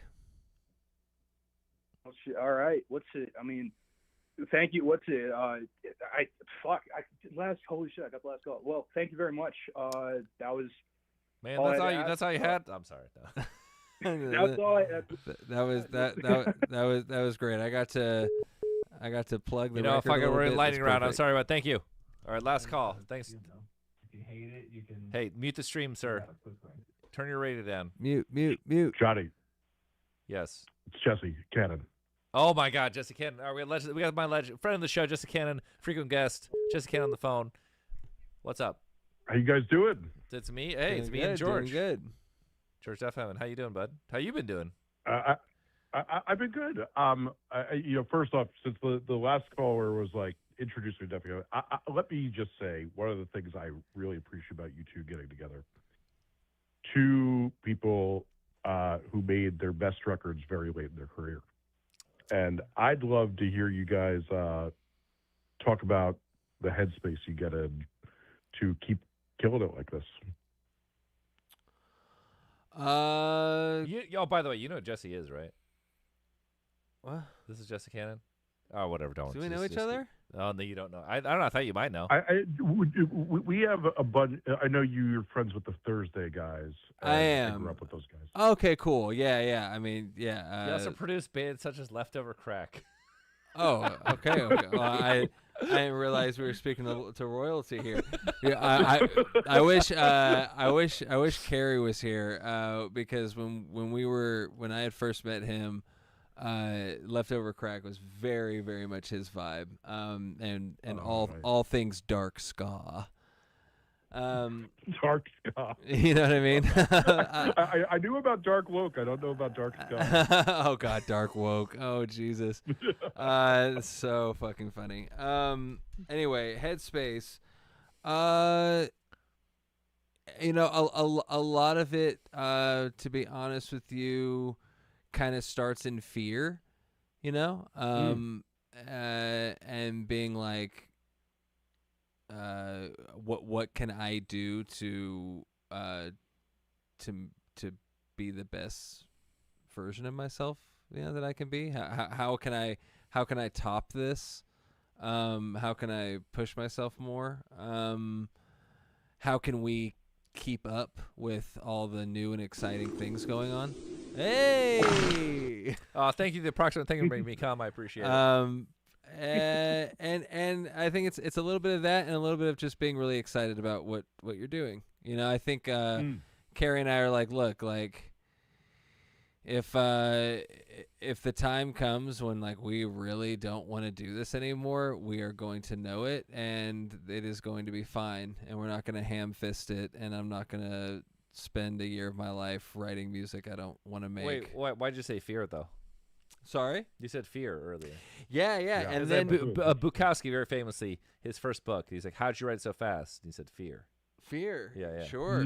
I just think, to me, it's like a two-pronged thing. It's like half of it is like the excitement of doing it and knowing that you still want to do it, and so you want to give it your best self.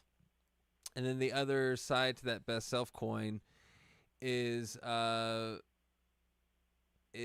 fear that you are perhaps not as good as you used to be, or that there are things around you that have superseded you, or there's things happening in music that are more interesting than what you're bringing to the table, and that kind of thing. And I think that for me anyway, there's always a small anxiety there that helps, probably, like, maybe not in the healthiest way, but helps push myself to want to put out good work, if that makes sense. That does. Yeah, I think it's a little bit of that. Sorry? Like, I'm writing a new book for the first time in 9 years, and it's that thing, like, fear really is that thing of, I'm like, oh shit, people like those last two, fuck, I have to make something again, fuck, I want to fucking die thinking about that. Yeah, it's not just it's not just like exactly what you said, which is like, oh, people haven't enjoyed what I've done before, and so now I need to, kind of step up to the plate that I've created.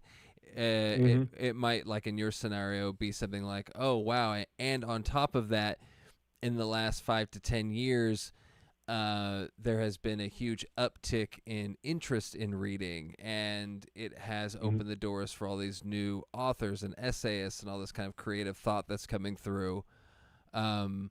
So I want to make sure that if I'm going to throw my hat into the same ring, that it's going to be worthy. And and so like that kind of anxiety, I guess, to attempt to relate it to what it is that you're doing. That's the feeling that I usually have.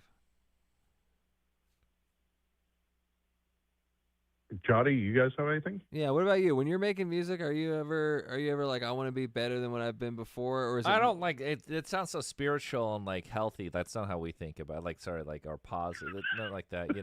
In terms of fear, for sure. I mean, like, the majority of our career, even from the beginning, youth until now, it's like always been fear until the last few albums. I feel like Rat War is on. It's been like a position of strength and not fear, and like knowing who our fans are and making records for our fans is very exciting.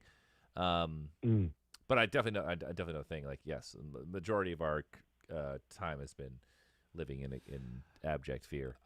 For sure. I think what's interesting about your project too, and what I've noticed is that you are kind of.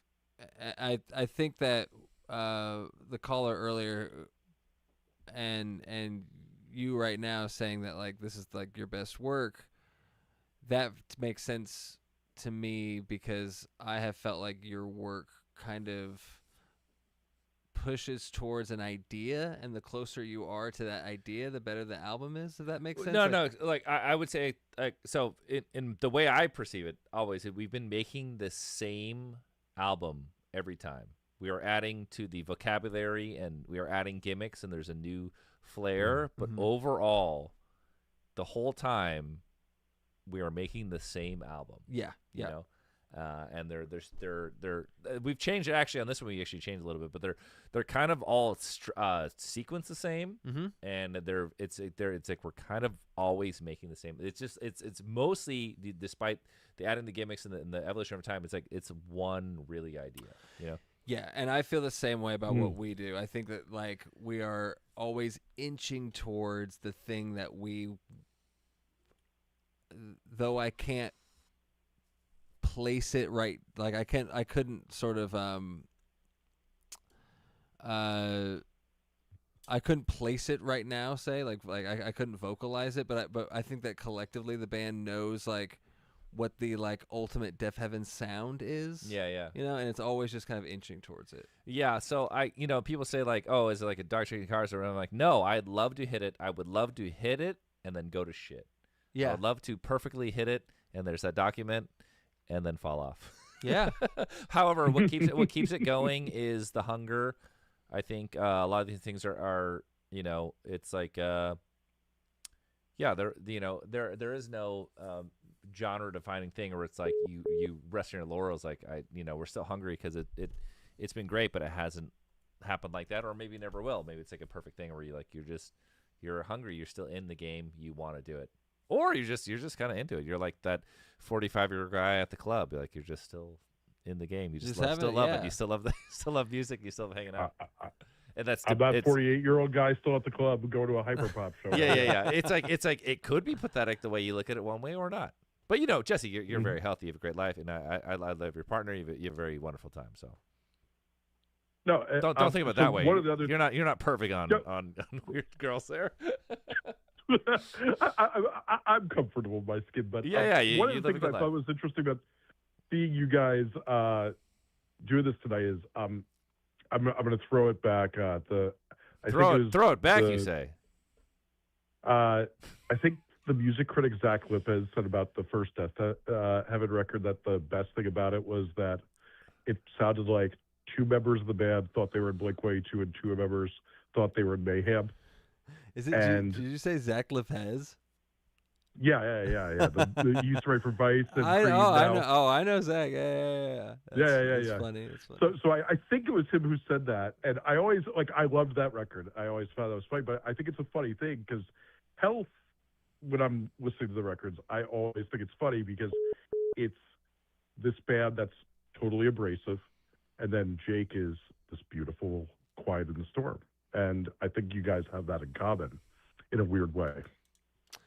Yeah, I see that too. I think that it is funny. I see that both of our bands being similar in tons of ways, even though sonically, not the same. Not everybody's going to put it on rate your music that you two are sounding the same, but I think there's a very big just the way Nirvana had the quiet loud contrast. You guys both have like this contrast inherent in your music that's really interesting. Yeah, it's in essence, different backgrounds, but like fancy boys playing heavy music. That's a really reductive. But We are both rate your music bands. Yes, yeah, and the shows we've done together have gone off, even though we have very different fan bases. They go off very, very well. It's like there's a lot of similarities, 100%. Jesse, you in your life here, like, what are you dealing with the incredible, terrifying things happening right now with your other jobs in the country? Every day document the horrors on my podcast about politics. I haven't told you this yet, but I'm making a documentary called "Why There's No Money in Music Now." Oh, and I definitely want to talk to you about it. I would love to. I love Jesse. So, by the way, everyone listening, Jesse Cannon is like everyone who calls it is like, I'm in a band. What do I do? I always tell everyone like go to Jesse Cannon's YouTube channel and like learn some game about what the current situation is. But I love what you've been doing with the other, like there's other guys in your space, like the big four, the big four of thrash, like you and that weird cigar guy and the other guy. That's right. That's what we decided to do. We have a podcast called My Point 4 Cents. But it's good. It's really good. I listened to it. There's a recent one. I was like, this is really great, and people should be definitely watching this, especially anyone who's in the music biz. And this is what kids are like. What do I do? It's like you should, but you can't like go do a fucking punk show with the Smell. It's a very different world right now. Remembering the Smell. That my big project for the year is I'm going to try to make a documentary that gets why we have to really agitate Spotify and Live Nation and get organized in a union. Oh, yeah. I don't even know how that'd work, but I love the idea. Yeah. The musicians union is finally good. It hasn't been good most of our lives. We're all of an advantage. Well, for me, it's like the funny thing. Everyone's like, okay, the industry, the music industry, this. I'm like, industry? I'm like, these are just like random folks getting drunk in a room here. Like how is this an industry? Mm-hmm. I get it. Like obviously, there's very big things. So stuff like that, like musicians, I'm just like, how is that supposed to work?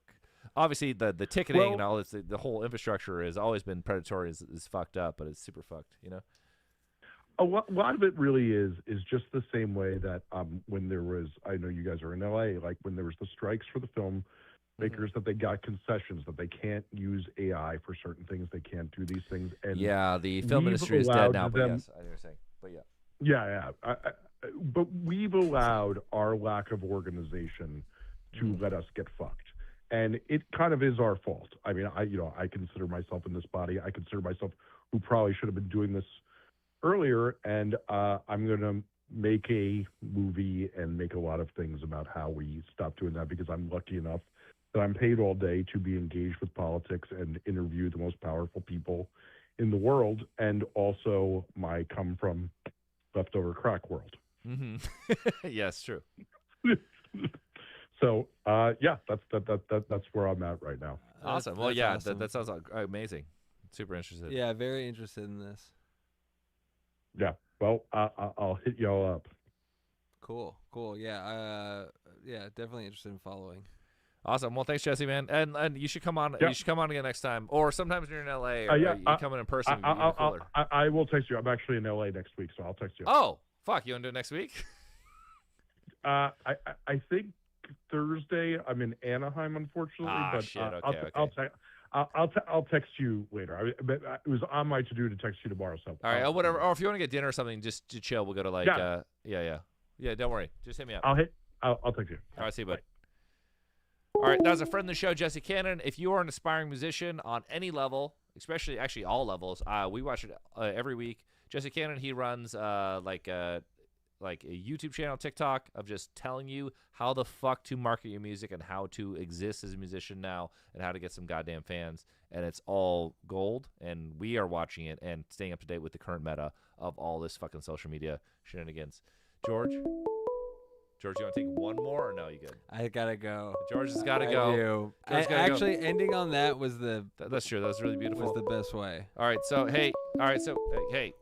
this is I'm sure everyone knows here. Just George Clarke from Deafheaven. Lonely People's Power, great album. They're always on tour. They're always active. Thanks so much, George. I really Thank you. appreciate it. I really enjoyed this. Also, you've been working out like crazy. I know. I have to get back into it.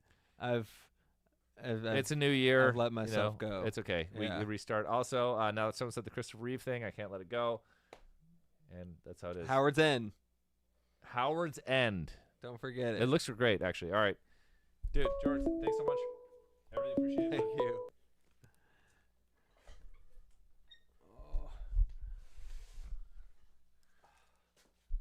All right, thanks, man. That was great. This is hey, awesome. you did the time. You don't have to go so long, by the way. That was great. It was so easy. Okay. Yeah. Yeah, I really enjoyed this. Thank you. Thanks, man. All right, keep in touch. If you want to go dinner or something, our barbecue here all the time. Yeah, Jake texted me too. He was like, "Let's do the same thing." All right. Thanks, bud. I appreciate it. Yep. All right, thank you, bud. Thank you. Hey, can I take a piss before I go? Yeah.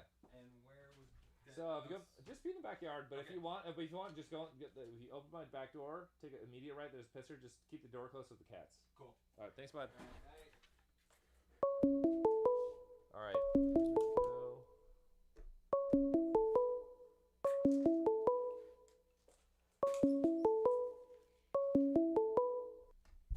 Hello. Oh shit. Wait, is this on? I'll just wait. Hello? Johnny? Yes. Oh my goodness. Hello. How you doing, bud? I'm doing good. I just wanted to say hi. I'm excited to go to the health show. I'm calling from Portland. Excited to see you guys in the PNW soon. It's April 3rd. That's the Portland show. Yeah. I saw you guys last at the Revolution Hall. This will be my third time seeing you guys. So Dude, that's all I literally called third for. time's a charm, they say. Yeah. I'm trying to buy. Well, you guys will sell the album or the vinyl. I'm trying to get that signed. That's my goal. I got the Rat Wars album signed last time. Yeah, we will sign anything, but we also sell them signed at no extra charge at the live shows. So. Oh, seriously? That's cool. Yeah, everyone loves it. We pre-sign the records that night, and they just put out like X amount per night, no extra charge. It's not a big deal, you know. Oh, that works. Are you guys still giving out free condoms? Yes, free condoms at the Yin Yang. By the way, if you're in Portland or Vancouver and it's sold out and you're sad, we just added a Seattle show. Take the train, come on down, because we added a show for everyone. Seattle sold the fastest, so Seattle, Vancouver, Portland, Pacific Northwest, you're the best. We have another show just for you, so come on down. Yeah, I saw. Are you guys sold out at all the shows in the PNW? No, the new Seattle. Okay, so yeah, Seattle. The first Seattle show, Vancouver show, and Portland are all sold out and have been for a minute. But the new Seattle show is not sold out. So if anyone's trying to go, hop in the Deutsch. Yeah, no, I saw. I got my tickets in time, but that's impressive. That's good. Well, it's the thing. It's like the Pacific Northwest is super hot for us, but they don't have venues of X size. So we, you book what you can. But that's also rare because usually venues are smaller there for obvious reasons because it's a different market. But yeah, so we're very, very thankful. So that's why we added another Seattle show. Yeah, no, it's super sick. I have nothing else to say. Thank you for picking up my call, Johnny. Thanks, man. All right, take care.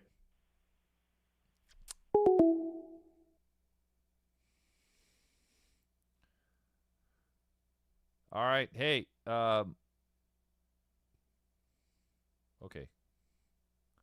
Let me know, Jesse. All right. Well, normally we have 38 more minutes. So it's been a wonderful stream. If you want to keep chatting Z Deutsch, give me a ring. If not, don't worry about it. Other things are hot. So the next stream, depending on what happens, I'll let you know. We might do a Game of the Year stream. We're talking about the best video games of the year. Either next stream, the stream after. We'll see what happens. If Jesse is in town, we'll do a special Jesse Can stream. We'll talk about the industry. All right, here we go, Young Sheldon. What's up, Young Sheldon? Hello. Hey, what's up, Johnny? How you doing? Hey, not bad. How you doing there, bud? Overcalling. Oh, not bad. I had some moose meat today, bud. For real? Yeah, actually, my neighbor upstairs is indigenous, and they had some moose from the reservation. Is it similar to deer? I'm a big fan of venison. Yeah, it's a little different. The way they cook it sometimes is a little bit more nonchalant, we'll say. But yeah, it's good. Cooking the Deutsch like a motherfucker tonight too. Cooking the Deutsch. Yeah, I made some butternut squash soup for the first time. I love some Turned butternut. out very good. Love butternut. It was from my boss's garden, so it wasn't from the store. I think that's what made it so good. Yeah, has been a stream otherwise. It's great. We had a special guest. We had a special guest. We had George from Deafheaven. You know. Yeah. You gonna have some more guests soon, you think? Yeah. I mean, I've been thinking about it. We have a lot of people who love to come on. So, we need Beige, man. We need Beige. Oh yeah, we'll definitely do a Beige stream at some Beige point. Fecta, you know. Beige is a really easy one. Should definitely do a Beige stream. Beige stream and some other artists. You know, I'm just thinking of like artists that live close to me. You know. Yeah, to make it easy and not a hassle for people to travel, eh?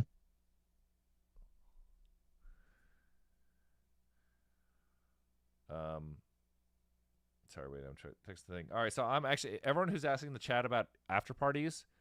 Basically, if you want an after party, someone just got to hit me up. All of them are set up by just someone who's like, hey, this club right next to the thing, like Austin, very easily. Like, fuck, what's the goth club in Austin? Is it Elysium? What is it called? What's the goth club in Austin? Oh, whatever. Like that would be a super easy one. If someone works there or knows people there, like we could just do the after party there. So if the fans set up after party, you will play it. Yes, as long as they have to have a real PA. I need fucking I need CDJs and a real PA. A real show. Yeah, it's awesome if it's a built-in crowd. It's fine. We've done totally just like straight up after parties of just me, and it's fine, and actually works great. We didn't ticket it even, but it's awesome if it's like a goth club or something, already something going on. But yeah, yeah, we want to pump, and we don't want like 5 dudes in someone's basement. yeah. Well, like okay, so we set up. It actually ended up being fun, but we did an after party in Cologne, and it was like this just like a random bar with a shit sound system, and it was so awkward. So like kids from the show came in, they're just like. And it was fucking kind of quiet. And I'd have to be like, hi, everyone, I'm going to DJ. And I was like, it actually turned out by the end of the night being really, really fun. But, like, it was hilarious. Just the irony of you just playing, like, a banger set and then coming to that, too. Yeah, it was super hilarious. So, like, fans came and they were, like, mildly uncomfortable because it was so awkward. I'm like, sorry. But it worked out by the end. And then, yeah, it was pretty hilarious. Vancouver peeps, I want to get some food before the health show, so hit the Deutsch up of the fucking health Discord. And I actually really love poutine in Vancouver because it's not accurate. Ooh. They put more regular ass cheese in there. Okay, so I'm actually a big fan of disco fries. Not a lot of Canadians will say that. So disco fries, I guess it's like not a Middle East, a Midwest thing more so. Where it's just like shredded mozzarella on gravy and fries. Poutine is like These little cheese curds that make the squeak. If it ain't got the squeak, it ain't real poutine. I love cheese curds, but when I had poutine for the first time, it was in Vancouver, and they did not use cheese curds, and it was so delicious. However, I think that for poutine to really click, your blood alcohol level needs to be over like a certain level. Yeah, or the fries need to be done properly. I've talked to a couple different Montreal kids. Really? And like, dude, one of my old roommates is like Montreal proud, like lived there forever. And one of his favorite poutines in Edmonton is fucking McDonald's, dude. Like, you can get McDonald's poutine when you're in Vancouver. I don't know if with your stomach, eat a lot of kimchi before. Put some kimchi on it, maybe. Bro, don't say I can't handle it. I'll just pay for the price later. Who gives a fuck? Also, these fair enough. These are taken out of context. Like I got Montezuma's Revenge. I got hit really hard for a few days of the tour, and then it was over. Trada saved my life, but like, yeah, I was just shitting my brains out. But like, that's it. These things, these might get a little mixed up. However, I'm just listening to the tales on the tour bus, okay? I don't know if I can believe your words. I need to believe, what I'm shown on the Instagrams. Yeah, that's the thing. That's the thing you got first. But yes, Interessante. Actually, you mind talking to the chat for 1 second while I take a piss? Yeah. I'll pull up YouTube too. YouTube too. Yeah. All right, I'm gonna take a piss as well. All right, then I'll be back, and we got 30 more minutes to stream. All right.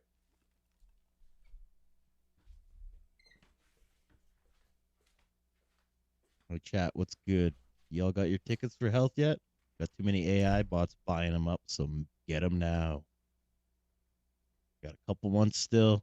Put those little pennies in your piggy bank and get it going.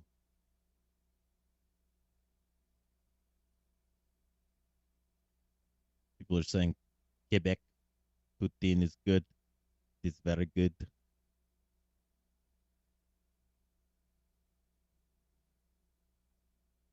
Wiener Schnitzel. Chili cheese fries. Where the hell is this real get over? I am the voice through the speakers.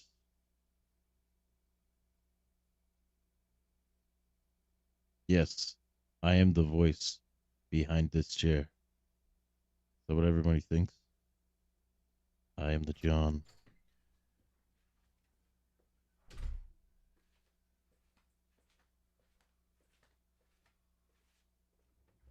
Yeah, get those tickets. A resale ticket already? Damn. Nah. How much did you pay for that resale ticket?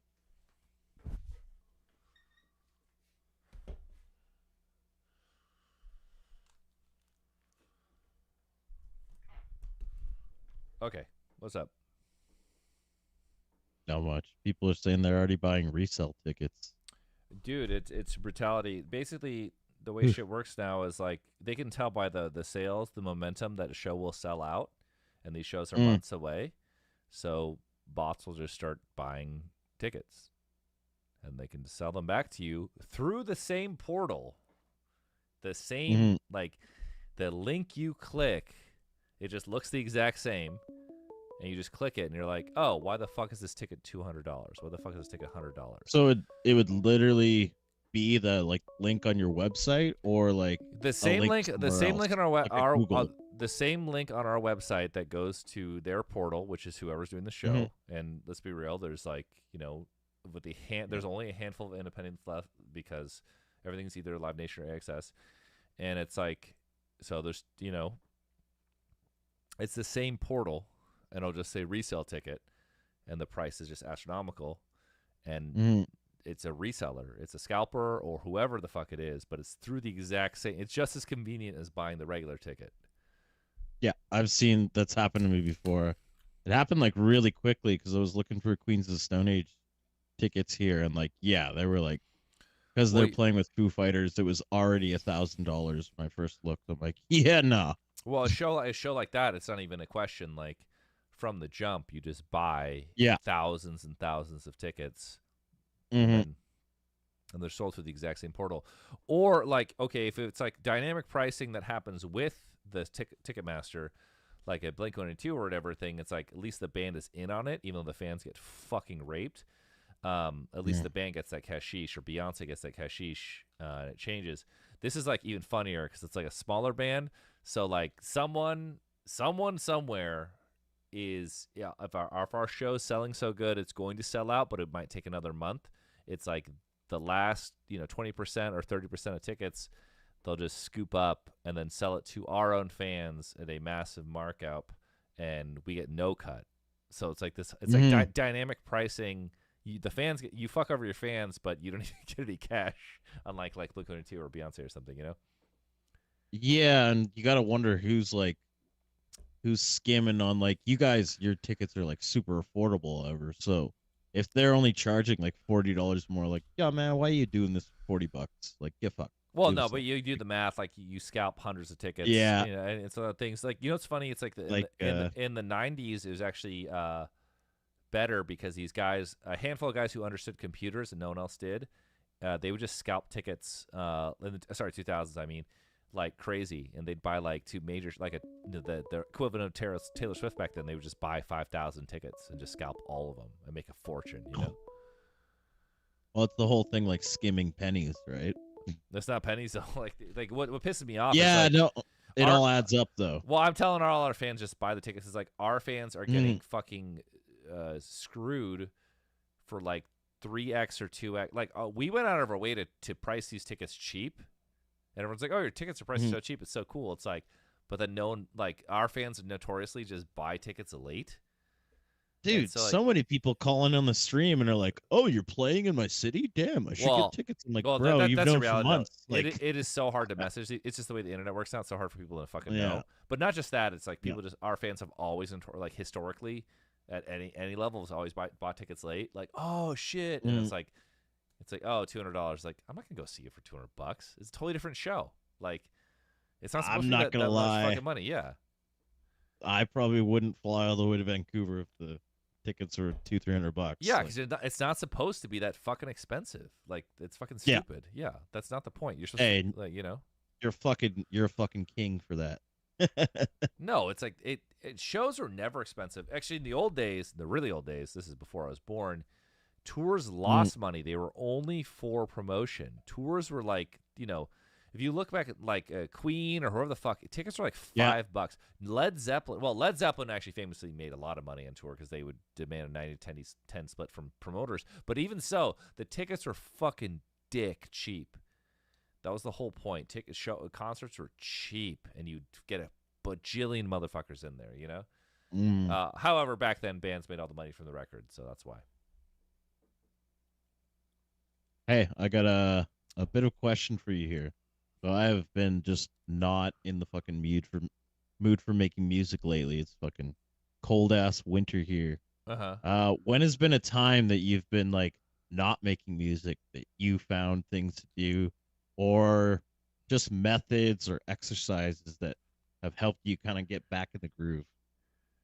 Nothing gets you back in the groove than just doing it and just sucking. But we take huge breaks all the time. So, like right now I'm not making a ton of music. We will be in a second, but it's fine. Just doing it is the only way, I think. I don't know.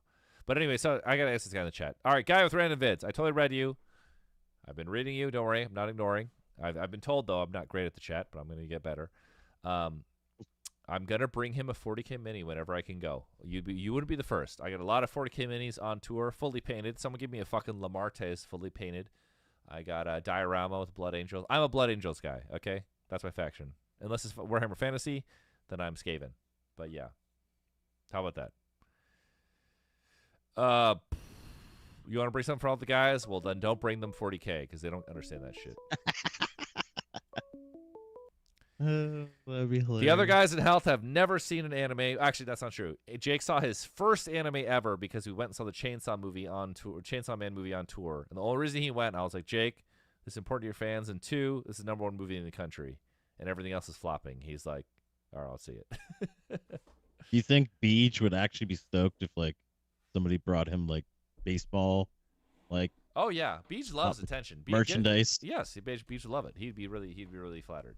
Beach loves it. So, if I brought like a blow up like baseball bat and like bonked him You on know, the it's head actually and ran funny. away, Beach's relatives, no, Beach's like brothers, work in sports, and Beach's brother works for the fucking Toronto Blue Jays.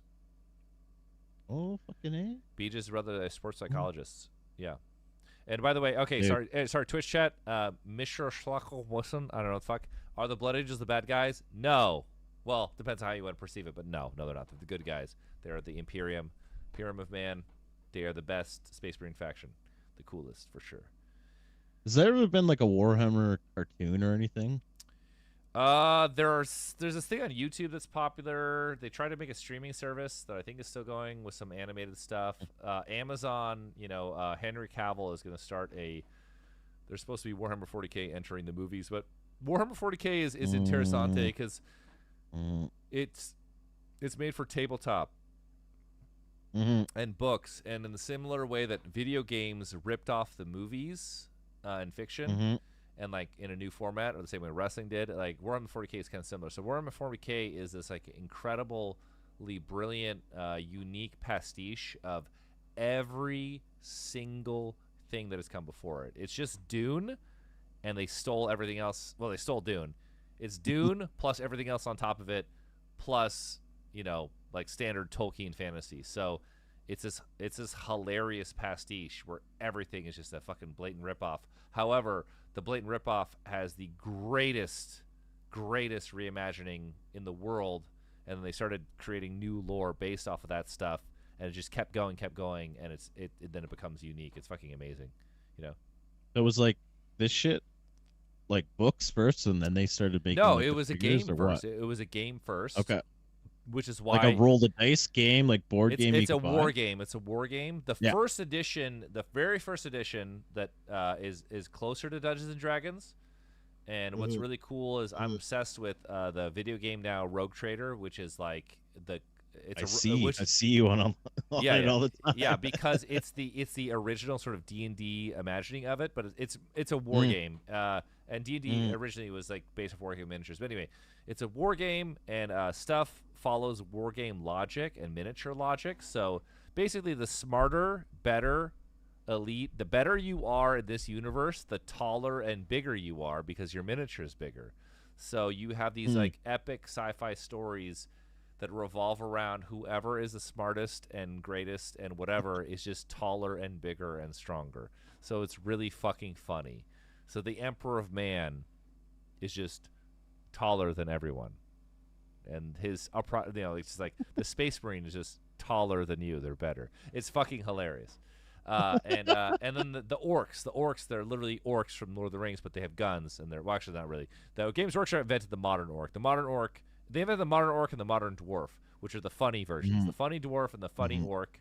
The dwarf you see with the Scottish accent, who's drinking beer and hilarious and has guns and stuff, and the orc that is like really buff and huge and has a Cockney accent, is hilarious. Like Games Workshop invented both these things, and the orcs is them with guns. And it's like the more powerful orc you are is just the bigger orc you are. You just grow bigger the more you are. Like everything has this rule. Whatever you are, you're just taller and bigger. It's the funniest thing in the world. And what happens to you when you're smarter? You're taller as well. Yes, the bigger, the better you are in this universe, the taller you are. You're taller and bigger in this fucking in this universe because it's a miniature game, and the miniature game and the lore is amazing and deep. But it's always like, these guys have this crazy gun and based off this sci-fi property, and they're really big, and they it's like but it's amazing. 40K is one of my favorite things in the world.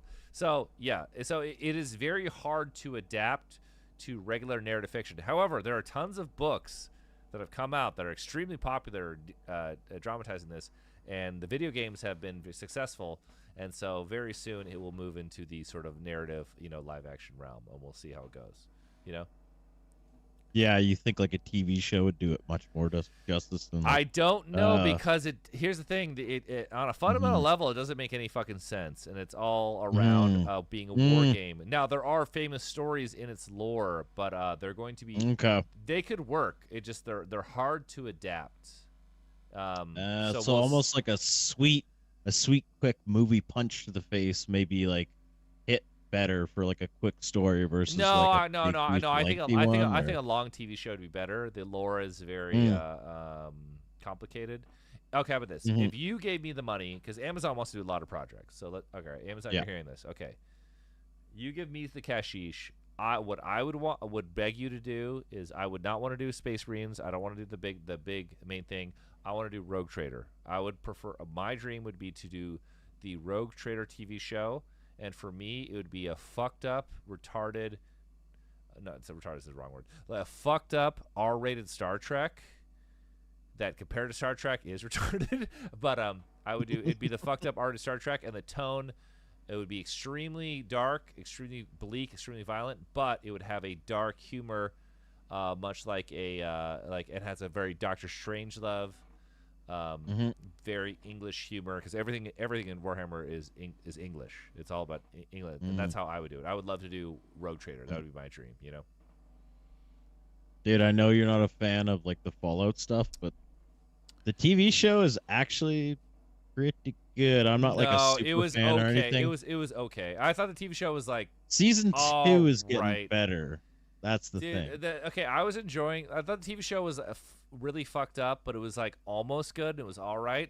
And then by the end, I'm like, God damn it, you really fucking ruined this. Like I was like the TV show was really close, and I liked a lot of things they do, but like by the end of it, I'm like, why also have this? Why have a 200-year storyline and have the characters like that did nothing for this? Some things are good about the Fallout TV show, but it was a mess. And the ending was, it got really stupid at the end. The end of Fallout? It's not. The It's on TV season show. 2. It's still going. No, I'm sorry. The end of season 1, like the big reveal. Oh. I'm like, why? Why did you? Why?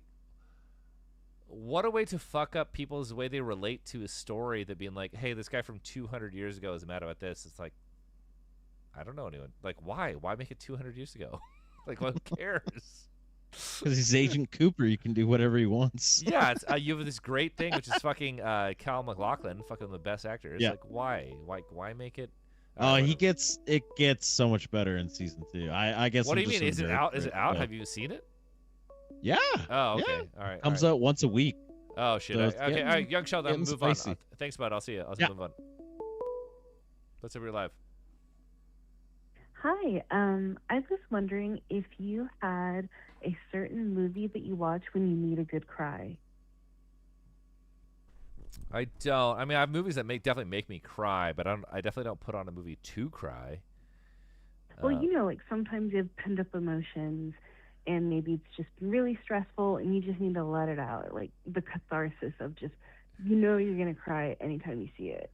That's Like, awesome. which I don't do that, but I get the idea. So movies that just make me cry, there's tons of them. Yeah. Oh my god. Yeah, it's really embarrassing. When I was a kid, there's an episode of Ren and Stimpy.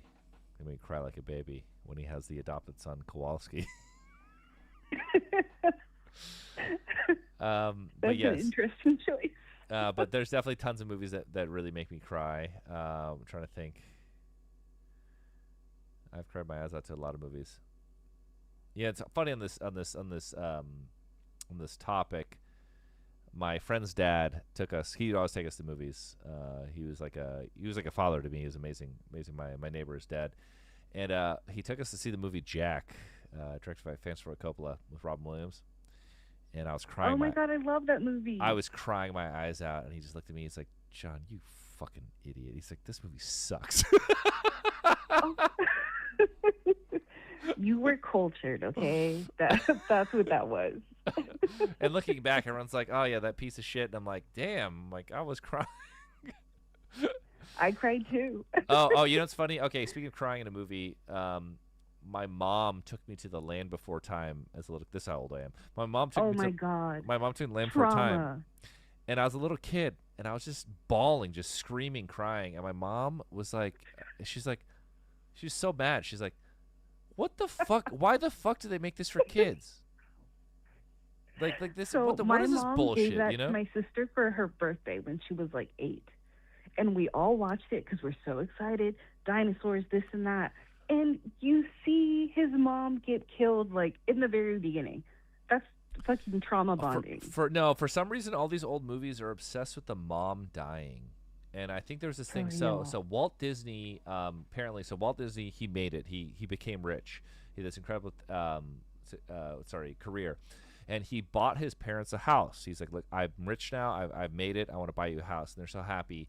And it was very soon after they moved in, there was a carbon monoxide leak, and his parents died. So him becoming successful and like, you know, dreams coming true and buying his parents this house killed them.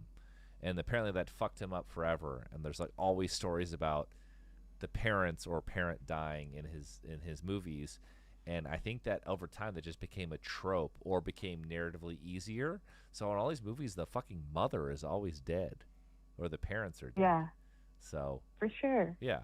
And what the fuck is the deal with that? Well, for me, have you ever seen Grave of the Fireflies? Oh my god, that's a very famous one.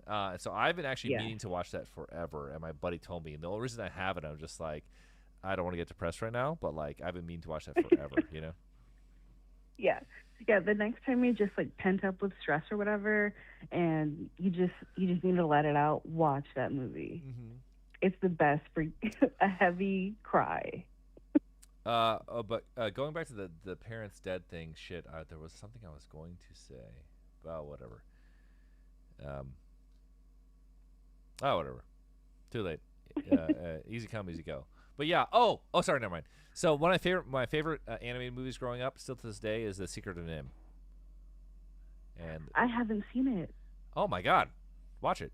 I know. It's one of the great animated kids movies. Is Don Bluth? He was a Disney animator and he quit and he made his own company, and it's like the best thing he ever did. And it's incredible. The funny thing is, that how DreamWorks got started too? Similar, a little different, but yeah. I mean, there are people who left the other. Hey, it's Expedition 33. Those people who left Ubisoft, but Don Bluth was like a killer animator, and so Secret of Nim is what's so special about it to me is well, here's the thing. I really love they're mice, not rats. There are rats in it too. I love Skaven, and I swear to God, Skaven. They just saw this. Everything from Warhammer Fantasy, and 40K is ripped off. They just watched Secret of Nim. So me growing up, Secret of Nim, it was my favorite kids movie. And then I get older and I get into Warhammer, and there's fucking Skaven. I fucking love it.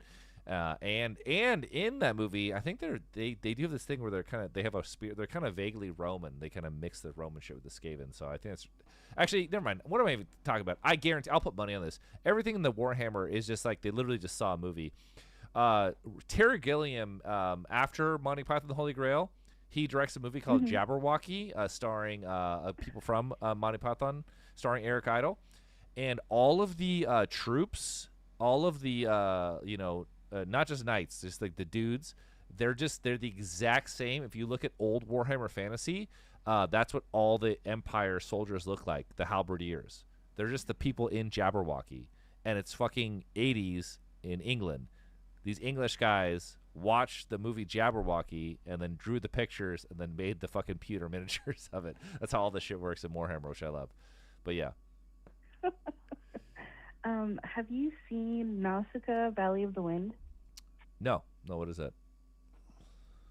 It's an anime, one of Ghibli's, I think, really early films, and they have a feathered creature that is basically a chocobo, and it's all black, and they use it to ride around in like this post-apocalyptic kind of world, and that directly inspired the creators of Final Fantasy to create chocobos. So it's like you always steal from the greats to create something new, you know? Yeah. Or sometimes you're a piece of shit and it looks terrible. No. There's truth to that. So I think I didn't understand when I was a kid when people said great artists steal. You totally misunderstand what that means, you know? Yeah. It's true. It's very true, but it takes you a while to understand how that works. It's like it's a ripoff, but not a direct ripoff. Or sometimes it is a direct ripoff, but it's just like there's so much that goes into it, you know? Yeah. But it's a spectrum. So many things there's so many things that are tropes that are so simple that you hear you can't understand until it's too late, or you can't understand until you're older. And Great Art of Steel is really one does not make any sense until like after just a lot of time of understanding art. And you're like, Because everyone says it as an excuse. They'll do some shit and they're like, "Oh, great Art of Steal." It's like not like that. But when you well, that's see, what I'm saying. It's like a spectrum because you have the cheap copies, then you have the homages. So critics vacillate between those two. I think it's just when it's done well. It's like, okay, Martin Scorsese, like there's endless stuff in his movies that are just direct rips from films, but like, well, they're like, okay, these are dialogue with films. He's referencing them. It's like, yeah, it's just like anything else. It's like, it's cool when a cool person does it. It's cool when someone who gets it does it. Yeah. Even the same thing. You're like, sure. what does it mean? Why is it cool when I do it? It's like, well, because you're fucking lame. If you get it, you get it. But sorry. That's a tangent. Just like, great Art of Steal is totally true. It's just like, if you are an artist with your own point of view who can do fucking things, when you rip something off to help what you're doing with your point of view, your artistic vision that is very strong, and even though it's very clear, it becomes something else, and that's when it becomes fucking brilliant, and people really love it because it's something someone already loves through your point of view. It's already something that's going to work, and that's like that's one way it works. It's like, like all great quotes that are super simple that are technically super true. There's all these like levels to it of like how you would steal to make it if you're a good artist or really serious artist, Yeah, and thinking about Biped's like naked. I'm not Tarantino. confusing with Tarantino. I know what you're saying. No. Yeah. Scorsese's the higher brow ones, but like Exactly. Scorsese, he is doing the conversation film where he will rip off something intentionally as like a statement in his movies, and it's not to steal the moment. I know what you're saying. Yes. But yes, Yeah. like ones stuff that I wouldn't even know if I didn't read these film books. It's like the end of Goodfellas where Joe Pesci is shooting the camera, like that's reference to the Great Train Robbery. That's the incredibly deepest reference in the world, and that's super cool. And it's not like a story thing, and it like has all kinds of things about film and cinema. However, it's still really cool to take that shot from this ancient thing and recreate it in this movie in different contexts. That's awesome. Yeah. Absolutely. Have you seen? Of course, The Departed is very famous now, but it was based off Infernal Affairs. Yes. And I don't know if you saw that. So I never saw the original, and everyone told me that the Infernal Affairs is way better than The Departed. It is. Despite it being And there's Scorsese, who's like sequels. the god of gods, they're like, Infernal Affairs is way better, Yeah, and for me, it felt very cheap because it's almost shot for shot. Some of the most famous shots from The Departed are just from Infernal Affairs. Well, So I mean, something like that. to be To me, honest, I'm like, if I'm remaking something and something works, I would do that way too. I love The Departed; it's really good. But one of the issues I am part of is it's like Leonardo DiCaprio seems like he's in a totally different movie. Like he seems completely insane. The tone is not there.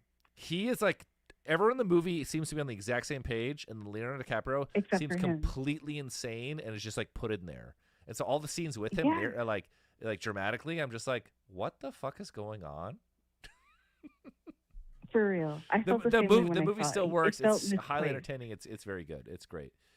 I do really enjoy the movie, but yeah, that always struck me as odd.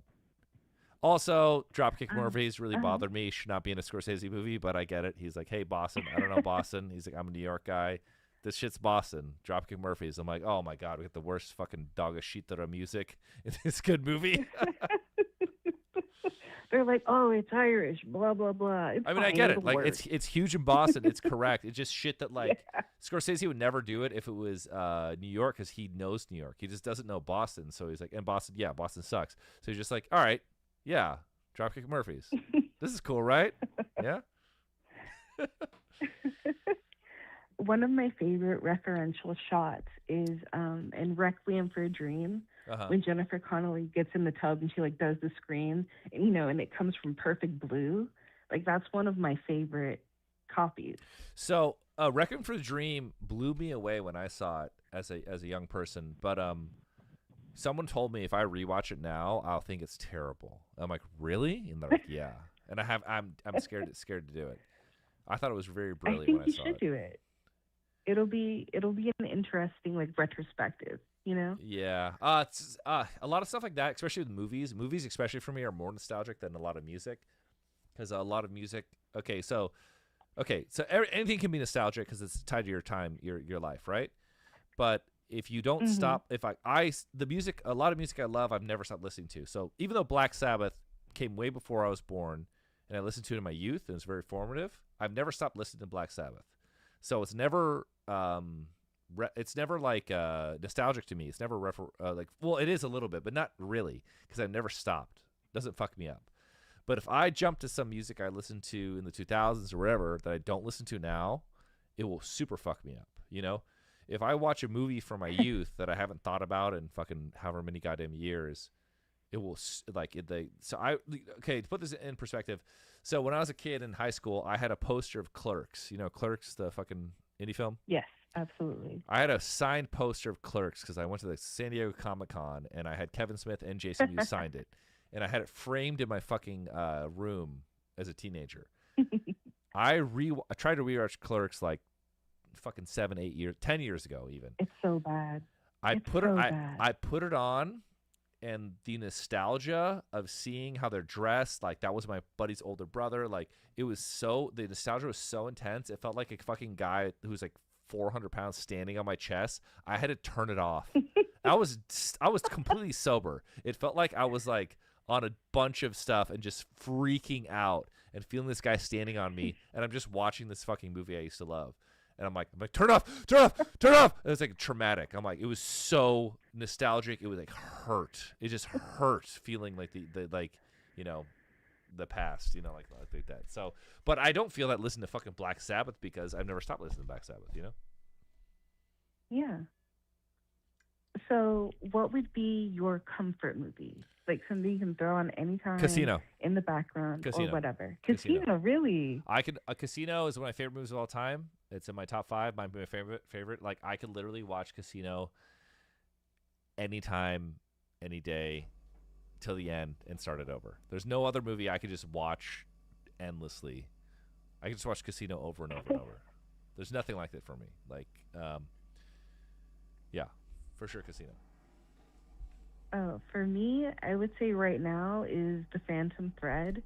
That's the one I've been rewatching a lot. That's a really interessante. Yeah. So most women I know actually are really annoyed by the movie because it justifies like a super insano dude's shitty behavior. That's how they saw it. Oh, absolutely. And it's interesting because it's based on Cristobal Balenciaga. It's based on him. Oh, it's based on Mr. Balenciaga? Yeah. It's based on how he was as a designer. He was always very meticulous, and he had his tempers. You know, he was all about the work. He didn't care about anything else, and that's how they created the character for the Phantom Thread. But there was he did not have a romance in his life that like intentionally made him deathly ill to like weaken him. No. Oh, they just made that up. He was gay. So he had a partner. All the great designers until are gay. his partner passed away. All the great designers are gay. Absolutely. Yes. Yeah, but I think Phantom Thread is do you think Daniel Lewis is like I love the idea, I'm not going to be gay? Well, he came up with the name for Woodcock. He's the one that thought, I'm an asshole in this film. I want that to be my last name as the character. And the director was like, yeah, sure, that fits. I don't know. Well, like PTA, it's pretty impressive. It's actually so impressive about him. It's like he just makes these movies. Like he's not doing and he's such a brilliant like auteur filmmaker, and he's not doing shit where he's like, well, the theme is about this, and I have to do all the stuff. He's like, no, I'm just gonna make this movie. I'm just gonna write it. Like when you listen to interviews with him, like if you're an aspiring film whatever artist, like they're not inspiring. He's just like, oh, I'm just like this, and I can just do it. I'm special. It's kind of funny. Like he just writes movies, and he's brilliant, you know.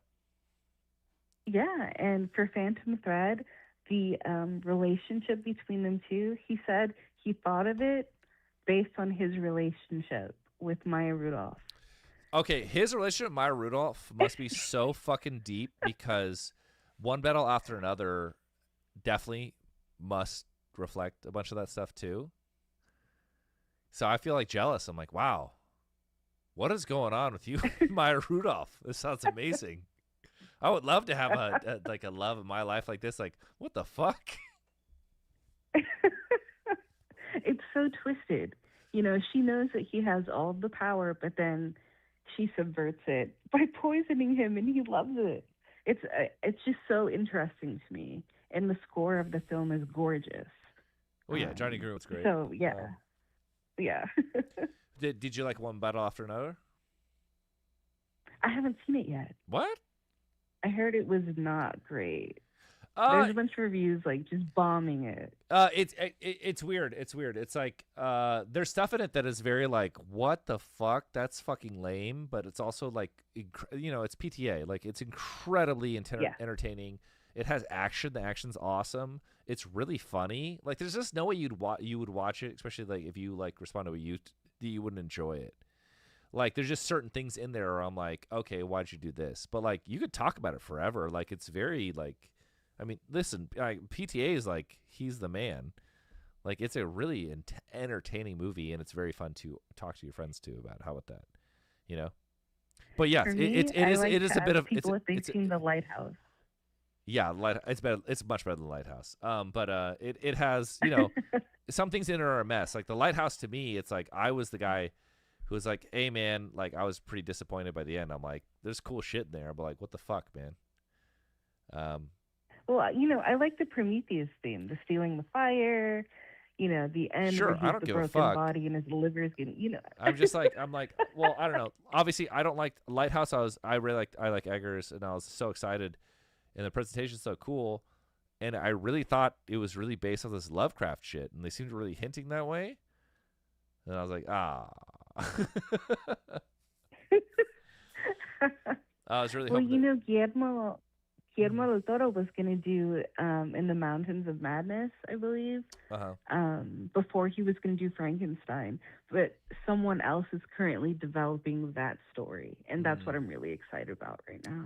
We'll see. It's a hard tone to pull off. Horror shit. The best Lovecraft movie is In the Mouth of Madness, I think. Yeah.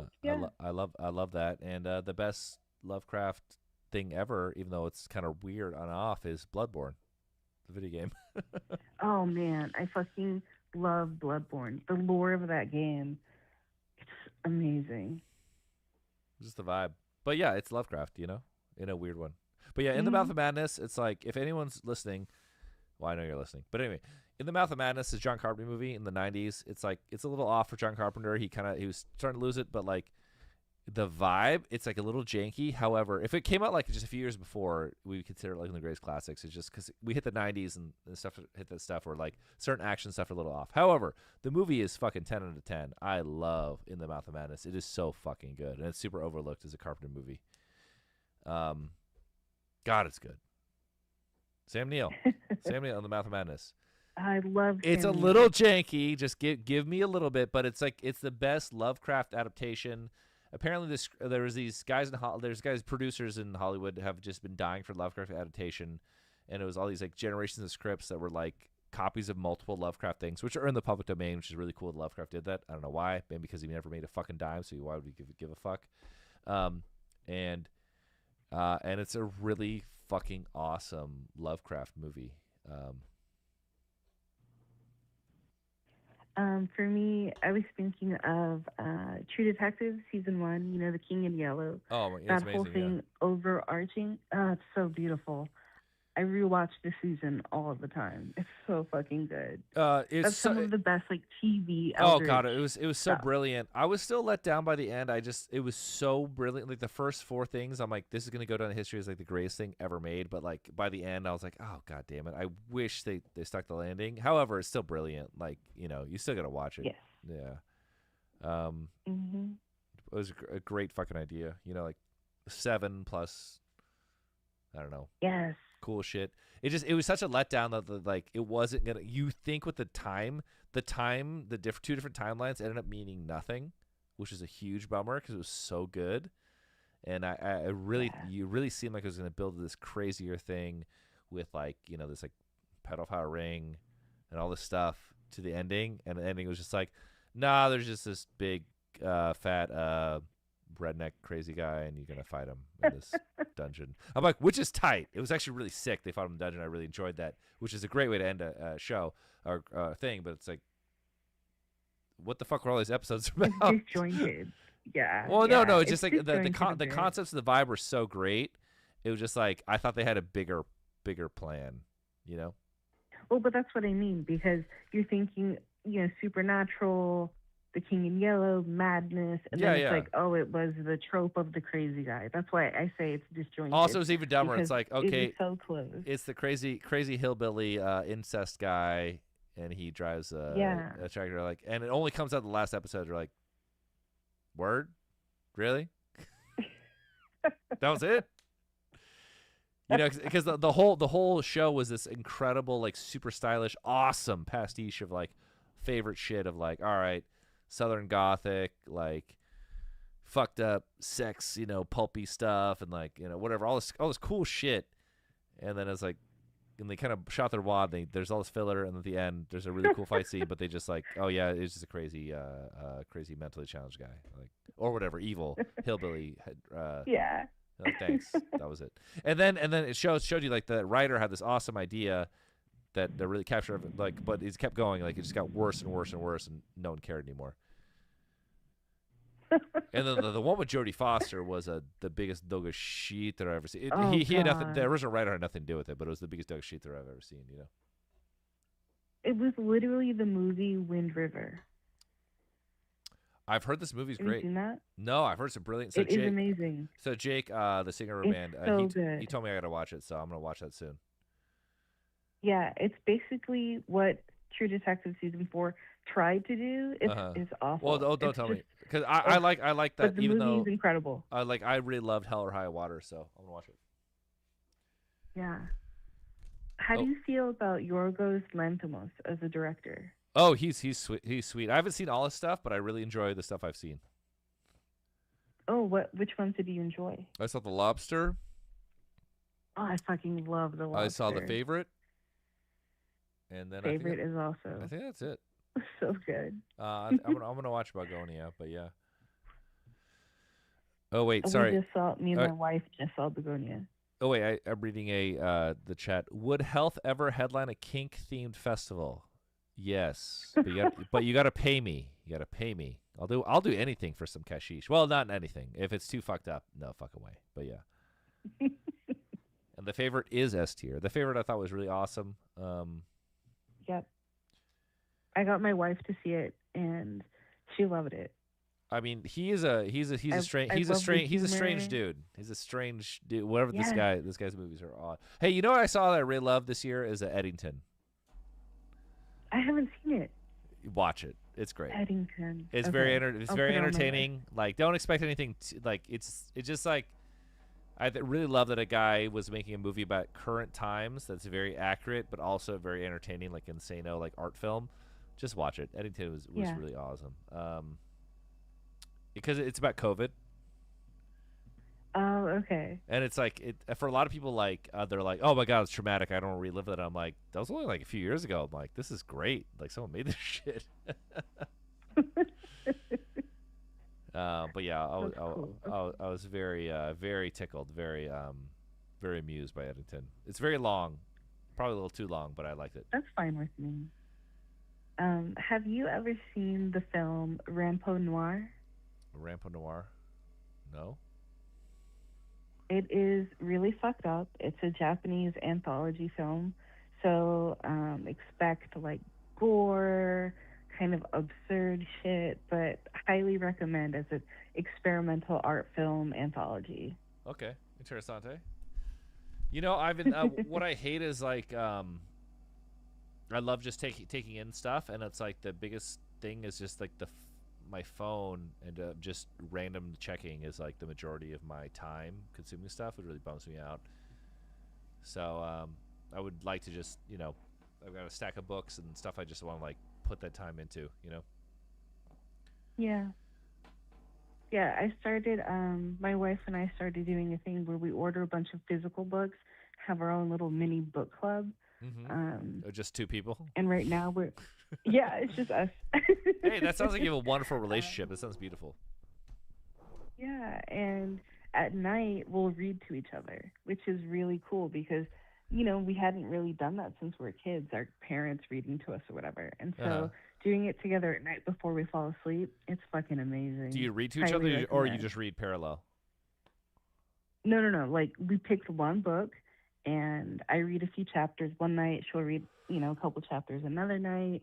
Out It's loud. really cool. Out loud? Yeah, out loud. Mm-hmm. That sounds beautiful. It sounds like you have a wonderful relationship. Thanks. You know, even with a friend, it's super cool. It's like very bonding and intimate and positive, and you know, it's a shared experience that most people don't do nowadays. Well, nowadays it's more than anything. Like face-to-face experience is the greatest thing you can do. You know, which is funny because that used to be just normal. Yeah.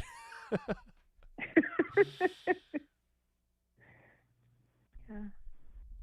Well, okay, well, I'm gonna go. Thanks so much for taking my call. Awesome. Thank you very much. Yeah. Good night. In Chicago, can I give you a unicorn horn headband? Absolutely. Go ahead.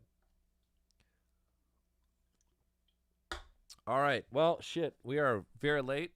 It's probably time to wrap the Deutsch. Unless someone wants to get one in real quick. But yeah, I mean, this is a late one. We had a great guest. Oh, shit.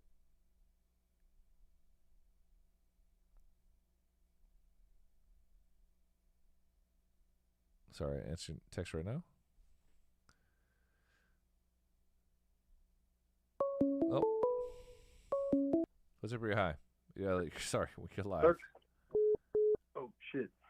Clarke's is fucking awesome. 10 out of 10, phenomenal film. How old are you, caller? Beautiful. How old are you? How old are you, caller? 19. Yeah. Sweet, man. What's it? I was gonna ask for real though. You're talking about film, and you know I can assume what the answer for this to be. But what's your favorite anime specifically? I can assume, but you know. Guess. Neon Genesis? Nope. Really? Wow. What could it be then? What could it be? It's the most obvious answer in history. The most obvious answer in history, and it's What's not Neon Genesis. the most critically acclaimed anime of all time? I genuinely don't think I could think of the. I don't think I. All know the right. answer What to is the that. film that began the anime revolution in the United States? Oh fuck. Shit. I don't know the answer to this. I'm so sorry. I'm not an anime scholar. This is like the Wikipedia answer. The Wikipedia. Fuck, dude. You're putting me on blast here in front of. The so many most folks. like well-known, like the most generic answer I could ever choose is my correct answer. If you look at the chat, everyone has already guessed it. Oh fuck, Akira. Yes. Oh, okay. Well, I was thinking of like shows. Fuck. I mean, yeah. Oh my god, that's so obvious now. Now I think about. Wow, I look like a dumbass. Sorry. Damn. What's it? Akira's tight though. Akira's tight. That is a holy yeah. That's tight. What's it? Just like anything cyberpunk related in general is just great. You know, I thought it was awesome. I watched Edge Runners and y'all having your music in that, and just in cyberpunk in general. 2077 was. Oh no, super cool. Edge Runners is brilliant. Edge Runners is like one of my favorite pieces of cyberpunk media ever. Like it really affected me. Like if I had saw it as a kid, it would be fucking like defining for me, you know. No, genuinely, that shit was beautiful, man. I have not had like a animated project stick with me as much as Edge Runners had in like a while, you know, since I watched it. You know, like it's like what a lot of dudes be like, oh, I watched a new movie, my personality is entirely changed. You know, a lot of guys are like that, but like this time it was real. I was like, holy fuck. Mm-hmm. You know, like there's genuinely, like, sure, there's a lot of things obviously, you know, not to do. You can see, you know, David and stuff doing that, but you know, there's genuinely some shit. So yeah, you know, you gotta live life, man. You do what you want to do and shit. Like, you know, reach for the fucking stars, man. You'll reach for the moon. You'll land among the stars. You know, and it's just beautiful story. And I can't wait to see what they do for the next season coming out. I'm they have Trigger, which means it's gonna be good. Trigger is fucking brilliant. Trigger said they wouldn't follow it up, and Netflix must have just took a dump truck full of money because they're doing another one. No, because I mean, like, it's like Joker 2. You know, they had to have just given them so much money. They're like, fuck it, we'll do a second one. Even if they didn't I don't need think to. Studio Trigger is gonna make a fuck you like.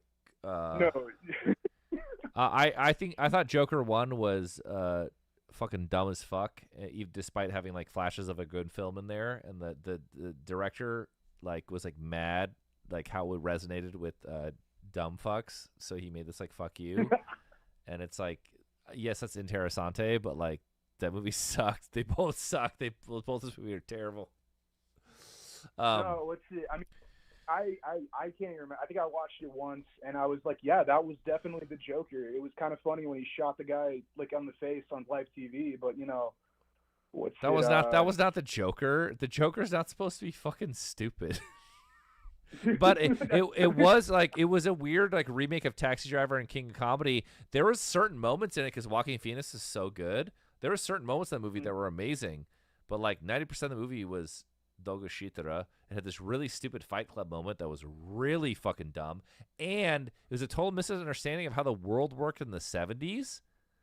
Like Robert De Niro is just showing some random like video clip as if it was like YouTube. Nothing in the 70s worked like that, or 80s, 1980. This is supposed to take place in 1980. It's supposed to be 1970s. They're remaking Taxi Driver and like King of Comedy. No one lived life that way. They didn't have fucking like YouTube videos of you just some random thing. The whole thing was a fucking absurd. And who cares? Who cares? That's fine. It's made for a modern audience. That would have been fine. It just like, and there's moments in movies that are good, but and the acting is amazing, but like, Jesus, the Fight Club thing was so fucking stupid. That movie's fucking dumb. Dumb as fuck. It was like, I feel like Joaquin Phoenix just elevated that movie to like having moments of brilliance, but the movie sucks ass. And then the sequel was the worst piece of shit I've ever watched. I can't believe I watched it, but it was very interessante. Yeah. What's it? Yeah, I watched the Joker once, and I remember seeing the amount of fucking people online that were just like, "Oh my god, he's," you know, that was a like, he's literally me moment for so many people before that was. Yeah, who are these people? Why is it literally me? Dude, it's literally me. I'm just like him.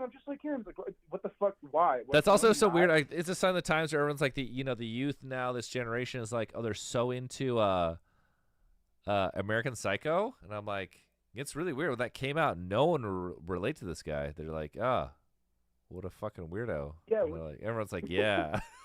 I don't know if it's because of social media or whatever, or just growing with the internet, or like you present like a weird fake version of yourself. I have no idea, but they're like, yeah, American Psycho. I'm like, what?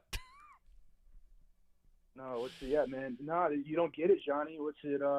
It's Sigma, bro. That's like what that's what you want to be. You want to. That's just how it is, man. You just don't get it. But yeah, well, this has been a very insightful conversation. Thank you very much for chatting with me. Oh shit! All right, we're super late. I'm gonna wrap in the Deutsch then. All right, thanks, man. Thank you very much. All right, guys. Thank you very much, everyone. It's been long-winded and very special guests. We'll have more guests in the future. I thought that was fun. I hope you did too. We're going to big things coming up. Game of the Year stream. We'll take your calls. Hopefully, I'm gonna get Susie Hunter on here. We'll see. Operation Jueves is going to restart very soon. Might not be the same date I thought it was going to be. It's going to be coming up soon. But Operation Jueves will start again, where we have R-Type 1 through 5. We have Addendum EP. We have multiple music videos. One starring Susie Hunter. And but coming up soon is either the Game of the Year stream or just another stream. We'll see what's going to go on. All right. Good night, everyone.